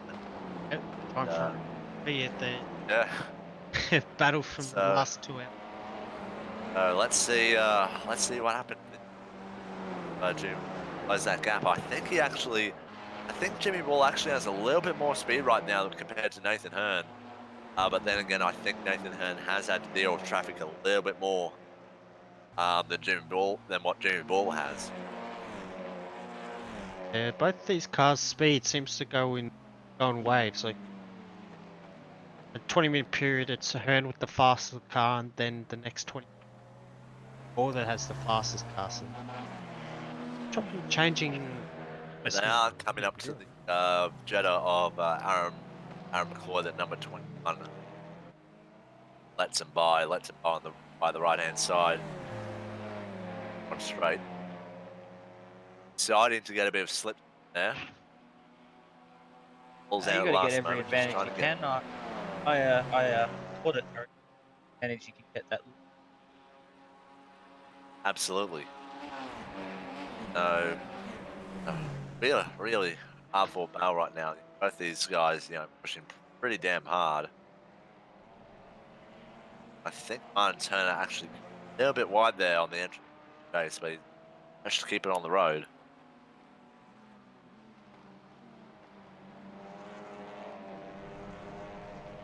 Wide for Hearn.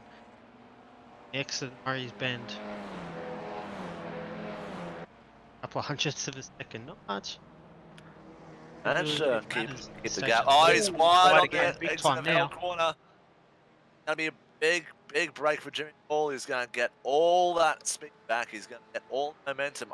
I don't think he'll be able to go for a pass into Griffin's Bend, but all that gap has definitely just Nathan Earn trying to weave around, get Jimmy Ball out of the slipstream.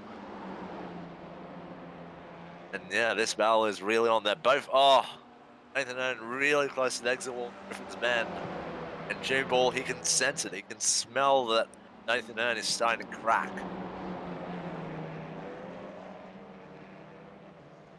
Just really don't want this disaster at this stage. It's an awesome No, battle. We want it and to there keep is a going. very real chance that it will end in disaster. Nathan Hearn right now getting very close to the walls there, very close to the both the grate and the wall leading into McPhillips Park. Has managed to pull a bit of a gap on Jimmy Ball over the top of the mountain. And again, when they get onto Comrade Straight, Jimmy Ball's going to have the benefit of the slipstream. And the good news part of the good news for Nathan Hearn is that there's not really much traffic in front of these two. Nice clean air gap.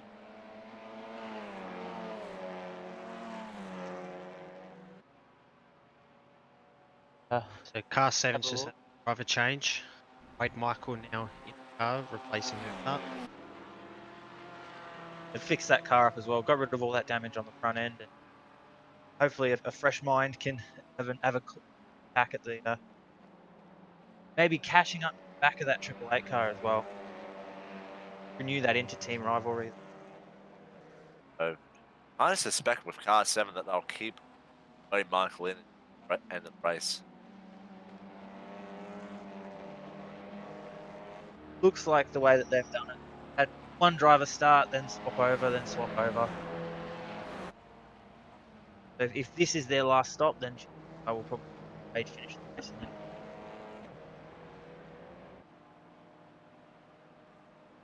While things have settled down a little bit between Nathan Hearn and Jimmy Ball in the TCR fight.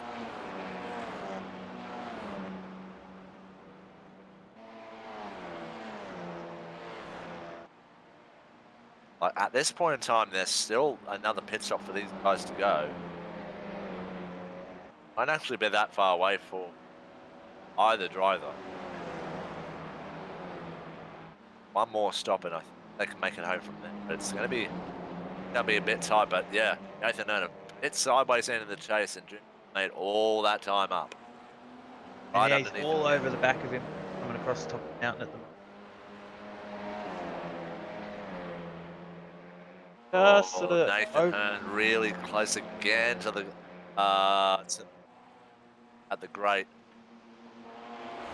It's very interesting to see the two different lines these guys are doing. Nathan Hearn going a bit defensive into Skyline. Well, Jimmy so Ball's just trying to fill his ears up, just that know that, hey mate, I'm here, ready to have a fight. and I think you can sense as well that Nathan Hearn is a little bit uneasy at this point. Like he's not, literally, going to wreck at any second, but he is just feeling a little bit uneasy. He's not feeling that confident.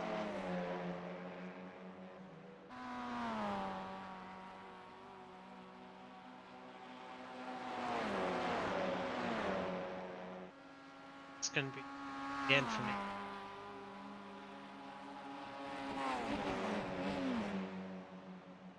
And you wouldn't be far off to say if anyone sort of from around about next 10, right on the edge of making it to the end, but I think that'll be what the goals will be. Yes.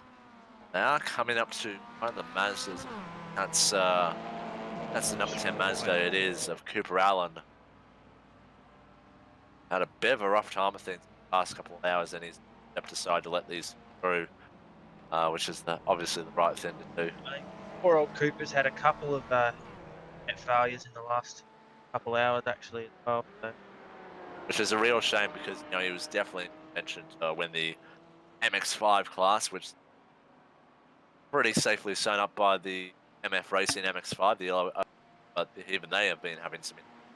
So, no, that battle's not quite done yet. We've only got one lap on the Pro 89 Rev It Up East. car. So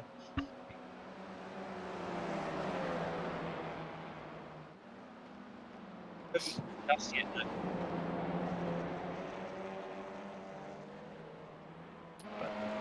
I think at this point, in the GD4 battle, Stonks Racing have got a really good chance. Like Zach Bates is in the car right now, and yeah, they're just doing fantastic. They've got a lap on the TD Sport entry in the number 18, and because they only pitted a few laps ago, they can't really make it over from here. Have to stop again. So they've got a lap and a pit stop essentially over the TD Sport. Yeah, it's looking pretty safely set up in GD4 battle. It looks like Jimmy over the back of Hearn again. Not be surprised if we see him trying to exit out of the elbow Yeah. here and try and go for a down corner or even Yeah, into the chase. absolutely. He hasn't been close enough on the exit past few laps, but he's having a look. He's sticking to the slipstream, pulling There on, is. I pulling think out there's to an the overlap right-hand there. side here, side by side, and I get it in chase. But Hearn's not Nathan giving up. Erno, he's keeping it on the left-hand side to back out of it. Quite cool. But The 43's Jimmy Ball's off. gone off the track. He's off the track. Hold Nathan Hearn up. Battle's not done yet. But yeah, like both these drivers right now, both Nathan Hearn and Jim, acceptable to pressure. If you put either one of them under pressure for long enough, they will start cracking. So Nathan Hearn now he's looking pretty confident right now on the back of Jimmy Ball. It's a bit of a better exit out of Hell Court, and there's no reason why he can't have another look in the Griffiths Bend. And Hearn won't be happy that he got excellent pace. No. So he'll be looking back again. Yeah, he's pretty much soon. bump drafting Jimmy Ball down Mountain Straight, and he decides to stick behind him. Earlier in the race, and then watch the 43 go off at the last corner. Maybe he's try again, like you say, put a little pressure on the back of the 43 car, try and make a mistake, and then get back into the last. Sorry. Absolutely.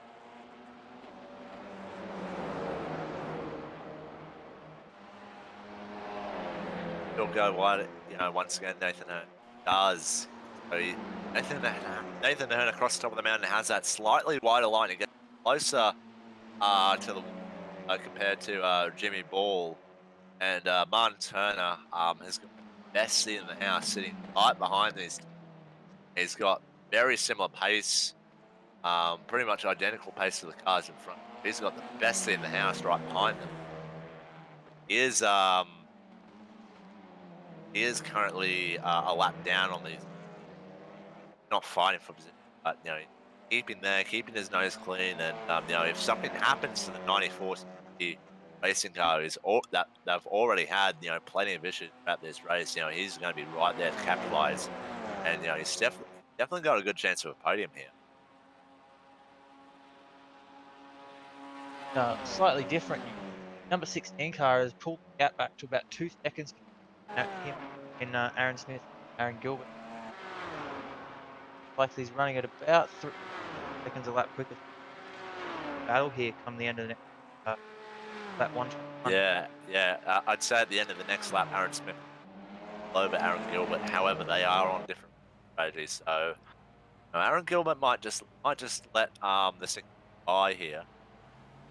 Because the 16 will have to stop again. I think it's still too early for them to make it home. So yeah, it's gonna be interesting to see how Aaron Gilbert plays this up. You definitely see the 16 Aaron Smith coming up behind him. Definitely see him in the mirrors right now. So definitely aware. I'd say he's definitely aware of the situation. Nathan Hearn still all over the back of the. Still having those wider lines, getting closer to most of the Liverpool, running a more centralized line across the mountain. Then we'll see the same again. The only thing is, you can run those wide up against the wall lines, but no margin for error. Whereas what Jimmy Ball's doing, just sort of reining it back a little. Does run that millimetre wide. He's not in the wall. He's just closer to the Absolutely. way that Nathan Hearn's driving, and there's nothing wrong with it. It's the fastest way around the circuit, but just it's no margin for error, and you run that millimetre wide, you basically. And Jimmy Ball did get a tiny bit sideways, a little bit unsettled. I think Nathan Hearn actually hit the wall there, heading into Forest Elbow, just gave it a little bit of a clip. So that might, just back in there, but I don't know if he actually realised he registered contact there. And really close to those walls, but yeah, Jimmy Ball did actually go a tiny bit sideways, and which did, have to make Nathan Hearn come out of the gas. So close behind him still. A little bit of think of a dive, decides better of it. Got And Aaron yeah, Smith is actually on the back of Gilbert again. So I would I'd be looking maybe go for a move yeah, chase here. yeah, he's going for a move. He's right side, thinks better of it. Switches back to the left. Thinks the right. Oh, he's Oh hit no, him! there's He's hit contact. him! Aaron Gilbert spinning. Aaron Smith has hit Aaron Gilbert, and yeah, I don't think they'll be looking favourably. Aaron Gilbert has managed to get it going again, but yeah, that was just a bit too nasty. And Aaron Gilbert does come into the lane. Fix As the we have damage up. mentioned before, though, you can get to the end from here. Yeah. This is kind of forced Aaron Gilbert in the teammates' hands. If they I like to do a driver change and get Craig Shaw back in the car. But yeah, that was just Bit clumsy there, actually. yeah, just a bit all over the place. Aaron Smith, Aaron Gilbert on the entry into the chase, was just holding his line, minding his own business, and that's a bit of a clumsy move there from Aaron Smith. And Aaron Smith didn't have any damage on the front end.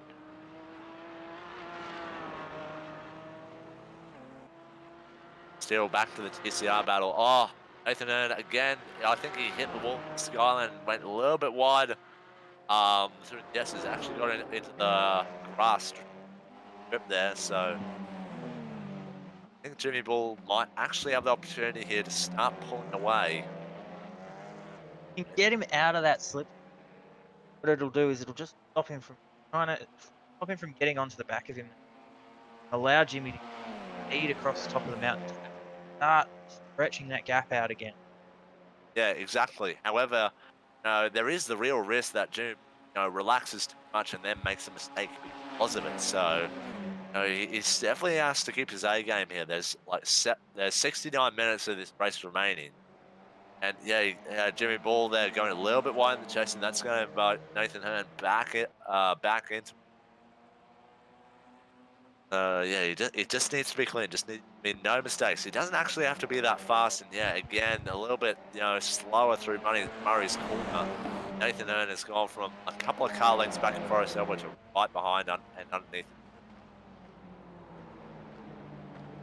And the thing we've got to look at here is PCR being so quick across the top of the mountain is more or less to do with the fact that it's got quite a lot of downforce. Means that in a straight line, a bit like a brick with wings, quarter slipstream is quite strong for the car behind. Managed to hold on quite a lot, and it means that Nathan is able to stay right. Yeah, I'm pretty sure, just judging by Nathan Hearn and the way he's driving around June Ball at the moment, how he's interacting with him on the racetrack, seems to be, really content to play the long game. He seems pretty, happy to just stay behind him, and I think Nathan is actually pretty prepared and pretty happy to take this fight well into the last hour of the race. Whereas Jimmy Ball, he's going for the lead of this battle at every single opportunity. Yeah, just quite a few difference between the two cars. However, the one difference the one thing that's pretty similar is their pace. So it's gonna be a really interesting battle heading in the final hour. Definitely. Like the 94 is in lane for its. Yes, he is. So they might actually want drive change because Jackson Harlow has actually done most of the race. He's done That's 'cause he's 104 solid laps in driving. this race. So might see Kobe Williams get back in the car here and off. Because apart from Martin Turner, Jackson Harlow has done the most laps out of anybody in the race so far. Staying in the car. Because Dylan DeBono is not currently logged into. Yeah, Kobe Williams and did have a lot of. yeah, he only did one lap, and that lap was it was horrid. You know, he had no confidence, and it's pretty much straight away. And Kobe Williams had his own issue. So I think the problem with the CBT racing team is that Jackson Harlow is the only guy who's actually confident to actually get this car home. Looks So like Jimmy Hearn's having a Ball. look now. Sorry, Jake. Hearn's having a look Yeah, it's real down the bump. inside of Ball. He's basically pushing Jackson Ball up mountain straight there, much bumper to bumper. And Martin Turner is actually had a little bit of a look there. So because the two cars in front were going so slowly. So yeah, well, I think most people what happened with Lando Norris and Max Verstappen when Lando decided to see if he could bump draft Max Verstappen and Max went flying. So you never know. We could see a very similar. Obviously, the PCRs are a little bit more square than the Porsche that Max and Lando were running in. But at the same time, I wouldn't really risk it in these cars. I mean, just as mistake, a slight misjudgment. And they Is a are flash. coming up to the back of Keegan Sutton Baker in the Rev It Up Racing X5. We'll Class, see man. how. Has- Yeah, absolutely. We'll see if he lets it Ooh, by, and he bit does. close. Sticks to the right hand side, lets these two guys by, and that is a smart move to do. And Nathan Hearn again right in the slipstream, and he can have a crack at June Ball into the chase if he wants. And he just sticks right behind him, pretty much pushes Jimmy Ball down Comrade Straight, and Jimmy Ball actually goes a little bit defensive. So Jimmy Ball obviously sensed that Nathan Hearn probably would have a shot here, and they're coming up to the number 21 Jetta here, and they go right behind him. Pulling Oh, out only the last second gain, all the slipstream he can, Jimmy. And again, he's just a little bit sideways into Murray's again. And Nathan Hearn's pretty much pushing him at this point. I don't think Nathan Hearn can even see in front of him. All he can see is that, black and orange TCR car right in front of him. That's all he can see. Can't see anything else right now. if And we were out on the Hume Highway, it'd be done for tailgating. It's that close. yeah, he's actually touching him as he goes up mountain straight. They're both winning all over the racetrack, and yeah, it's quite a sight to see. Like we're almost 5 hours into a race with car cars fighting for the lead, pretty much pushing each other up Mountain Straight and down Colorado. It's quite a sight to see, and they've still got Martin Turner as always right behind them. Solid from Turner, who's actually Martin Turner has actually moved into third in class there as well, with the 94 coming into the lane before.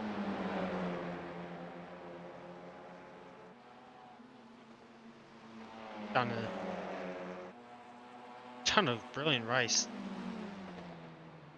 Couple issues at the start, but and Yeah, he's matching been the really leaders in solid. class. I just can't stress enough how hard it is. 5 hours straight in a race on iRacing really wears you out. Like 2 hours is okay, 3 hours really wears you out, and I can't even imagine doing 5 hours. And there's a possible change for the lead here, the TCR class with Jamie Ball off to the left-hand side, and I think he's pretty sick of Nathan Earn just pushing him up and down the straight. So I think he's just Carmichael off decided the to let road. Carmichael's off the road. Carmichael's off the road. That Yeah, skyline. at Skyline. So big issues there for Rob Carmichael. Let's see what happens on the replay. Oh, he got on top of the curb and he hit the wall at Skyline. He's hit it again on the right-hand side of the road. And yeah, he's going to have some damage that. Unfortunately, he's currently running 5th place in the TCR class. Yeah. 9th Massive on shame the for road. him. He was the fastest driver on And the all track. all the TCRs have come in. All the TCRs have come. Paul's in, Martin Turner's in, Nathan Hearn's in. So now it's a battle of the pit crew, and from here, all these guys should be able to make it home. Hearn should have saved a bit of fuel while being stuck behind.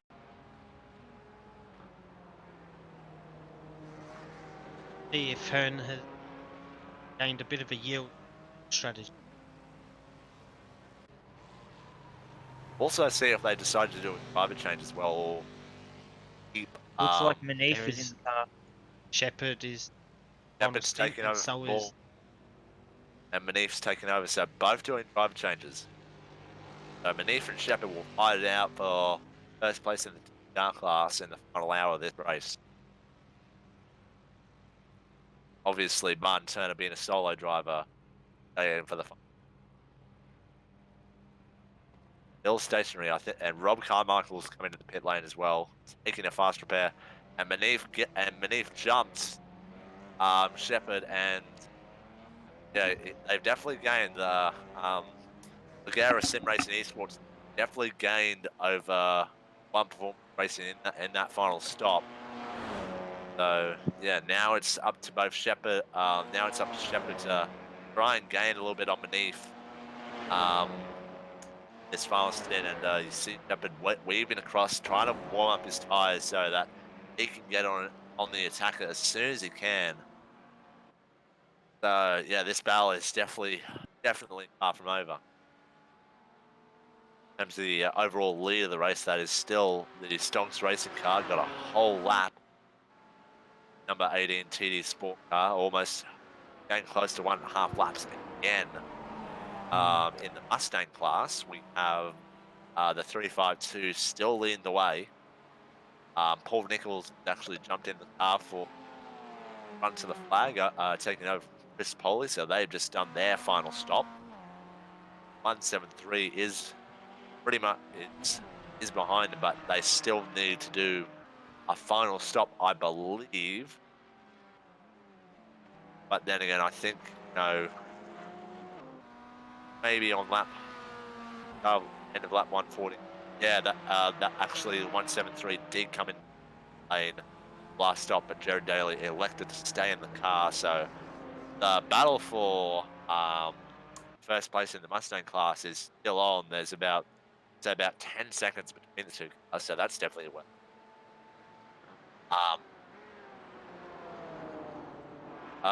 Also in the Jetta class, well, it's pretty much signed, sealed, and delivered for the Aurora Legends in 13 laps.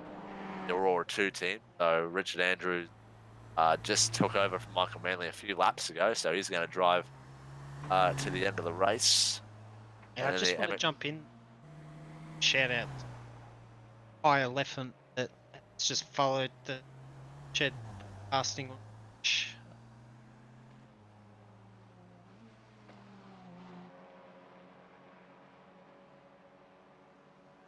Nice milk. Absolutely not. So, yeah, and then just going back to the MX5 class, we've got MF Racing. Sorry, we've had the Rev It Up racing cars gone off again at the chase. They're in front of the leader of the race. Yeah. No contact, but So that's a real shame for them, running second in class and still being on the lead lap. So if another safety car, they would actually be right behind the 011.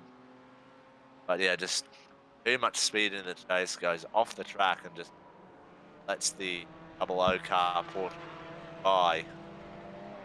Yeah, they just need to keep it clean. Keegan Baker just needs to keep it clean and just hope for a safety car.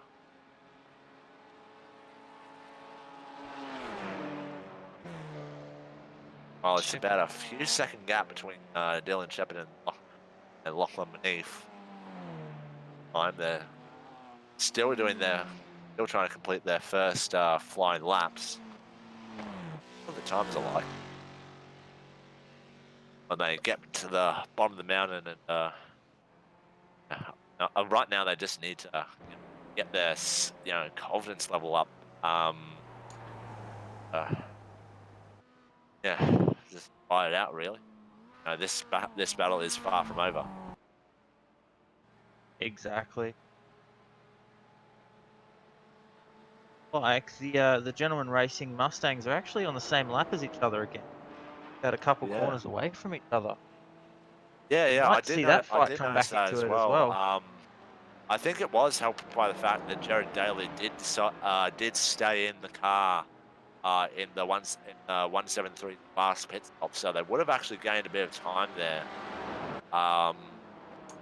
Yeah, that battle's not really over yet. They've been the two Mustangs have been ebbing and flowing all race long. Trade position and just trading where they actually are on the racetrack. So they've done a really done a pretty entertaining battle. It's never really been over between either car. 352 pitted only Yeah. 173. The 173 did pit actually a few laps ago as well, but Garrett Daly did elect to stay in the car. They pitted start of lap 150. And a big thank you to Blake Irk for sending in 20 stars to the Facebook stream. Thanks, buddy. Much appreciated. And I think Nathan Hearn has oh no, sorry, that's a replay. Sorry. So yeah, Lachlan Beneath still holding a sizable gap to Dylan Shepard behind, but it's not a lot. It's only about 1 to 2 seconds difference.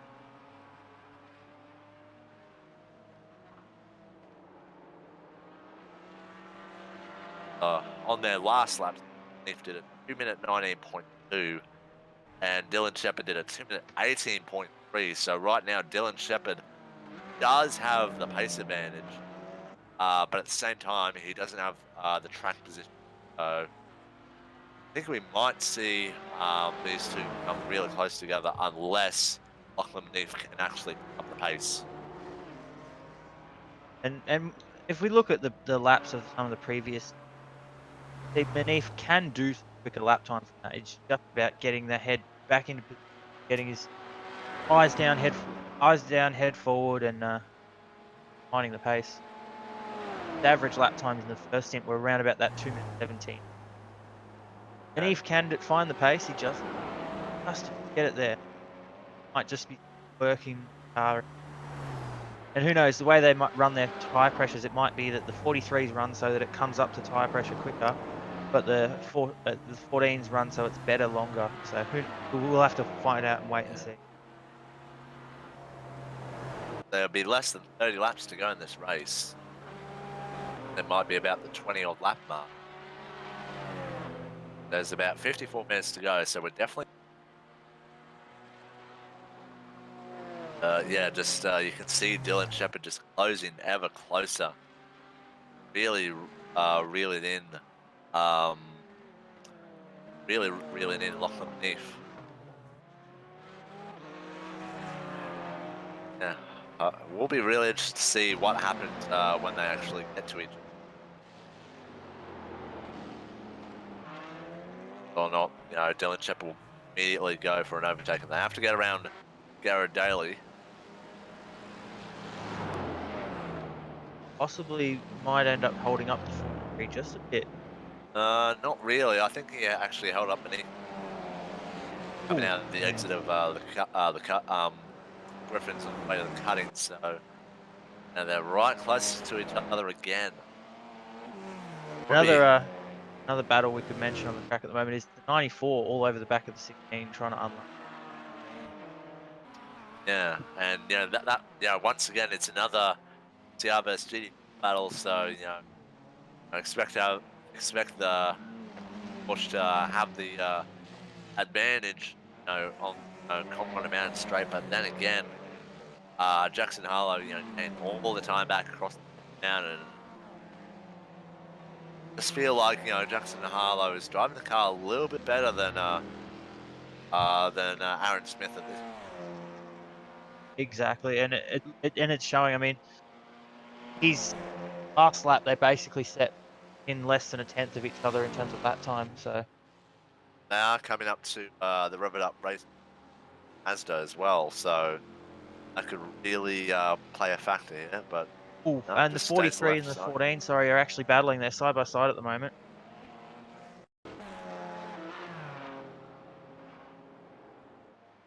I'll Ooh. pop in And there. Craig Schultz spun at the top of the mountain. Craig That Schultz car has is hit the massively outside damaged. wall into Reed Park, fired into the left side wall. Yeah, that's really unfortunate. Craig Schultz was raining. Does have a very large gap over P5. He's actually parked it, so not going to lose any position for the rest of the race, but definitely Loses far that behind fight for him. the podium, though, which was they were in a very good position fighting for. They had Yeah. And the 40 and 43 are side by side up Mountain Straight. Dylan Shepard nosing in. Going to give. Is anyone going to give? No. Side Griffin. Dylan Shepard backs out of it. And yeah, this is on now. Goes a little bit defensive. This is pretty similar to previous stint when again the one performance racing car, eager to get by as soon as possible. Now imagine, it wouldn't surprise me if the LEGGERA sim race in his car the decided to just leaders in stay the behind and pits. apply the pressure. Zach Bates is in the pit lane. Sorry.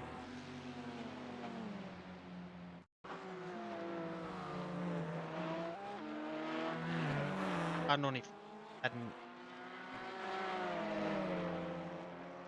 front left is front out pit lane. Looks Cut Yeah, the the pit lane 94. entrance a Oh, little this bit. is 94. Really, the 94 just went left. 94 just went left down Colmwood Straight and spun out and hit the wall. So I don't know what happened there. Yeah. The car just went to the left. I That's really bizarre. I Might have have a been a hardware strange failure. theory. Yeah, it might have Also, been a could it hardware be a issue, but tire failure? We have seen a few cars double stint tires in this race. have a look at the front tire here. Yeah, to be that bad. That front tire is still inflated. Now he's Looks like back on the it's been track, so it might have been a hardware issue for Jackson Harlow. I mean, he has been racing 111 laps now, so definitely pushed his equipment to the limit today.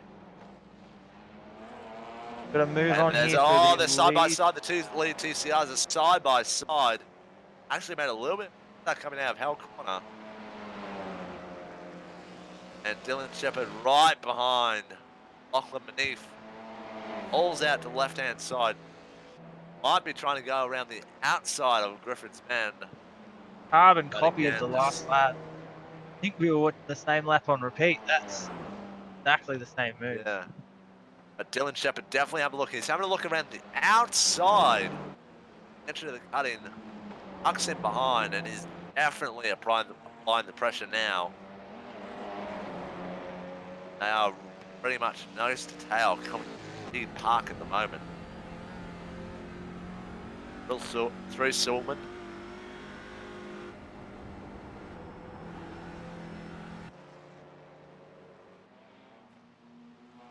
Yeah, Dylan Shepard just always having a look. Always having a look. Even in the entry to McPhillamy and into Skyline, just have one half of his car just poking out, very visible. Just feel up a little. Just make sure that he knows. Now Beneath has pulled a slight gap, but he's had a really poor entry and exit in Forest Elbow, so Dylan Shepard is going to pull on side here, but he doesn't really have the oversteer because he had to he had to check up on the exit of Forest Elbow.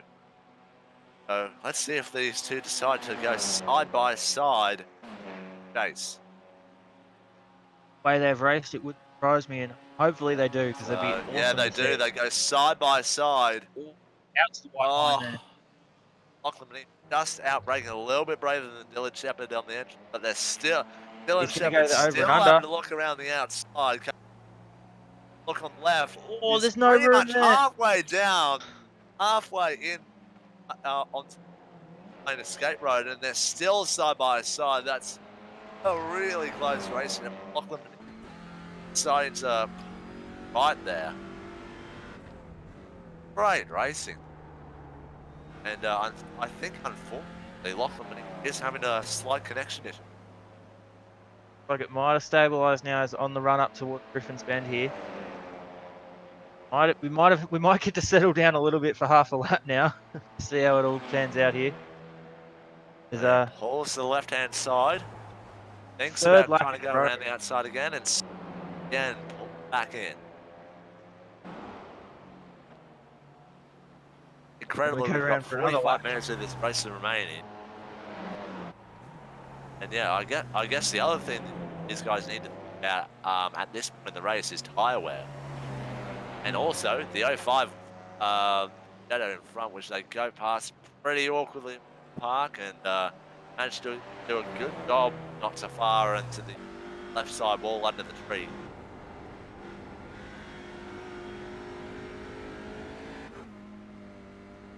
I'm gonna and my stay in the race and let JCW.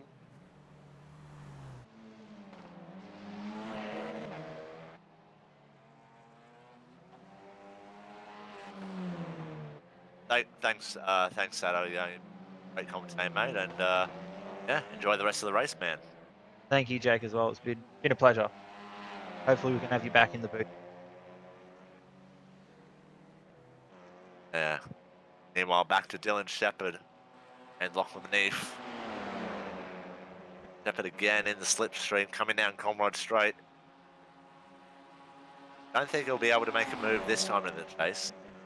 But again, Lachlan Neef goes defensive, takes the left side. Tight line. And yeah, you can definitely see, and Very deep. Dylan Shepherd can definitely feel like he's got the better line through there when Neef goes defensive. And again, side by side into Murray's corner. Thinks about pulling alongside on pit straight, but thinks better of it. So he goes to the left this time, side by side into Hell Corner. Oh, very deep. And a little bit of contact. Oh, Manif's in the grass. Very aggressive. Possibly a bit of payback for what Lockie did at Murray's Corner a few laps ago there. But they're still side by side. Drawing alongside, keeping the foot in there. Side by side again into Griffin's Bend, and again He's going to hold it this time. But Dylan Shepherd couldn't quite hold it there. And again, he has to pull back in. That was really close coming out of Hell Corner. They were almost, a millimetre away from turning each other and having a crash, but somehow they managed to get in there. Might get to settle down for a little bit here. They've opened up a little bit of a gap around about a second there. However, they do have the 21 Jetta in front of them, so they could close right back up. Probably gives us a And the 21 good Jetta moment to introduce a new commentator here. He's freshly out of the car, nice and exhausted. We've got Rob Carmichael in the booth here just to help us out, run us to the end here. Bit of a first-hand experience. How is it, Rob? Crazy out there, multi-class race. Pretty tough being in the faster cars, as you can see. The guys are going past the MX-5. The speed difference between the two, and even with the Jetta out there, it gets pretty crazy. And it's hard to get past them at the best of times, but especially when you're going across the top. But that's all part and parcel, and now we're watching a great battle towards the end here.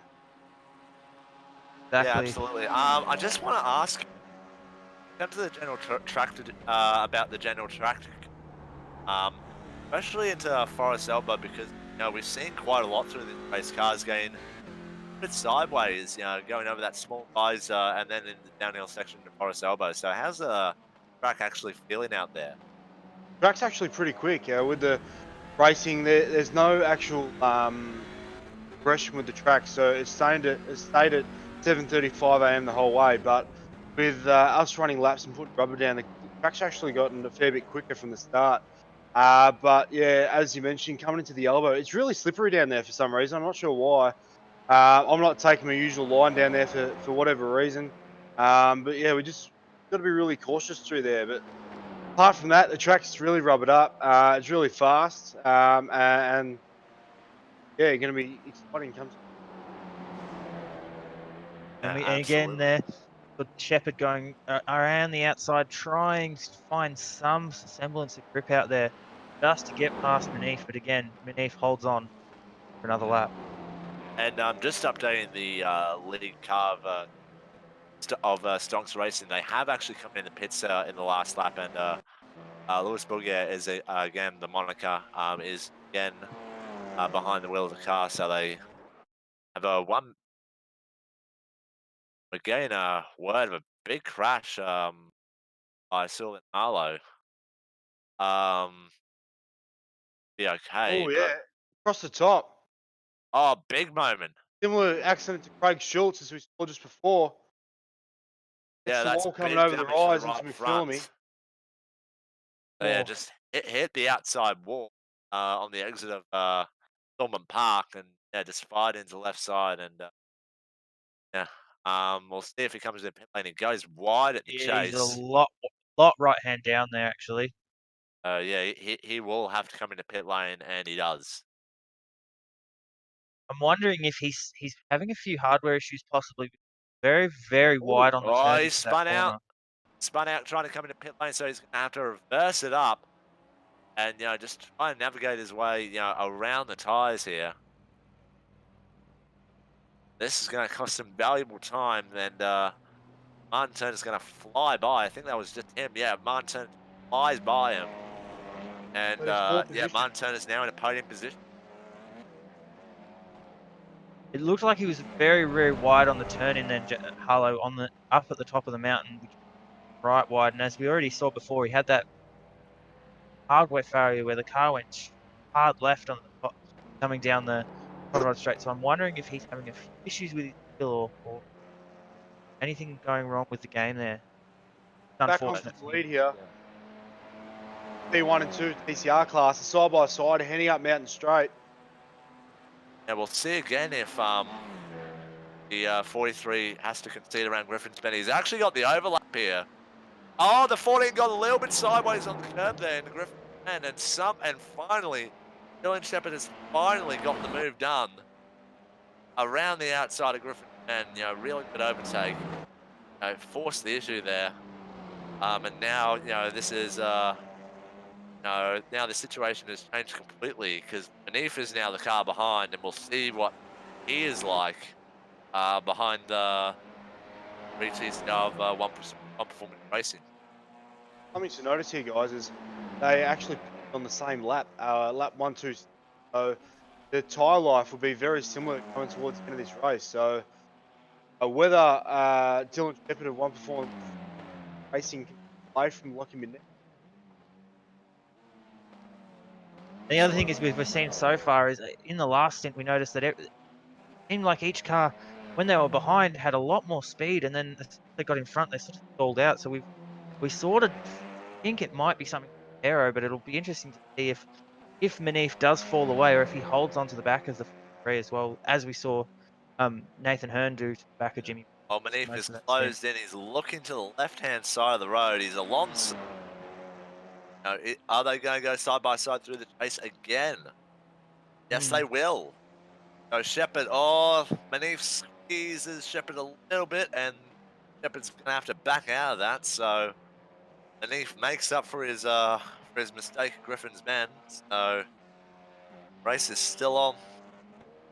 Great Yeah. racing from these two guys. We know Lachlan Manif is a real life race car driver. He's been in the Formula Ford racing years now, and he step up and Dylan Shepherd is also a mechanic at Kelly Racing. So something very interesting to have here. Yeah, these guys are definitely.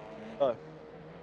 It's great they've decided to come out and race for us, and yeah, they are putting on an absolute beat of a show for us in the combox, everyone at home. They're really going hammer and tong. There's 37 minutes left to go, and this is probably going to go all the way to the flag. Might have to get Dylan Shepherd to go and ring up the boss, Rick Kelly and Todd, and tell him and show him how to do some racing, because he's clearly got the skills in the sim, and he Yeah. needs to teach them some sim racing. Absolutely. Through the last two quarters, and the cutting, Lachlan Manning was a little tiny bit sideways and not as strong as Dylan Shepherd. Yeah, just again, we just come back to it is that pressure, that gets applied here, where the lead car just can't concentrate, can't get into a rhythm, and yeah, Dylan Shepherd is doing a really good job just trying to keep that one performance race in the mirrors, and just try and is doing pretty well, taking Manif's mind off the game as he goes very slowly off the dipper.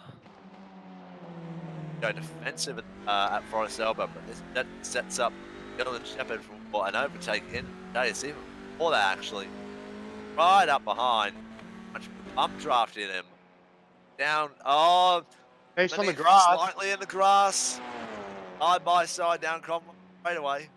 Another replay of what happened last lap, side by side down the chase. Manif backs out of it. Backs out of it. Jumps in behind Shep. Very interesting for Manif to elect to jump behind Dylan Shepherd there. He might have a bit of a run here though. He got a really good run off of the chase and under brakes. Yeah, look, He he's, might go he's for a looking move down here. the inside of Murray's corner.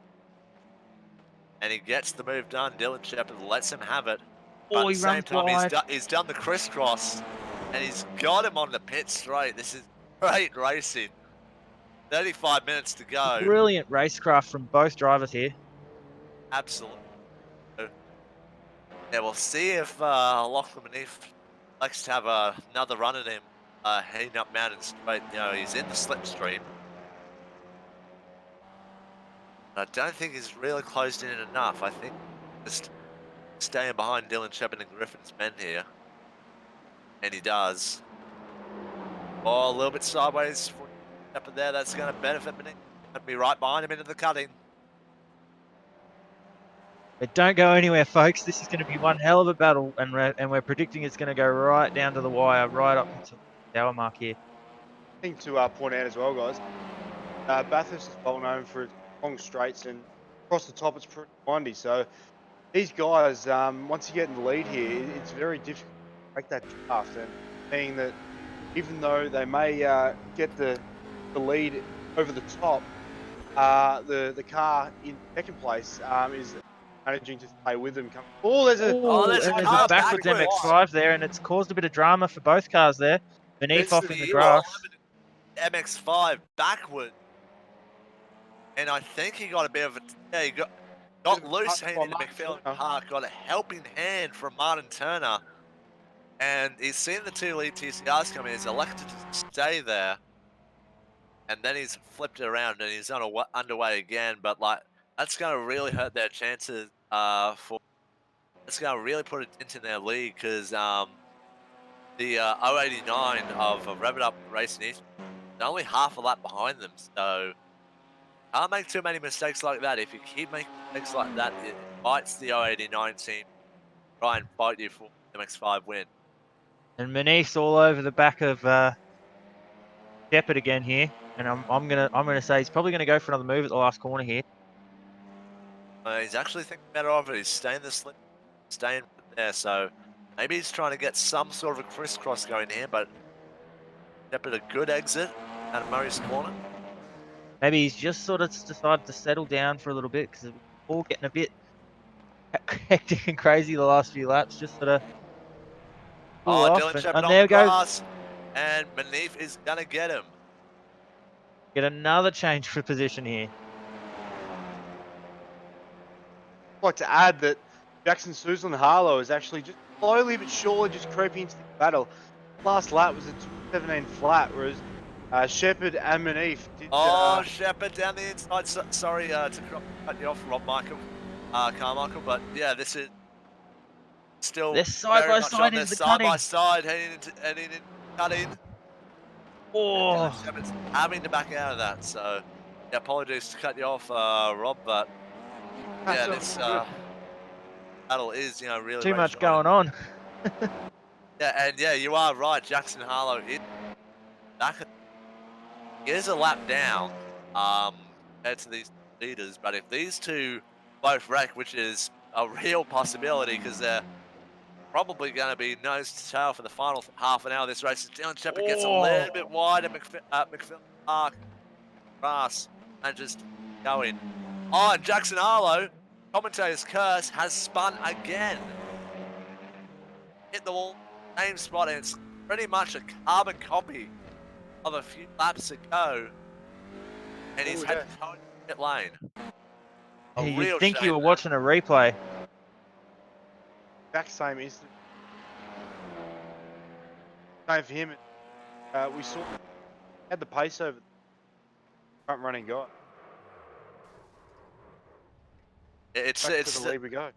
yeah. In the second half of this race, CBT Racing have had a lot of issues. They were running pizza. They were running the lead pretty convincingly earlier on, and Lachlan Beneath gone a little bit wide at the chase. This is going to open the door for Dylan Shepard into Murray's corner.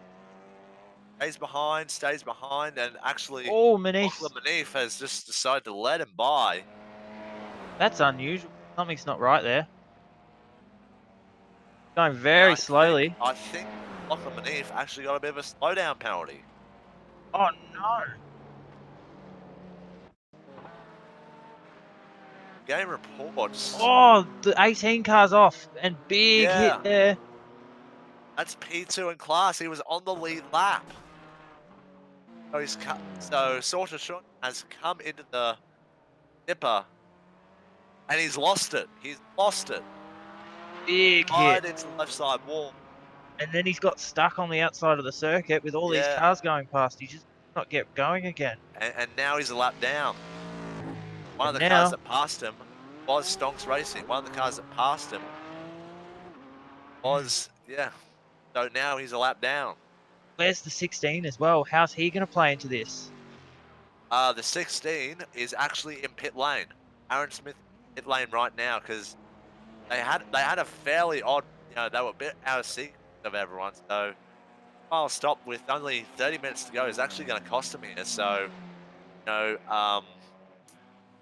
18 of Sorter Short, he's actually on pit road right now. So he's almost got a lap on the end. So he's not really in that much danger of losing a spot. So they're actually taking making a pretty good coming in, getting an auto fixed in, and they'll get straight back out there, and they might actually lap the 16 here.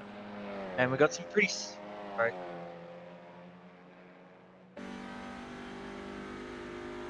Yeah, while all that was going on, Dylan Shepard is out a gap on Lachlan Beneath. Got some pretty sad news. The CBT Racing entry looks like it's had to pull the driver out of it due to what we can only assume is possibly a hardware issue because he kept making mistakes because the car was just running a little bit wide through corners, not turning properly. After we saw obviously what he did on Conrod Straight, we could probably put that down to an unfortunate hardware issue. I wouldn't be that surprised if CBT Racing do indeed pull the pin on this car. But yeah, PCR battle. Dylan Shepard has put out a gap. Can he hold it? Volkswagen of. And that's pretty much a given at this point. Like, the 05 of Richard Andrews and Legends, they've got nothing to lose at this point. They've got 13 laps on the Aurora 2 team, so they're pretty much home and dry. All they need to do is just keep, keep the car clean and they'll do well. But I actually do think that Lachlan Beneath has taken a little bit of time out of Dylan Shepard. Actually a little closer now.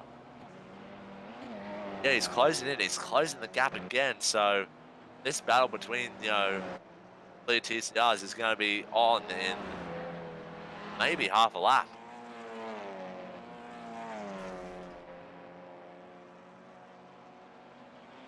He's definitely closing the gap now. So yeah, this fight is it's definitely far from. Got 27 minutes left this race, plus 1 lap, obviously. And yeah, this is just incredible. Oh, Lachlan beneath. He actually lost a little bit of time coming off the dipper there. It definitely killed his momentum. But he can still tuck in that slipstream. Still close enough to get a little bit of the slipstream effect. Tell you what, just having a look at the battle and when these guys pitted, they're going to be very close to finish the race without.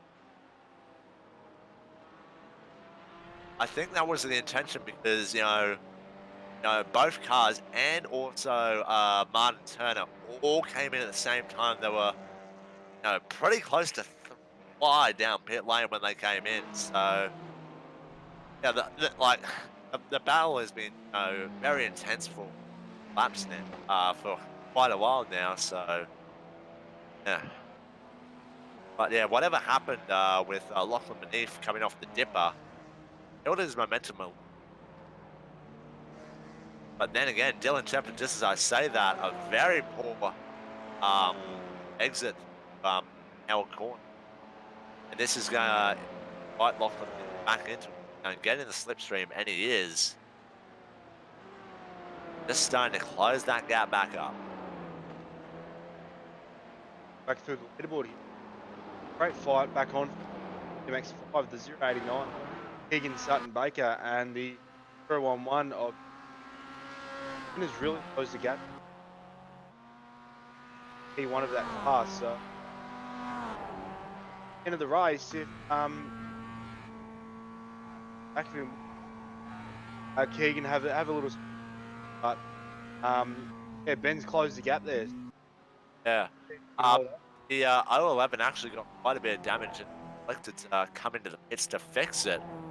And that's all it takes really. That was his whole league gone, and now they're basically second place behind Keegan Baker. So battle for the MX5 is definitely on. I just want to check the Mustangs because we haven't actually mentioned them in quite a while.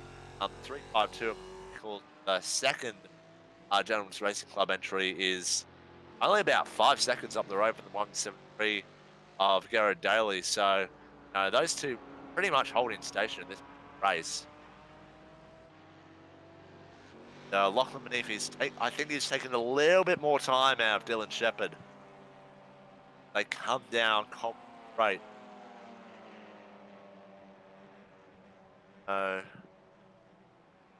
the gap's only around about 1 second at the moment. And yeah, Dylan Shepard, really pull through the chase that time. Lachlan beneath did definitely gain a couple of tenths, I'd imagine, out of him.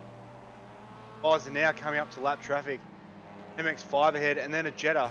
They're also starting to cream up the back of Martin Turner. Also, yeah, let's see. Yeah, they're coming up to the back of the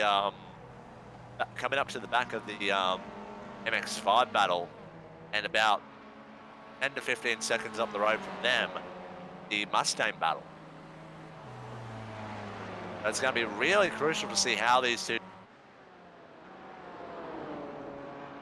Lachlan beneath using the slipstream of the 21 or 2 team Jetta, and out at the last minute, and he's right behind them.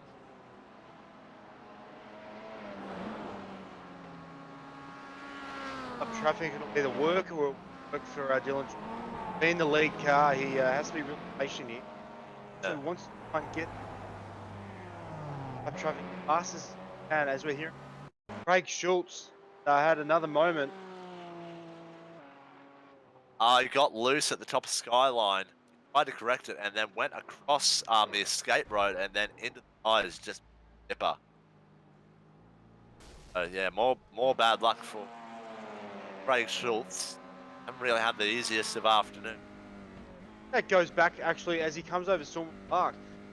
Born carried a bit of wheel damage coming to the byline, and I would yeah, actually explain it unfortunately, because like I don't think I've actually seen a single car get loose from turning right line so far today. So, yeah, bit weird there. Yeah, he just got the outside wall. Yeah, that's We've got resulted in steering Manif damage. back And onto the back of Shepherd again here. Craig Schultz taking the car in the pit lane. Got another fast repair. side by side through the chase. Kink Oh, holds the lead.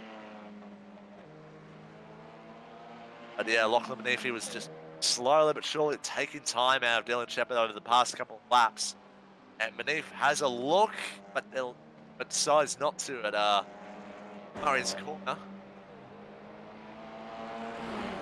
There's This is that on dynamic of still. pace again, seeing ebbs and flows in speed. So Manif's caught right back up again, and now our battle's back on again. Round 4, I think, is what they would call this one.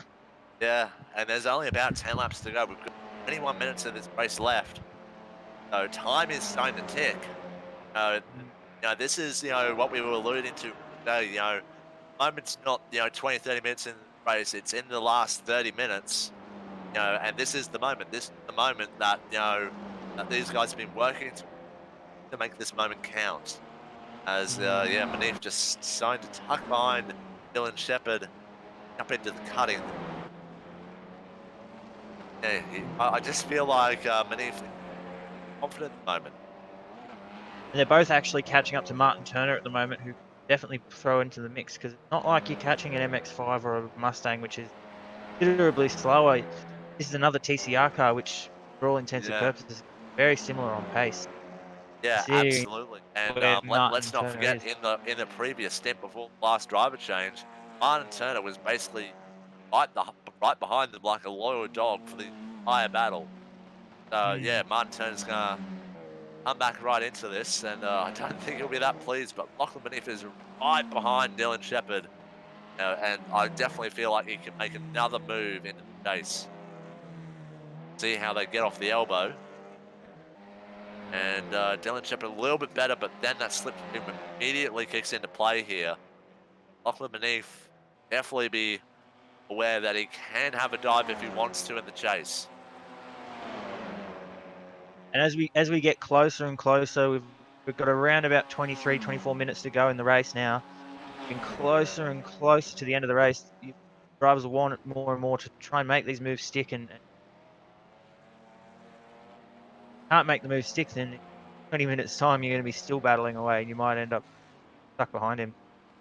Absolutely, but like as Rob Carmichael said earlier, because of the way Bathurst is with half straights and and the top of the mountain section, you actually kind of want to almost be behind, right behind, coming up Forest Elbow on the final lap, kind of like super speedway style in stock car races. Beneath going wide there at the exit of Hell Corner onto the grass, but it won't make them that much. So I guess that's also something to play to keep in mind as well. Like, look, doesn't actually need to make the overtake now. Can't wait until the final lap, be right behind him, coming out of Forest Elbow and make a diving move pace. If he does that, then it's a pretty foregone that he get the win in our class. Feeling at the moment, being very patient and pressure on him. Got to make that take that what he needs to pass, but as you said, he may be waiting. No point. Lucky passing him, then overlap again.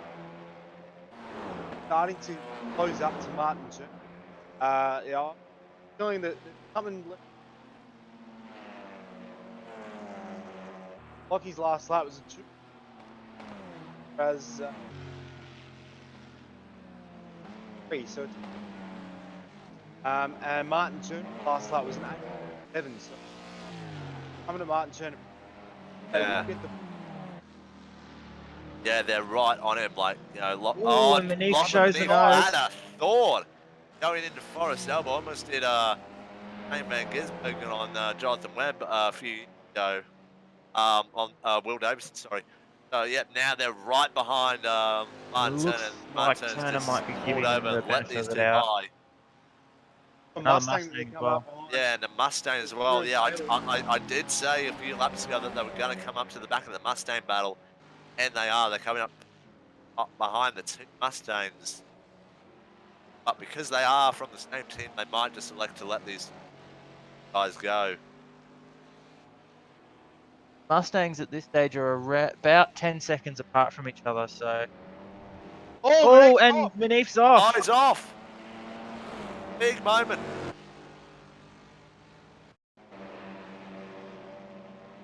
Brake lights came on, but something's happened there.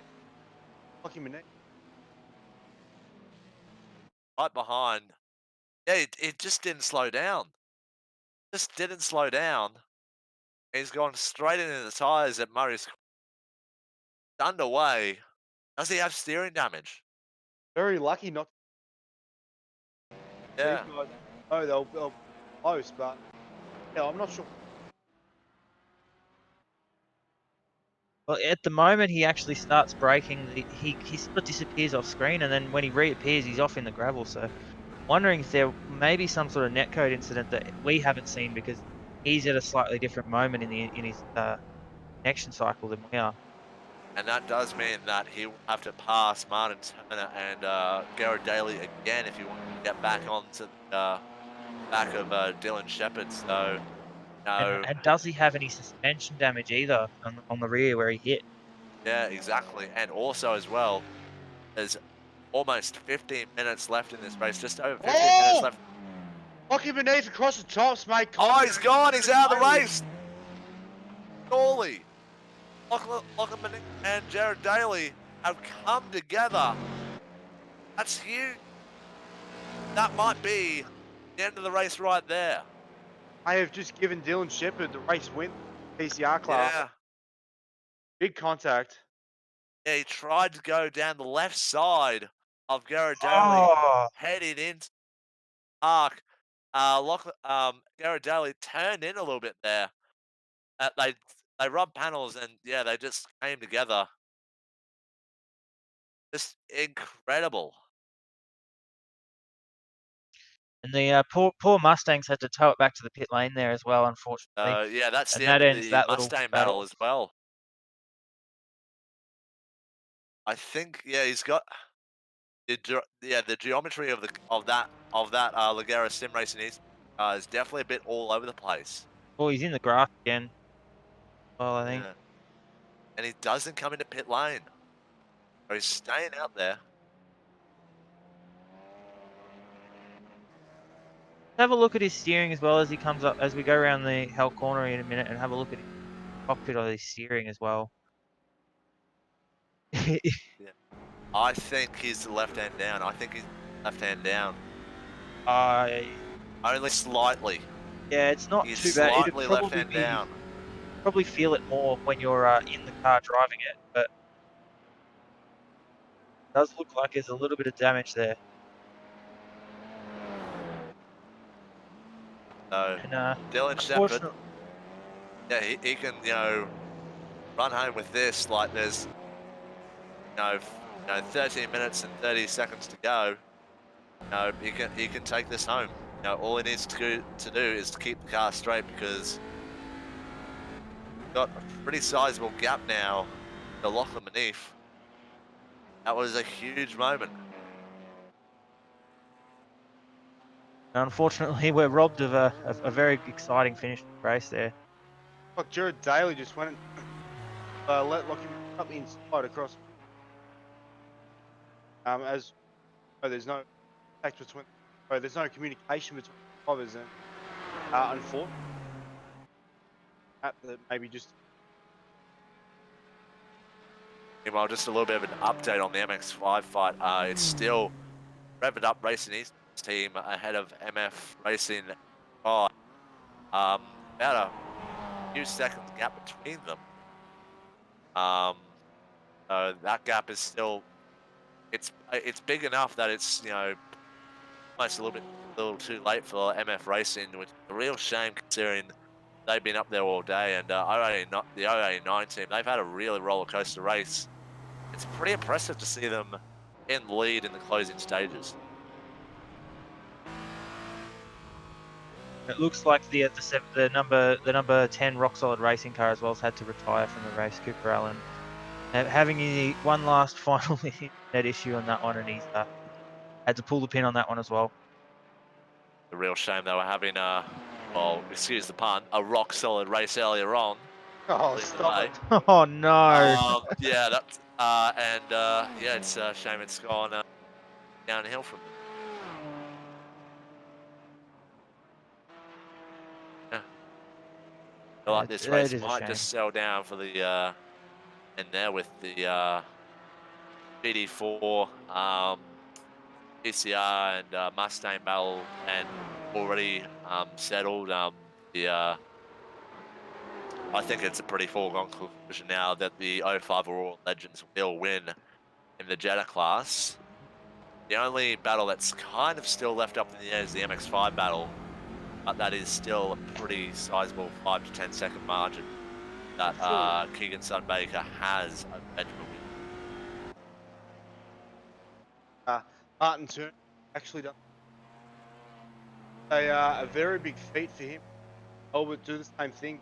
That was for the 12 hour, but Martin Turner wanted to come out here to Bathurst and followed her podium.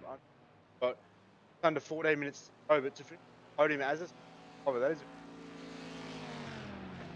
Yeah, absolutely. Like, doing 6 hours straight in any iRacing race, whether it's, 24-hour race, 12-hour race, or doing a 6-hour race solo, it's no mean feat by any means. So, yeah, we have sung his praises, a few times in this race, and it's fitting to do it again because he's done a fantastic job all race long.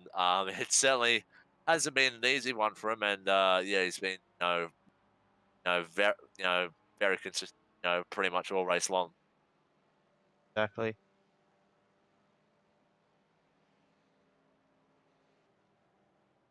Yeah, still the 14 of Lachlan Manife is still kind of there, but he's like 10, 15 seconds back, and there's no way that he'll be able to make it up in the final 5 laps of this race.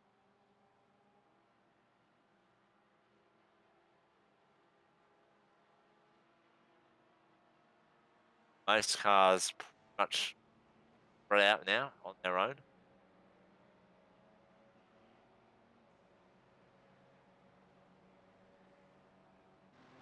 they don't. That goes to show Bathurst. Doesn't matter Yeah, if you're a real life driver or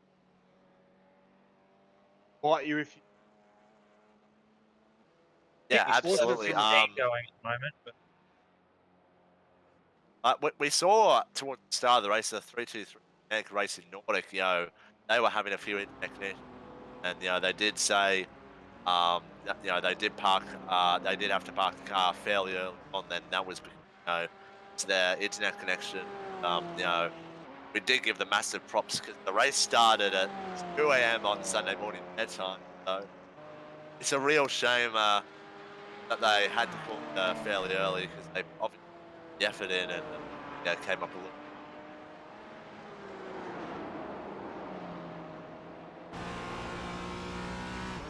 and the other one I know it's a bit cliche, but we have to massively congratulate the 00 car at the end of the day. Been a dominating performance from all involved in that operation, and they have led from start to finish. They've lapped every car at least once, and even they nearly lapped the whole field twice at one point if it wasn't for the safety car. So massive props to them, and hopefully they can go on for the race in the next 10 minutes. Yeah, Spray absolutely. some virtual champagne. Yeah, they're on lap 151 right now, so they will finish the race just the 1,000 kilometer distance covered, and that's just a fantastic effort. Tom's racing, just incredible race all day long. And they were just super fast. They put it on pole, and yeah, the only real threat they had, pretty much all day was 3-2-3, but they had calamities early, winning the wall at Reed Park, and yeah, just internet connection issues, and they were unable to finish the race today. It was a bit of a shame because we probably would have enjoyed our battle for the overall win of the this race. So yeah, but still got kind of like half a battle right now for the MX5 class. Still, the gap is pretty much staying the same at this point. It's The about last 13 seconds, I think. Gap between two yeah, MX5 the leaders. last 3 laps at 37.1, 236.5, 236.6. That was Egan Son Baker the lead. MX5 in Red Up Racing East, and Benjamin Wheeler 238.8, 238.4, 38.0. So yeah, Keegan Son Baker is definitely pulling out and extending that lead by 2 seconds a lap at the moment. So yeah, with only less than 10 minutes to go, it's be likely that Rev It Up Racing East team will come from behind and take the MX5 class win. Really good job for them. We've got the 00, the lead car. I'm trying to cut through some traffic right now. He's right behind the number 8 of Aaron Gilbert at this time, and they both have to get around the 05. It is sideways. There's a Jetta sideways. I think that might be 21. The Well, 05 of Richard. Of racing.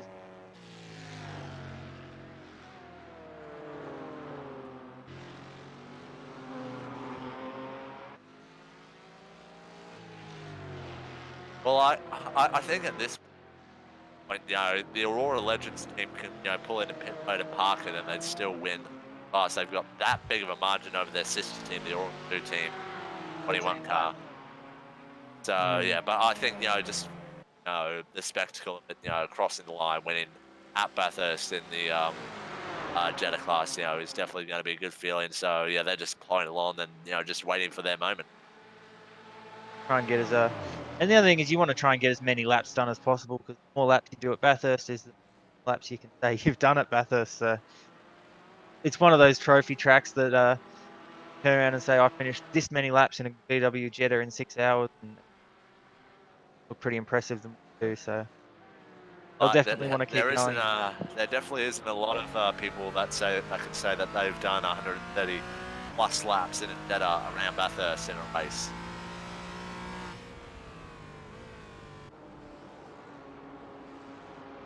So we've just got Jackson Sewell and Harlow. Yeah. Hello, Jackson Sewell and Harlow. How are you, mate? Yeah, could have been a bit better. Yeah, What happened, my friend?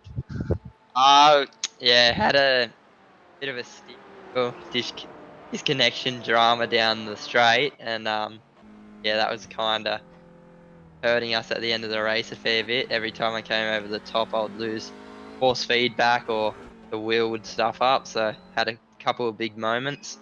I thought I'd just leave so I didn't stuff anyone else up. Yeah, it was really start to the race for you guys. 1 minute lead. Then when you handed over to Dylan DeBono, obviously, he just had a really rough single lap that he eventually ended up doing, and then went over to Kobe, and he had a hard time. So, were there any issues that we couldn't see that you could? I don't know. Dylan, yeah, he got in the car and I think he was trying to push too hard on those cold tires, and then yeah, he was just making mistakes and all that, and then eventually after that half a lap he crashed. He said he didn't want to race anymore, so we had to come in, do that extra pit stop, and then Kobe got in and he was still learning the car, so he struggled a bit. He was trying to push hard. Like all we had to do basically was stay on the lead lap, and I feel we could have got back. But yeah, he made a couple of mistakes, and we lost that lap, which was a bit annoying. But yeah, that happens.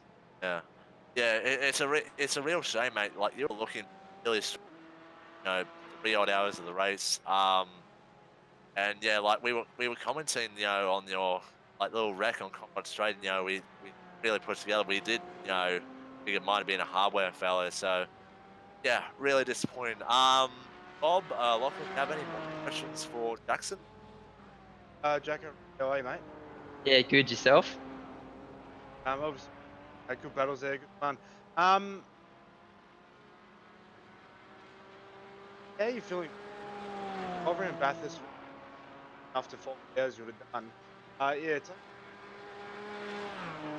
Yeah, To be fair, I did Neo Endurance Series in the TCR all night, so I've been I've been up since about 10 o'clock last night just doing laps at Barcelona in the TCR, and then finished my stints there at about 9 o'clock this morning.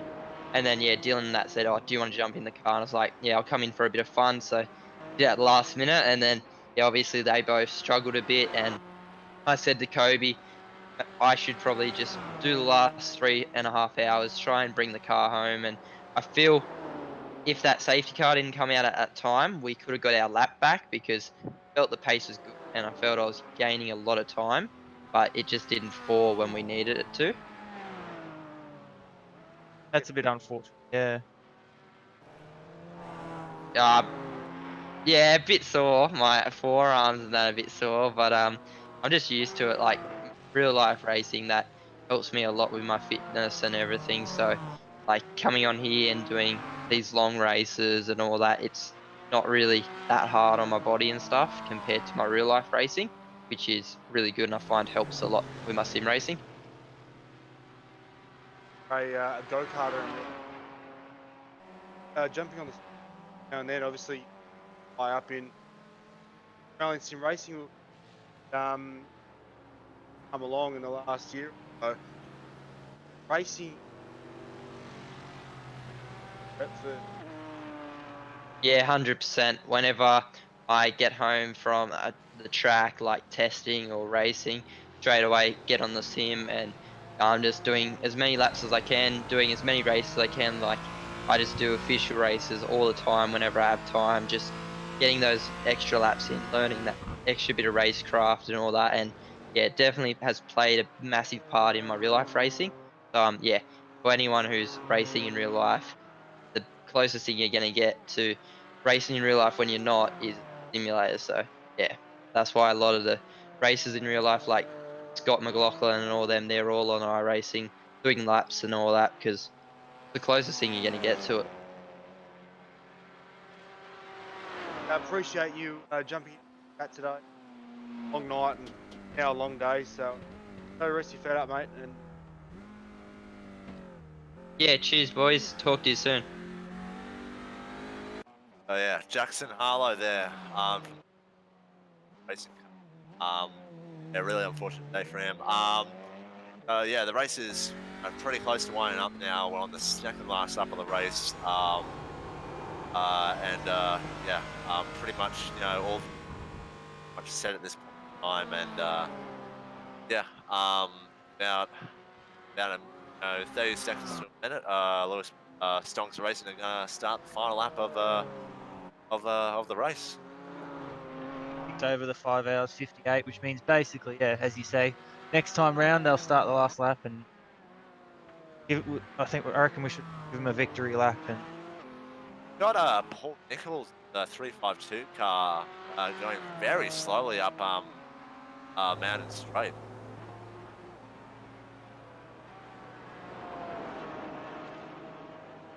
No, he seems to be going. Seems to be okay. He did come in on lap 150, 116. And you'd think he'd be good for the end of the race, but I'm not sure if he had an issue or something. But yeah, that's weird. And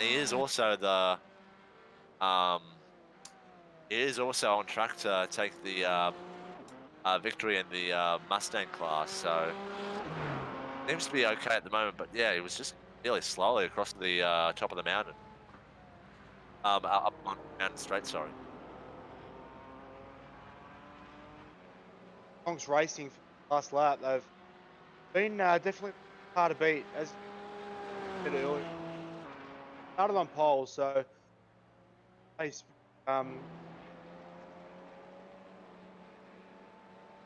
Yeah, sorry to interrupt you, Rob. Paul Nichols is out of fuel at McPhillamy Park. Out of fuel at McPhillamy Park. So that's huge. last lap of the Bathurst 6 out of fuel. Can So you believe it?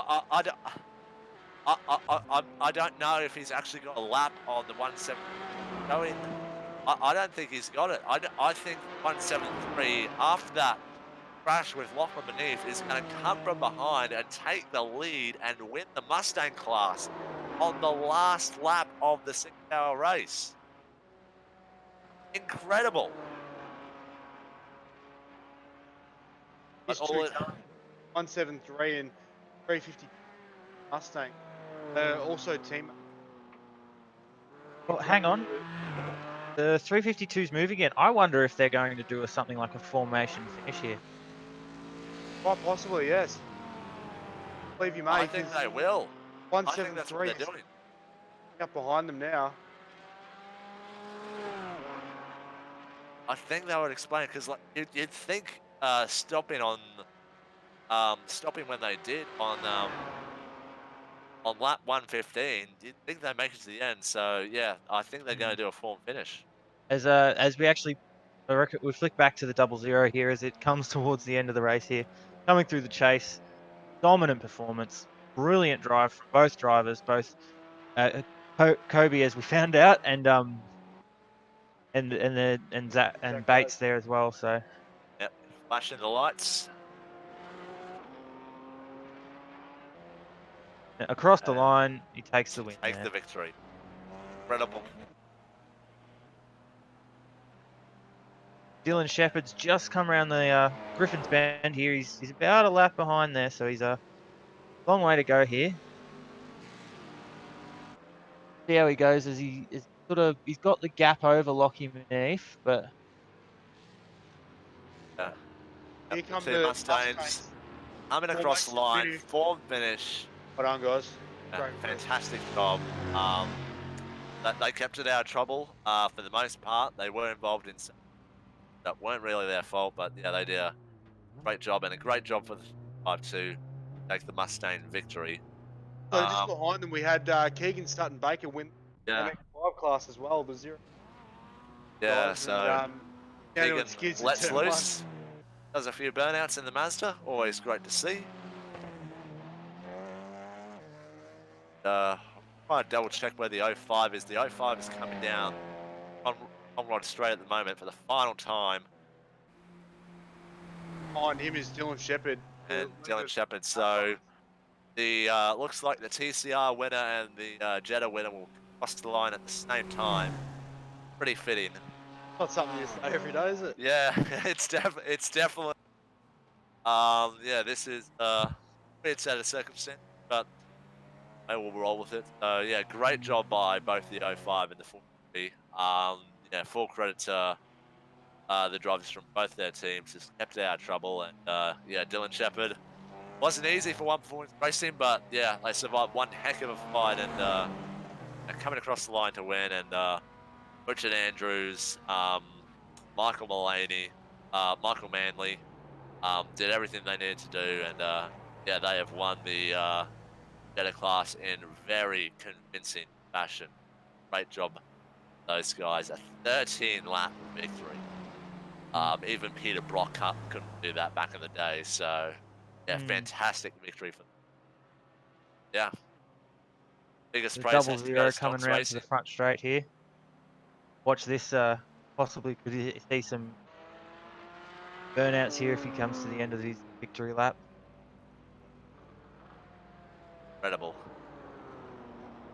Still going. He's got past our corner. I don't know where he's going. Stopping now. Denied. Deny. That's oh, look the beneath. I just Little look the beneath had a bit of a burnout of Mountain Straight, which is nice. Yeah, but yeah, what a race. Did have a bit of an anticlimactic finish there, but yeah, at the end of the day, you know, the best cars won, I think. The ones that took out trouble, kept fast. At the end of the day, they were the winners. Yeah, it was very, very well deserved. And yeah, so hopefully soon we will be able to have some interviews and talk to the winners.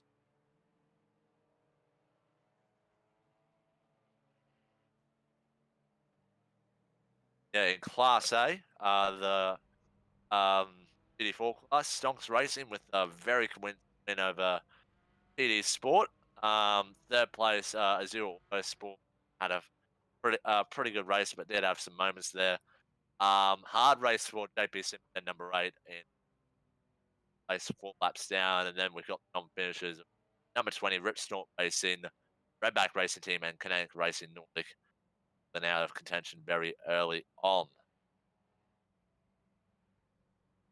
So Class B in the TCR class, we've got winners. One Performance Racing, a fantastic race for them. Then it's the number 14, LEGGERA Sim Racing Esports. They tried their hardest, but at the end of the day, they just got caught out with traffic. Martin Turner, really, really solid performance. Finishing third place in class, only 1 lap down from the lead TCR class. A fantastic effort from him. Yeah. Then in fourth place, we have got the first of the JP Simper TCRs, the Triple Eight entry JP Simper Black.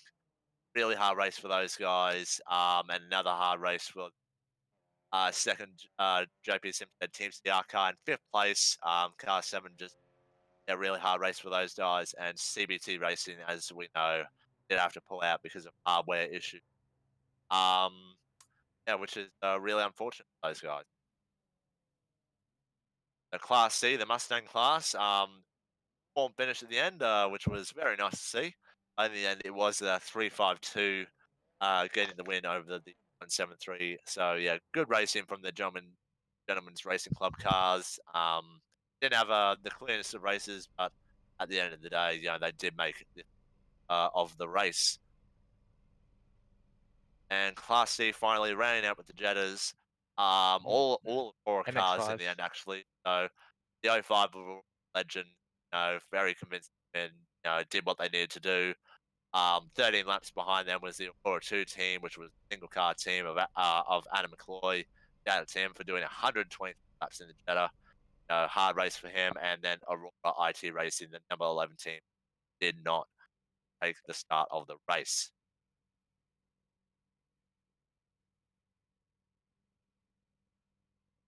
Then we had Class E there as well with the MX-5s as well. Rev It Up Racing taking the win. MFR sitting in behind them on the same lap as them, about ended up finishing about 10-15 seconds behind. They had Rock Solid Racing in third, and then unfortunately L&D Racing car as well.